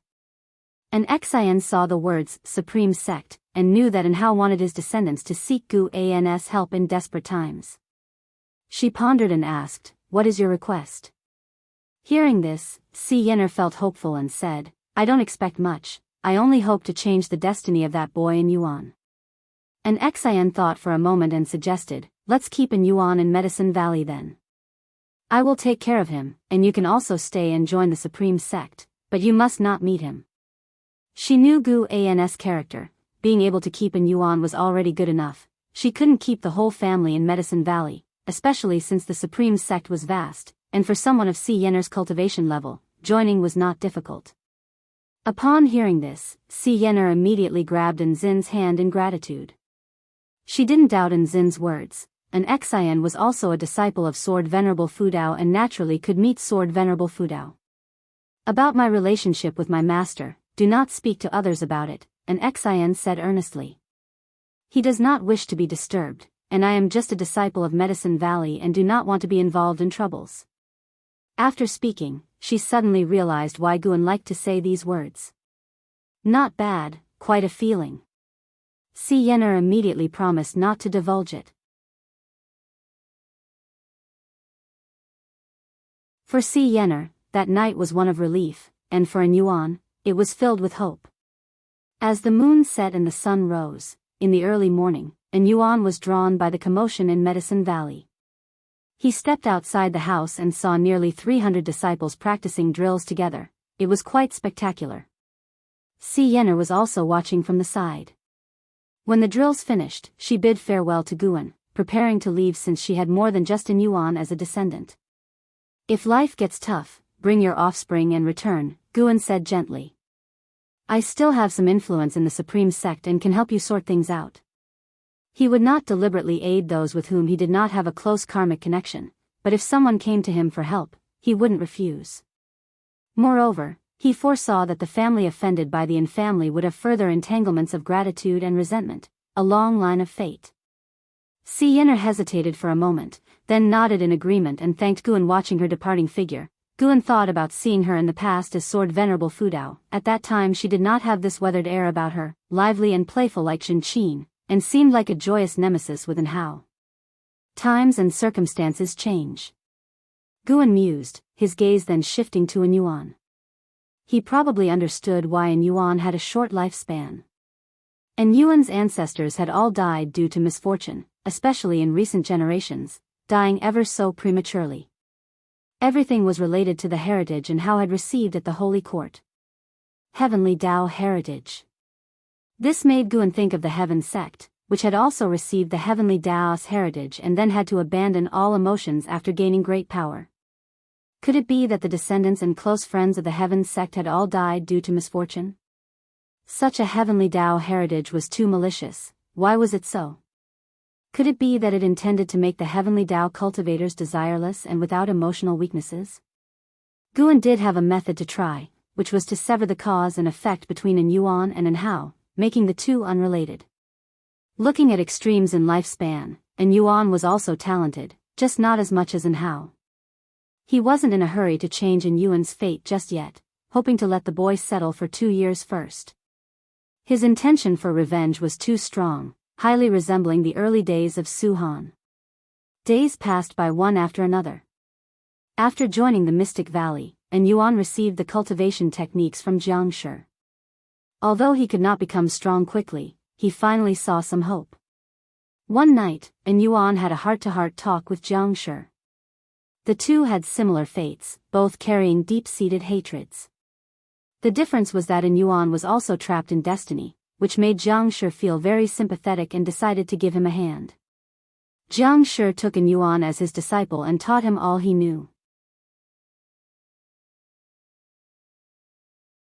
Guan did not stop them, hoping they could redeem each other.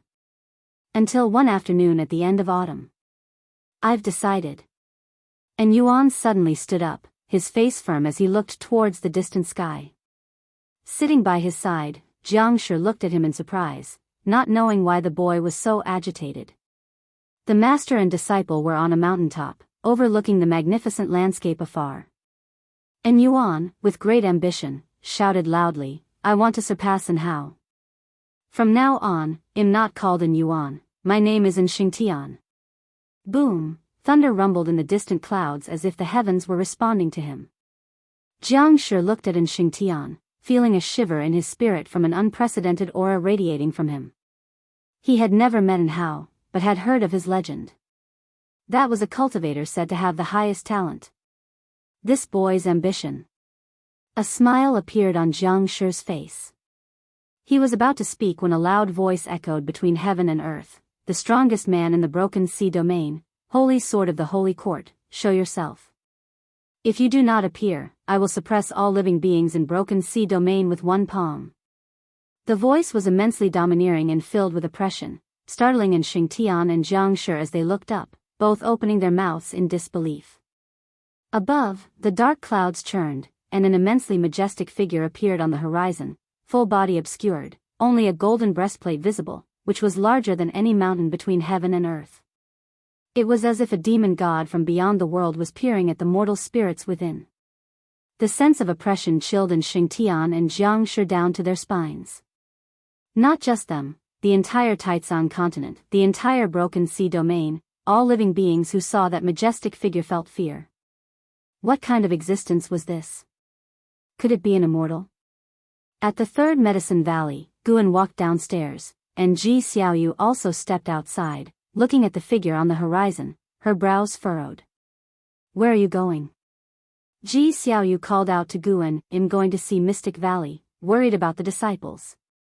Guan replied over his shoulder, then quickly walked toward the transmission array platform.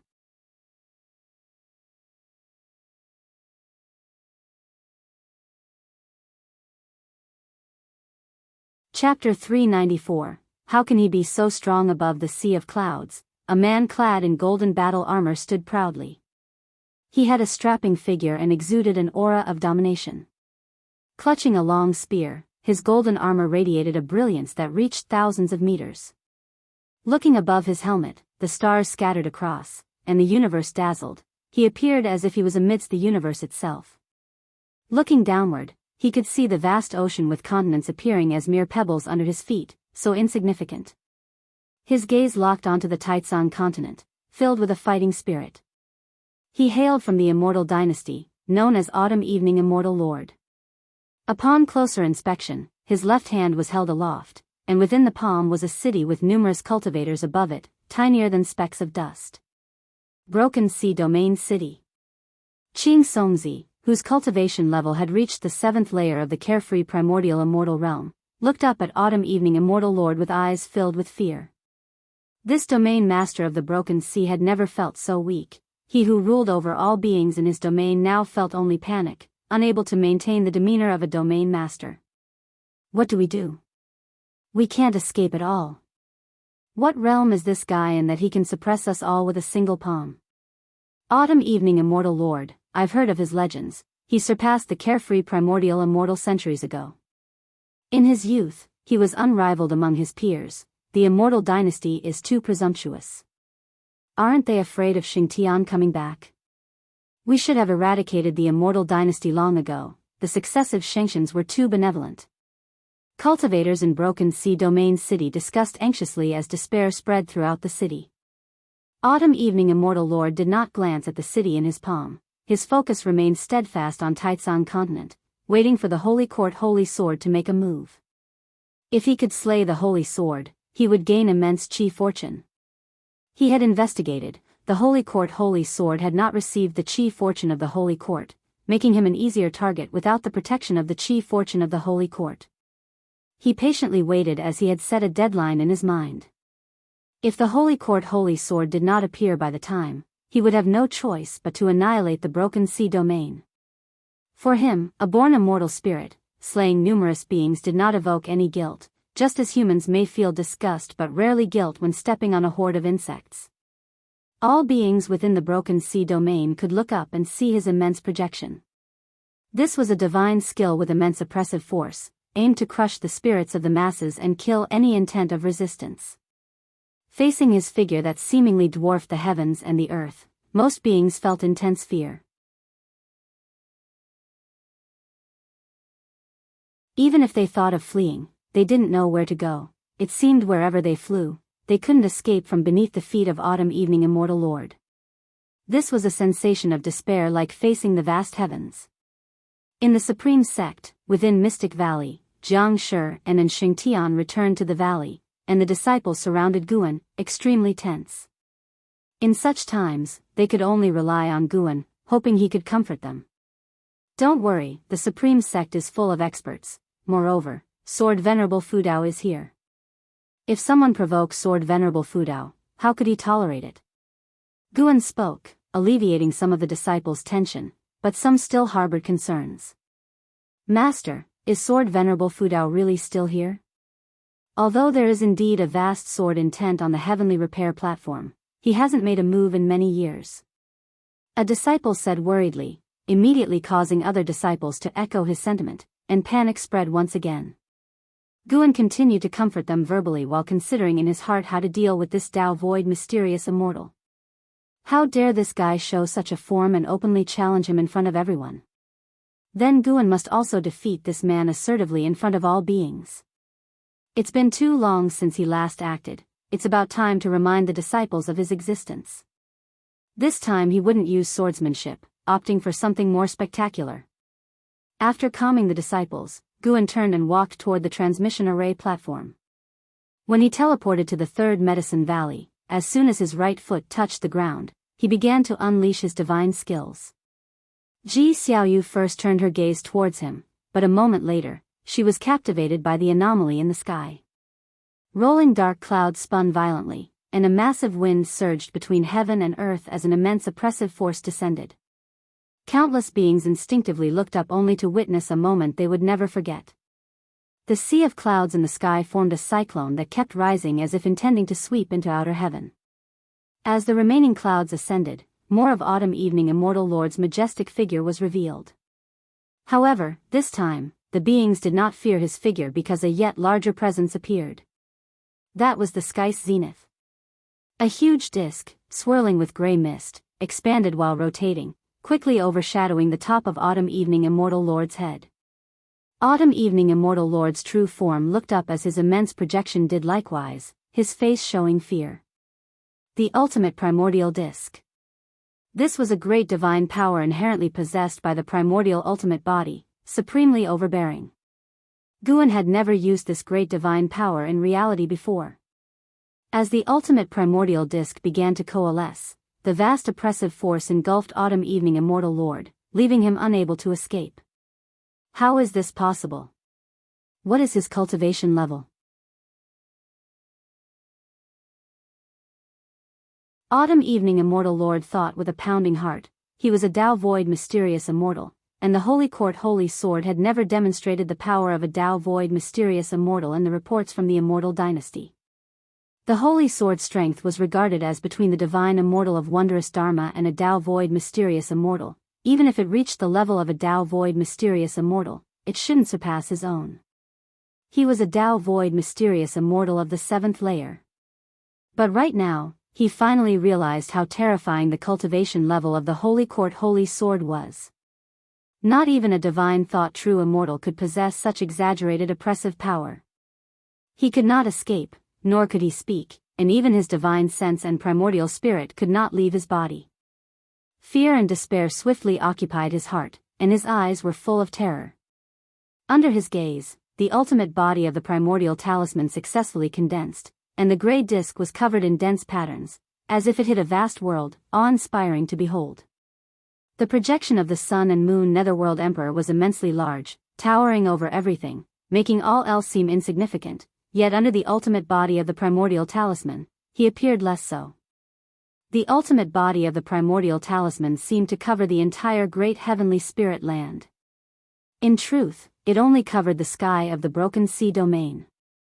Guan had used a small trick. In the eyes of the beings in the broken sea domain, the ultimate body of the primordial talisman indeed seemed as vast as the great heavenly spirit land, creating a terrifying visual impact. The Sun and Moon Netherworld Emperor appeared from thin air next to Ji Xiaoyu, looking up in amazement. What kind of divine power is this? The Sun and Moon Netherworld Emperor was filled with fear. He had heard of Sword Venerable Fudao's existence, but his divine sense had swept through the Supreme Sect without finding him. He thought Sword Venerable Fudao had been scared off. Now, it seemed that their cultivation levels were too different, and he simply couldn't detect where Sword Venerable Fudao was, or who he was. Perhaps Sword Venerable Fudao had appeared before him and he had failed to see through him. The thought made him shiver with dread. Standing beside him, Ji Xiaoyu did not respond. She too had never witnessed this divine power, and her heart was filled with shock. Just how powerful was Sword Venerable Fudao? She had already recalled memories from her past life, where in the Seven Stars spirit realm, Sword Venerable Fudao's demonstrated strength was far less than it was now. She had then looked forward to Sword Venerable Fudao's future, but now, it seemed she had underestimated him. Back then, she had unleashed the power of a primordial Taoist talisman, with her true self's consciousness returning. If her true self had misjudged, didn't that imply that Sword Venerable Fudao's Tao level was stronger than her true self's? Her feelings became complicated. If they felt this way, what about all living beings? What is that? My heavens, am I dreaming? Could it be that heaven is angry? It's Sword Venerable Fudao. It must be him. He's still in the Supreme Sect. Why isn't Sword Venerable Fudao displaying Sword Tao divine skills? Isn't this divine power stronger than the Sword Tao? Look at that guy, he's scared stiff. Ha ha ha, daring to challenge Sword Venerable Fudao is truly seeking death. The Supreme Sect was abuzz, everyone revitalized, and the beings of the Taitsong continent were also excited, shouting the name of Sword Venerable Fudao. For the countless beings of the Broken Sea domain, it was merely a shock. Is this the capability of the Holy Sword of the Holy Court? If heaven had power, would it not be like this? It's been many years since anyone dared to challenge me. This is the ultimate body of the primordial talisman. Feel the power of the Tao. A hoarse voice echoed through the world, laden with oppression. Hearing this voice, all beings were electrified. Yu Yingying looked towards Guan from afar, seeing his shocked expression, and she was filled with confusion. And Xian was also looking at Guan, and her heart was full of admiration. Compared to her master, her acting was still too poor. At the same time, she was overwhelmed. Was this truly her master's power? Little did she know, Guan hadn't even used his full strength. He had even suppressed his aura to the 9th layer of the divine thought true immortal realm, giving others a glimmer of hope to continue sending people to their doom. Yet even so, Ji Xiaoyu felt he was beyond a divine thought true immortal, and perhaps even a usual free immortal could not match him. Boom! A deafening roar erupted, rendering the beings temporarily deaf, which didn't pain them but merely left them unable to hear. Countless creatures watched the vast ultimate body of the primordial talisman descend, as if witnessing a divine spectacle. Guan opened his mouth in disbelief, staring at the sky as the strong wind swirled his robes. With a thought, he allowed the Sun and Moon Netherworld Emperor to speak, nothing more. No. Elder. I was wrong. Give me a chance to atone. Once the Sun and Moon Netherworld Emperor realized he could speak, like grasping a lifeline in water, he yelled hoarsely, his voice echoing throughout the Broken Sea domain. Under Gu An's suppression, beings outside the Broken Sea domain couldn't hear, but the already deaf beings of the Broken Sea domain distinctly heard the Sun and Moon Netherworld Emperor's hoarse scream. Guan was establishing his authority among the beings of the Broken Sea domain, yet he also wanted the Immortal Dynasty and Holy Court to underestimate him.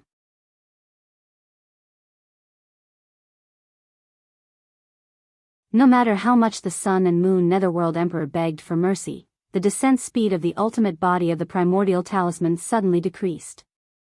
Eventually, the ultimate body of the primordial talisman landed above the head of the Sun and Moon Netherworld Emperor. Almost instantly, the projection of the Sun and Moon Netherworld Emperor was annihilated, and his true self felt an incredibly terrifying suction force. The main city of the Broken Sea domain he held was yanked out, crashing into the ocean, leaving the cultivators there wide-eyed. They would never forget this scene in their lifetimes. How could he be so powerful? Qing Songzi muttered to himself, suddenly realizing why Sword Venerable Fudao had declined the offer of the Qi Fortune Fruit position, and why the Holy Minister had agreed.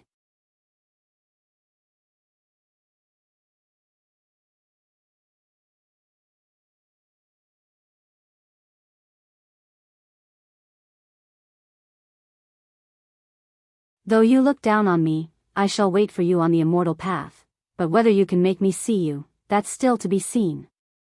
Guan turned to Ji Xiaoyu and asked, Was he unsettled by Sword Venerable Fudao? Ji Xiaoyu nodded and said, "Indeed, Sword Venerable Fudao is powerful. I never expected there to be such a great cultivator hidden within the great heavenly spirit land. I even suspect what? Nothing, I'm going back to cultivate." As Ji Xiaoyu turned away and left, Guan cocked his head, feeling as though she too was provoked. Guan chuckled inwardly and then waited in place, feeling Shinjin's presence, eager to hear how Shinjin would boast about Sword Venerable Fudao. After 30 minutes, Supreme Sect remained noisy, and there were even many disciples kneeling at the heavenly repair platform in worship of the heaven-cutting axe. Inside the loft, Guan had a strange look on his face as he watched Shinjin sketch the supreme primordial great disc on paper. He had a very subtle feeling that someone was spying on his path, and that person was Shinjin. That is to say, Shinjin's drawing concealed mysteries. He also pondered another question: if he could feel Shinjin spying, then could the ancient beings depicted in her previous drawings sense her too? There was a time before when a drawing suddenly destroyed itself. Was that perhaps a warning? How about it? Impressive, right? Shinjin saw Guan silent and proudly asked. Guan looked up at her and asked, "Aren't you afraid of displeasing Sword Venerable Fudao?" Shinjin waved her hand and said, "How could that be? Sword Venerable Fudao guards the Supreme Sect, and now I too am a disciple of the Supreme Sect. He is practically my martial master. How could he mind such things? Don't forget the existence of the heavenly repair platform. No one in this world has a broader heart than Sword Venerable Fudao." Well spoken, I like it. Guan then joined in the praises for Sword Venerable Fudao, catching Shinjin in the act, who had long admired Sword Venerable Fudao, and today's battle had awakened the fervor hidden deep in her heart. It was not just them. Throughout the various oceans, continents, and islands of the Broken Sea domain, wherever there were living beings, they were discussing Sword Venerable Fudao. They preferred the name Sword Venerable Fudao over the Holy Court's Holy Sword. Moreover, the title of Holy Sword had been unilaterally announced by the Holy Court, and they had not heard of Sword Venerable Fudao accepting this title. The commotion at the Broken Sea domain was great, and even though Guan tried to contain it, the prior activities of the Autumn Evening Immortal Lord had already spread, causing various sects to start sending people to investigate. The impact of this battle was far from over. It continued to spread over the following years. The Autumn Evening Immortal Lord was no ordinary being. He was the highest realm faller of the Immortal Dynasty.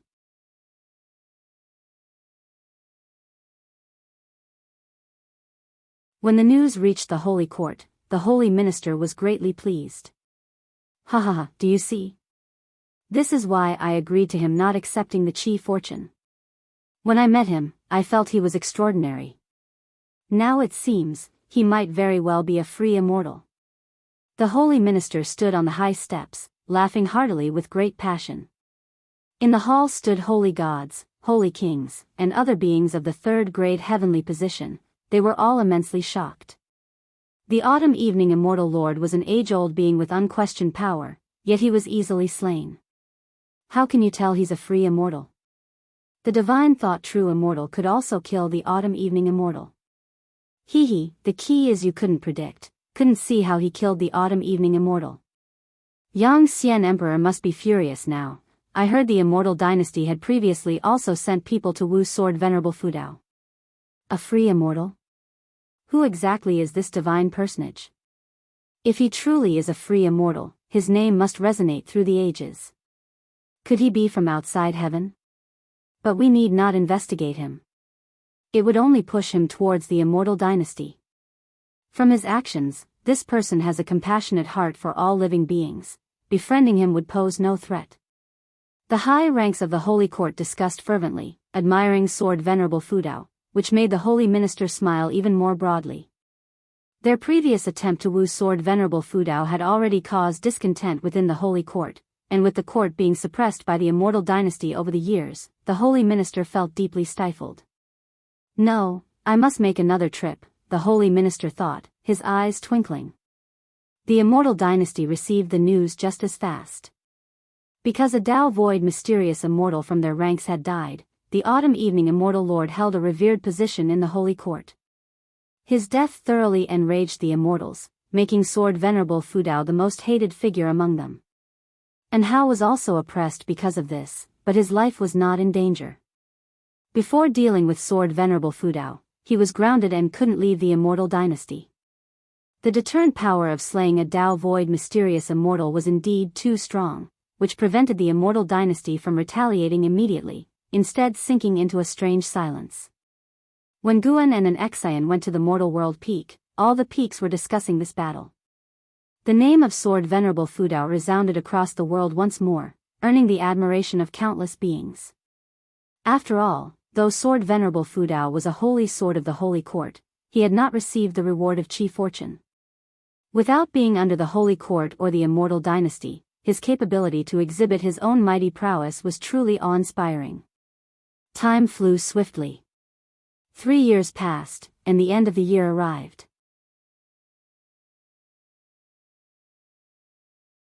Guan arrived in Mystic Valley and saw his disciples clearing the snow. His gaze landed on the mountain beside him wherein Xingtian was following Jiang Shi in cultivation, all disciples feeling Jiang Shi's preference for Xingtian.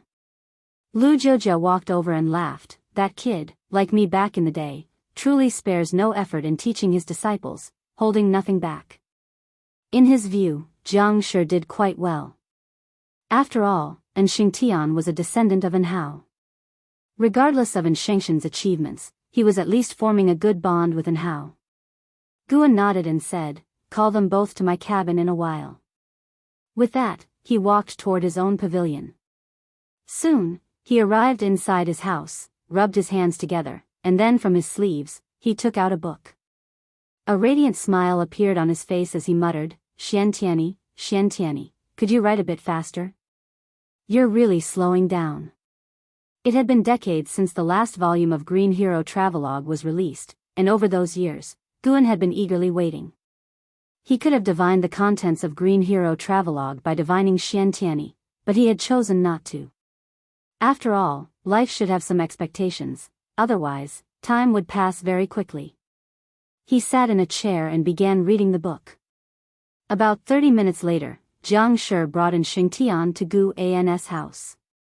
20-year-old Xingtian had even more of Hao's demeanor. Their facial features were nearly identical, which was probably why Si Yenner had relented. There had been other descendants of the An family asking her, but she had refused them all. Both of them bowed to Guan. And Xingtian curiously looked at Guan. Since entering the valley, this was the first time Guan had summoned him. Although he didn't think the nascent soul realm was very impressive, Jiang Shi always mentioned Guan was no ordinary man, which made him quite curious about Guan. Jiang Shi looked at Guan, his eyes concealing none of his admiration. Thinking back to that majestic scene 3 years ago, his heart surged with emotion. What loose immortal! Master must be Sword Venerable Fudao. No one in the entire Supreme Sect knew about Sword Venerable Fudao's hidden identity, yet Guan hid his cultivation. It was too coincidental. Xingtian, have you felt any discomfort lately? Guan asked, his face wearing a gentle smile. He had laughed aloud when he first heard the name Xingtian. This young man wanting to surpass Hao? How could that be possible? Not to mention the talent, Guan would never allow his proud disciple to be surpassed by a junior. No matter how many strong and talented individuals he had seen, Hao still remained his proudest disciple in Gu An's heart, even compared to the absolute geniuses in Lu Han and Long Zhan's memories, Hao lost to no one. He calculated the days, Hao was getting closer and closer to the Nirvana realm.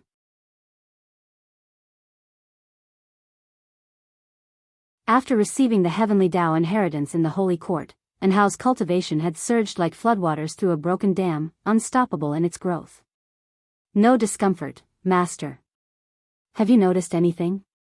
And Xingtian asked nervously. The curse of the An family was still a shadow over his heart. He also feared suddenly dropping dead.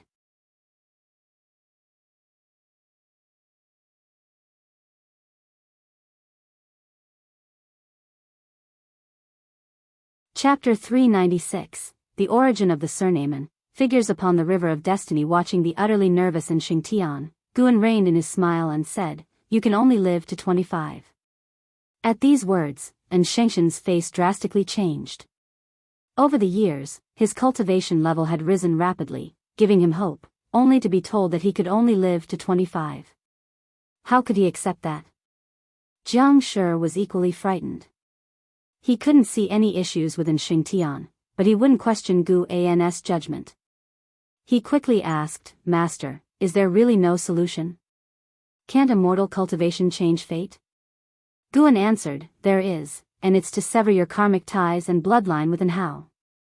By doing so, from now on, the En family will forget you as if you were never born into their world, though those unrelated to the En family could still remember you. And Xingtian was stunned, and Jiang Shi was also scared. What kind of method was this? Jiang Shi, recalling that Guan was Sword Venerable Fudao, immediately calmed down, while Xingtian grew curious about the real identity of Guan. Sever them, then sever them, I am willing. And Xingtian gritted his teeth. Although, over the years, under Jiang Shi's guidance, his hostility towards Enhao had waned, he still didn't acknowledge Enhao in his heart. In his view, Enhao's bloodline was far from a glory but a shame instead. Guan said, think about your deceased father, your grandfather, and also your mother, your sister, they will all forget you. And Xingtian opened his mouth but couldn't be as resolute as before. Guan had Jiang Shi make tea for him. He wanted to see what decision Xingtian would make. Although Jiang Shi wanted to interject, he understood the meaning behind Gu An's instruction to pour tea. He was to stay out of it. And Xingtian clenched his fists, his mind filled with memories of time spent with his family. Unwilling. Why should he? Suddenly, Xingtian decided to accept his fate, just like the two words left by Enhao. Resigned. But when he thought of the deep hatred born from his father's and grandfather's blood, he couldn't convince himself. How could he protect his living family members without strong cultivation? Just as Guan was about to lift the tea that Jiang Shi had brewed, Xingtian said solemnly, sever. I must sever. I need to become stronger, even if they forget me, I must have the strength to protect them. They may not remember me, but as long as I remember them, that is enough. A look of gratification flashed in Gu An's eyes, at least for now, and Xingtian thought more about protecting his family rather than revenge. He didn't oppose Enshengxin's desire for revenge, but he hoped that revenge wouldn't be the sole purpose of Enshengxin's life. Guan drank the tea in one go and then stood up, his gaze falling upon Xingtian.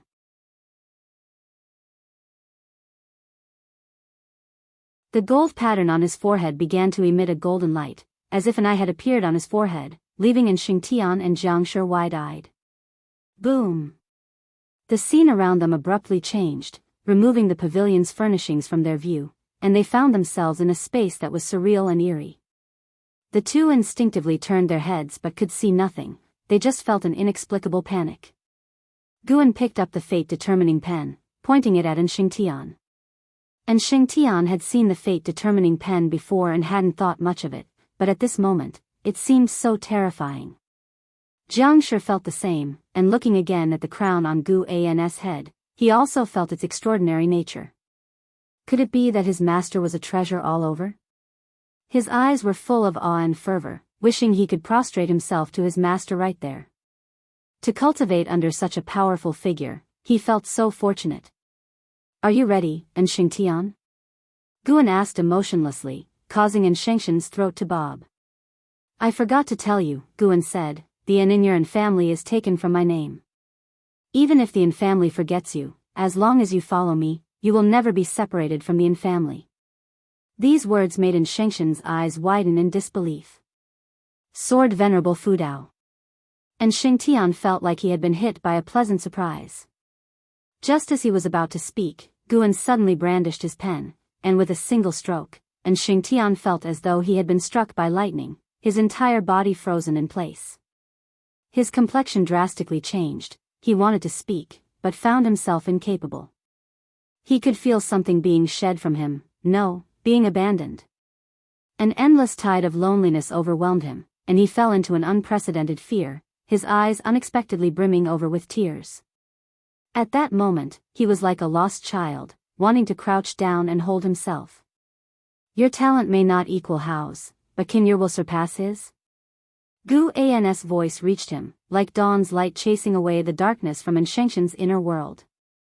And Xingtian looked up to see Guan and Jiang Shi standing before him, Jiang Shi looking anxious and seemingly trying to say something, but Enchanting couldn't hear a thing. His gaze rested on Guan, who was looking back at him calmly. For some reason, he didn't feel distanced. Instead, he sensed a kind of power. I cannot let down my master's expectations. And Enchanting gritted his teeth and forcefully suppressed the negative emotions in his heart, his body trembling as if he were in a chilly cellar. At that moment, Guan's brow furrowed, and he shifted his right foot. Suddenly, an explosive burst of demonic qi enveloped the surrounding space. Jiang Shi turned his head, looking towards Guan with astonishment. Guan remained silent, waiting for the threads of Enchanting's fate to be stripped away.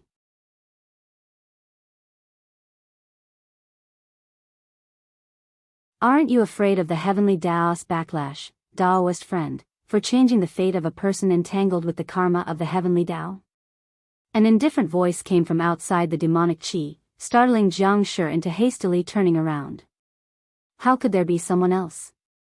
Guan lifted his head, his gaze piercing through the demonic qi, crossing the void, to peer into another mysterious and dark space. Within it flowed a magnificent river, emanating radiant auroras, neither its source nor endpoint visible. The River of Destiny. A figure stood atop the River of Destiny. The figure shone with a silvery light, with only their silhouette discernible. Guan couldn't see through to their true form, but he could sense the other had locked onto his position. He had already employed the supreme concealing void technique, rendering the space around him impenetrable to peering eyes, thus, he wasn't worried. Moreover, the River of Destiny was incredibly distant from him. The other party was merely communicating, with no intention of descending into the great heavenly spirit land. Do you wish to warn or stop me? Guan asked. The voice of the silvery figure carried through. I intend to warn. I drift within the River of Destiny and cannot descend upon the world, you need not worry. I can see that you, Taoist friend, have stepped onto the way of cause and effect. One day, we shall meet. I will await you by the River of Destiny. Guan seemed to think of something. His expression turned strange as he continued to ask, may I know the name of my Taoist friend? I have no Taoist title, only a common name, which is likely unknown. My name is Lu Qiuxian. Hearing the name, Guan fell silent. Jiang Shi didn't even dare to breathe too heavily. The River of Destiny. The way of cause and effect. And Lu Qiuxian. Just the sound of it was terrifying. Is this the world of the Immortal Path realm? While shocked, Jiang Shi felt an unprecedented ambition and resolve stirring within him. You're tuning in to the Romantic Tales YouTube channel.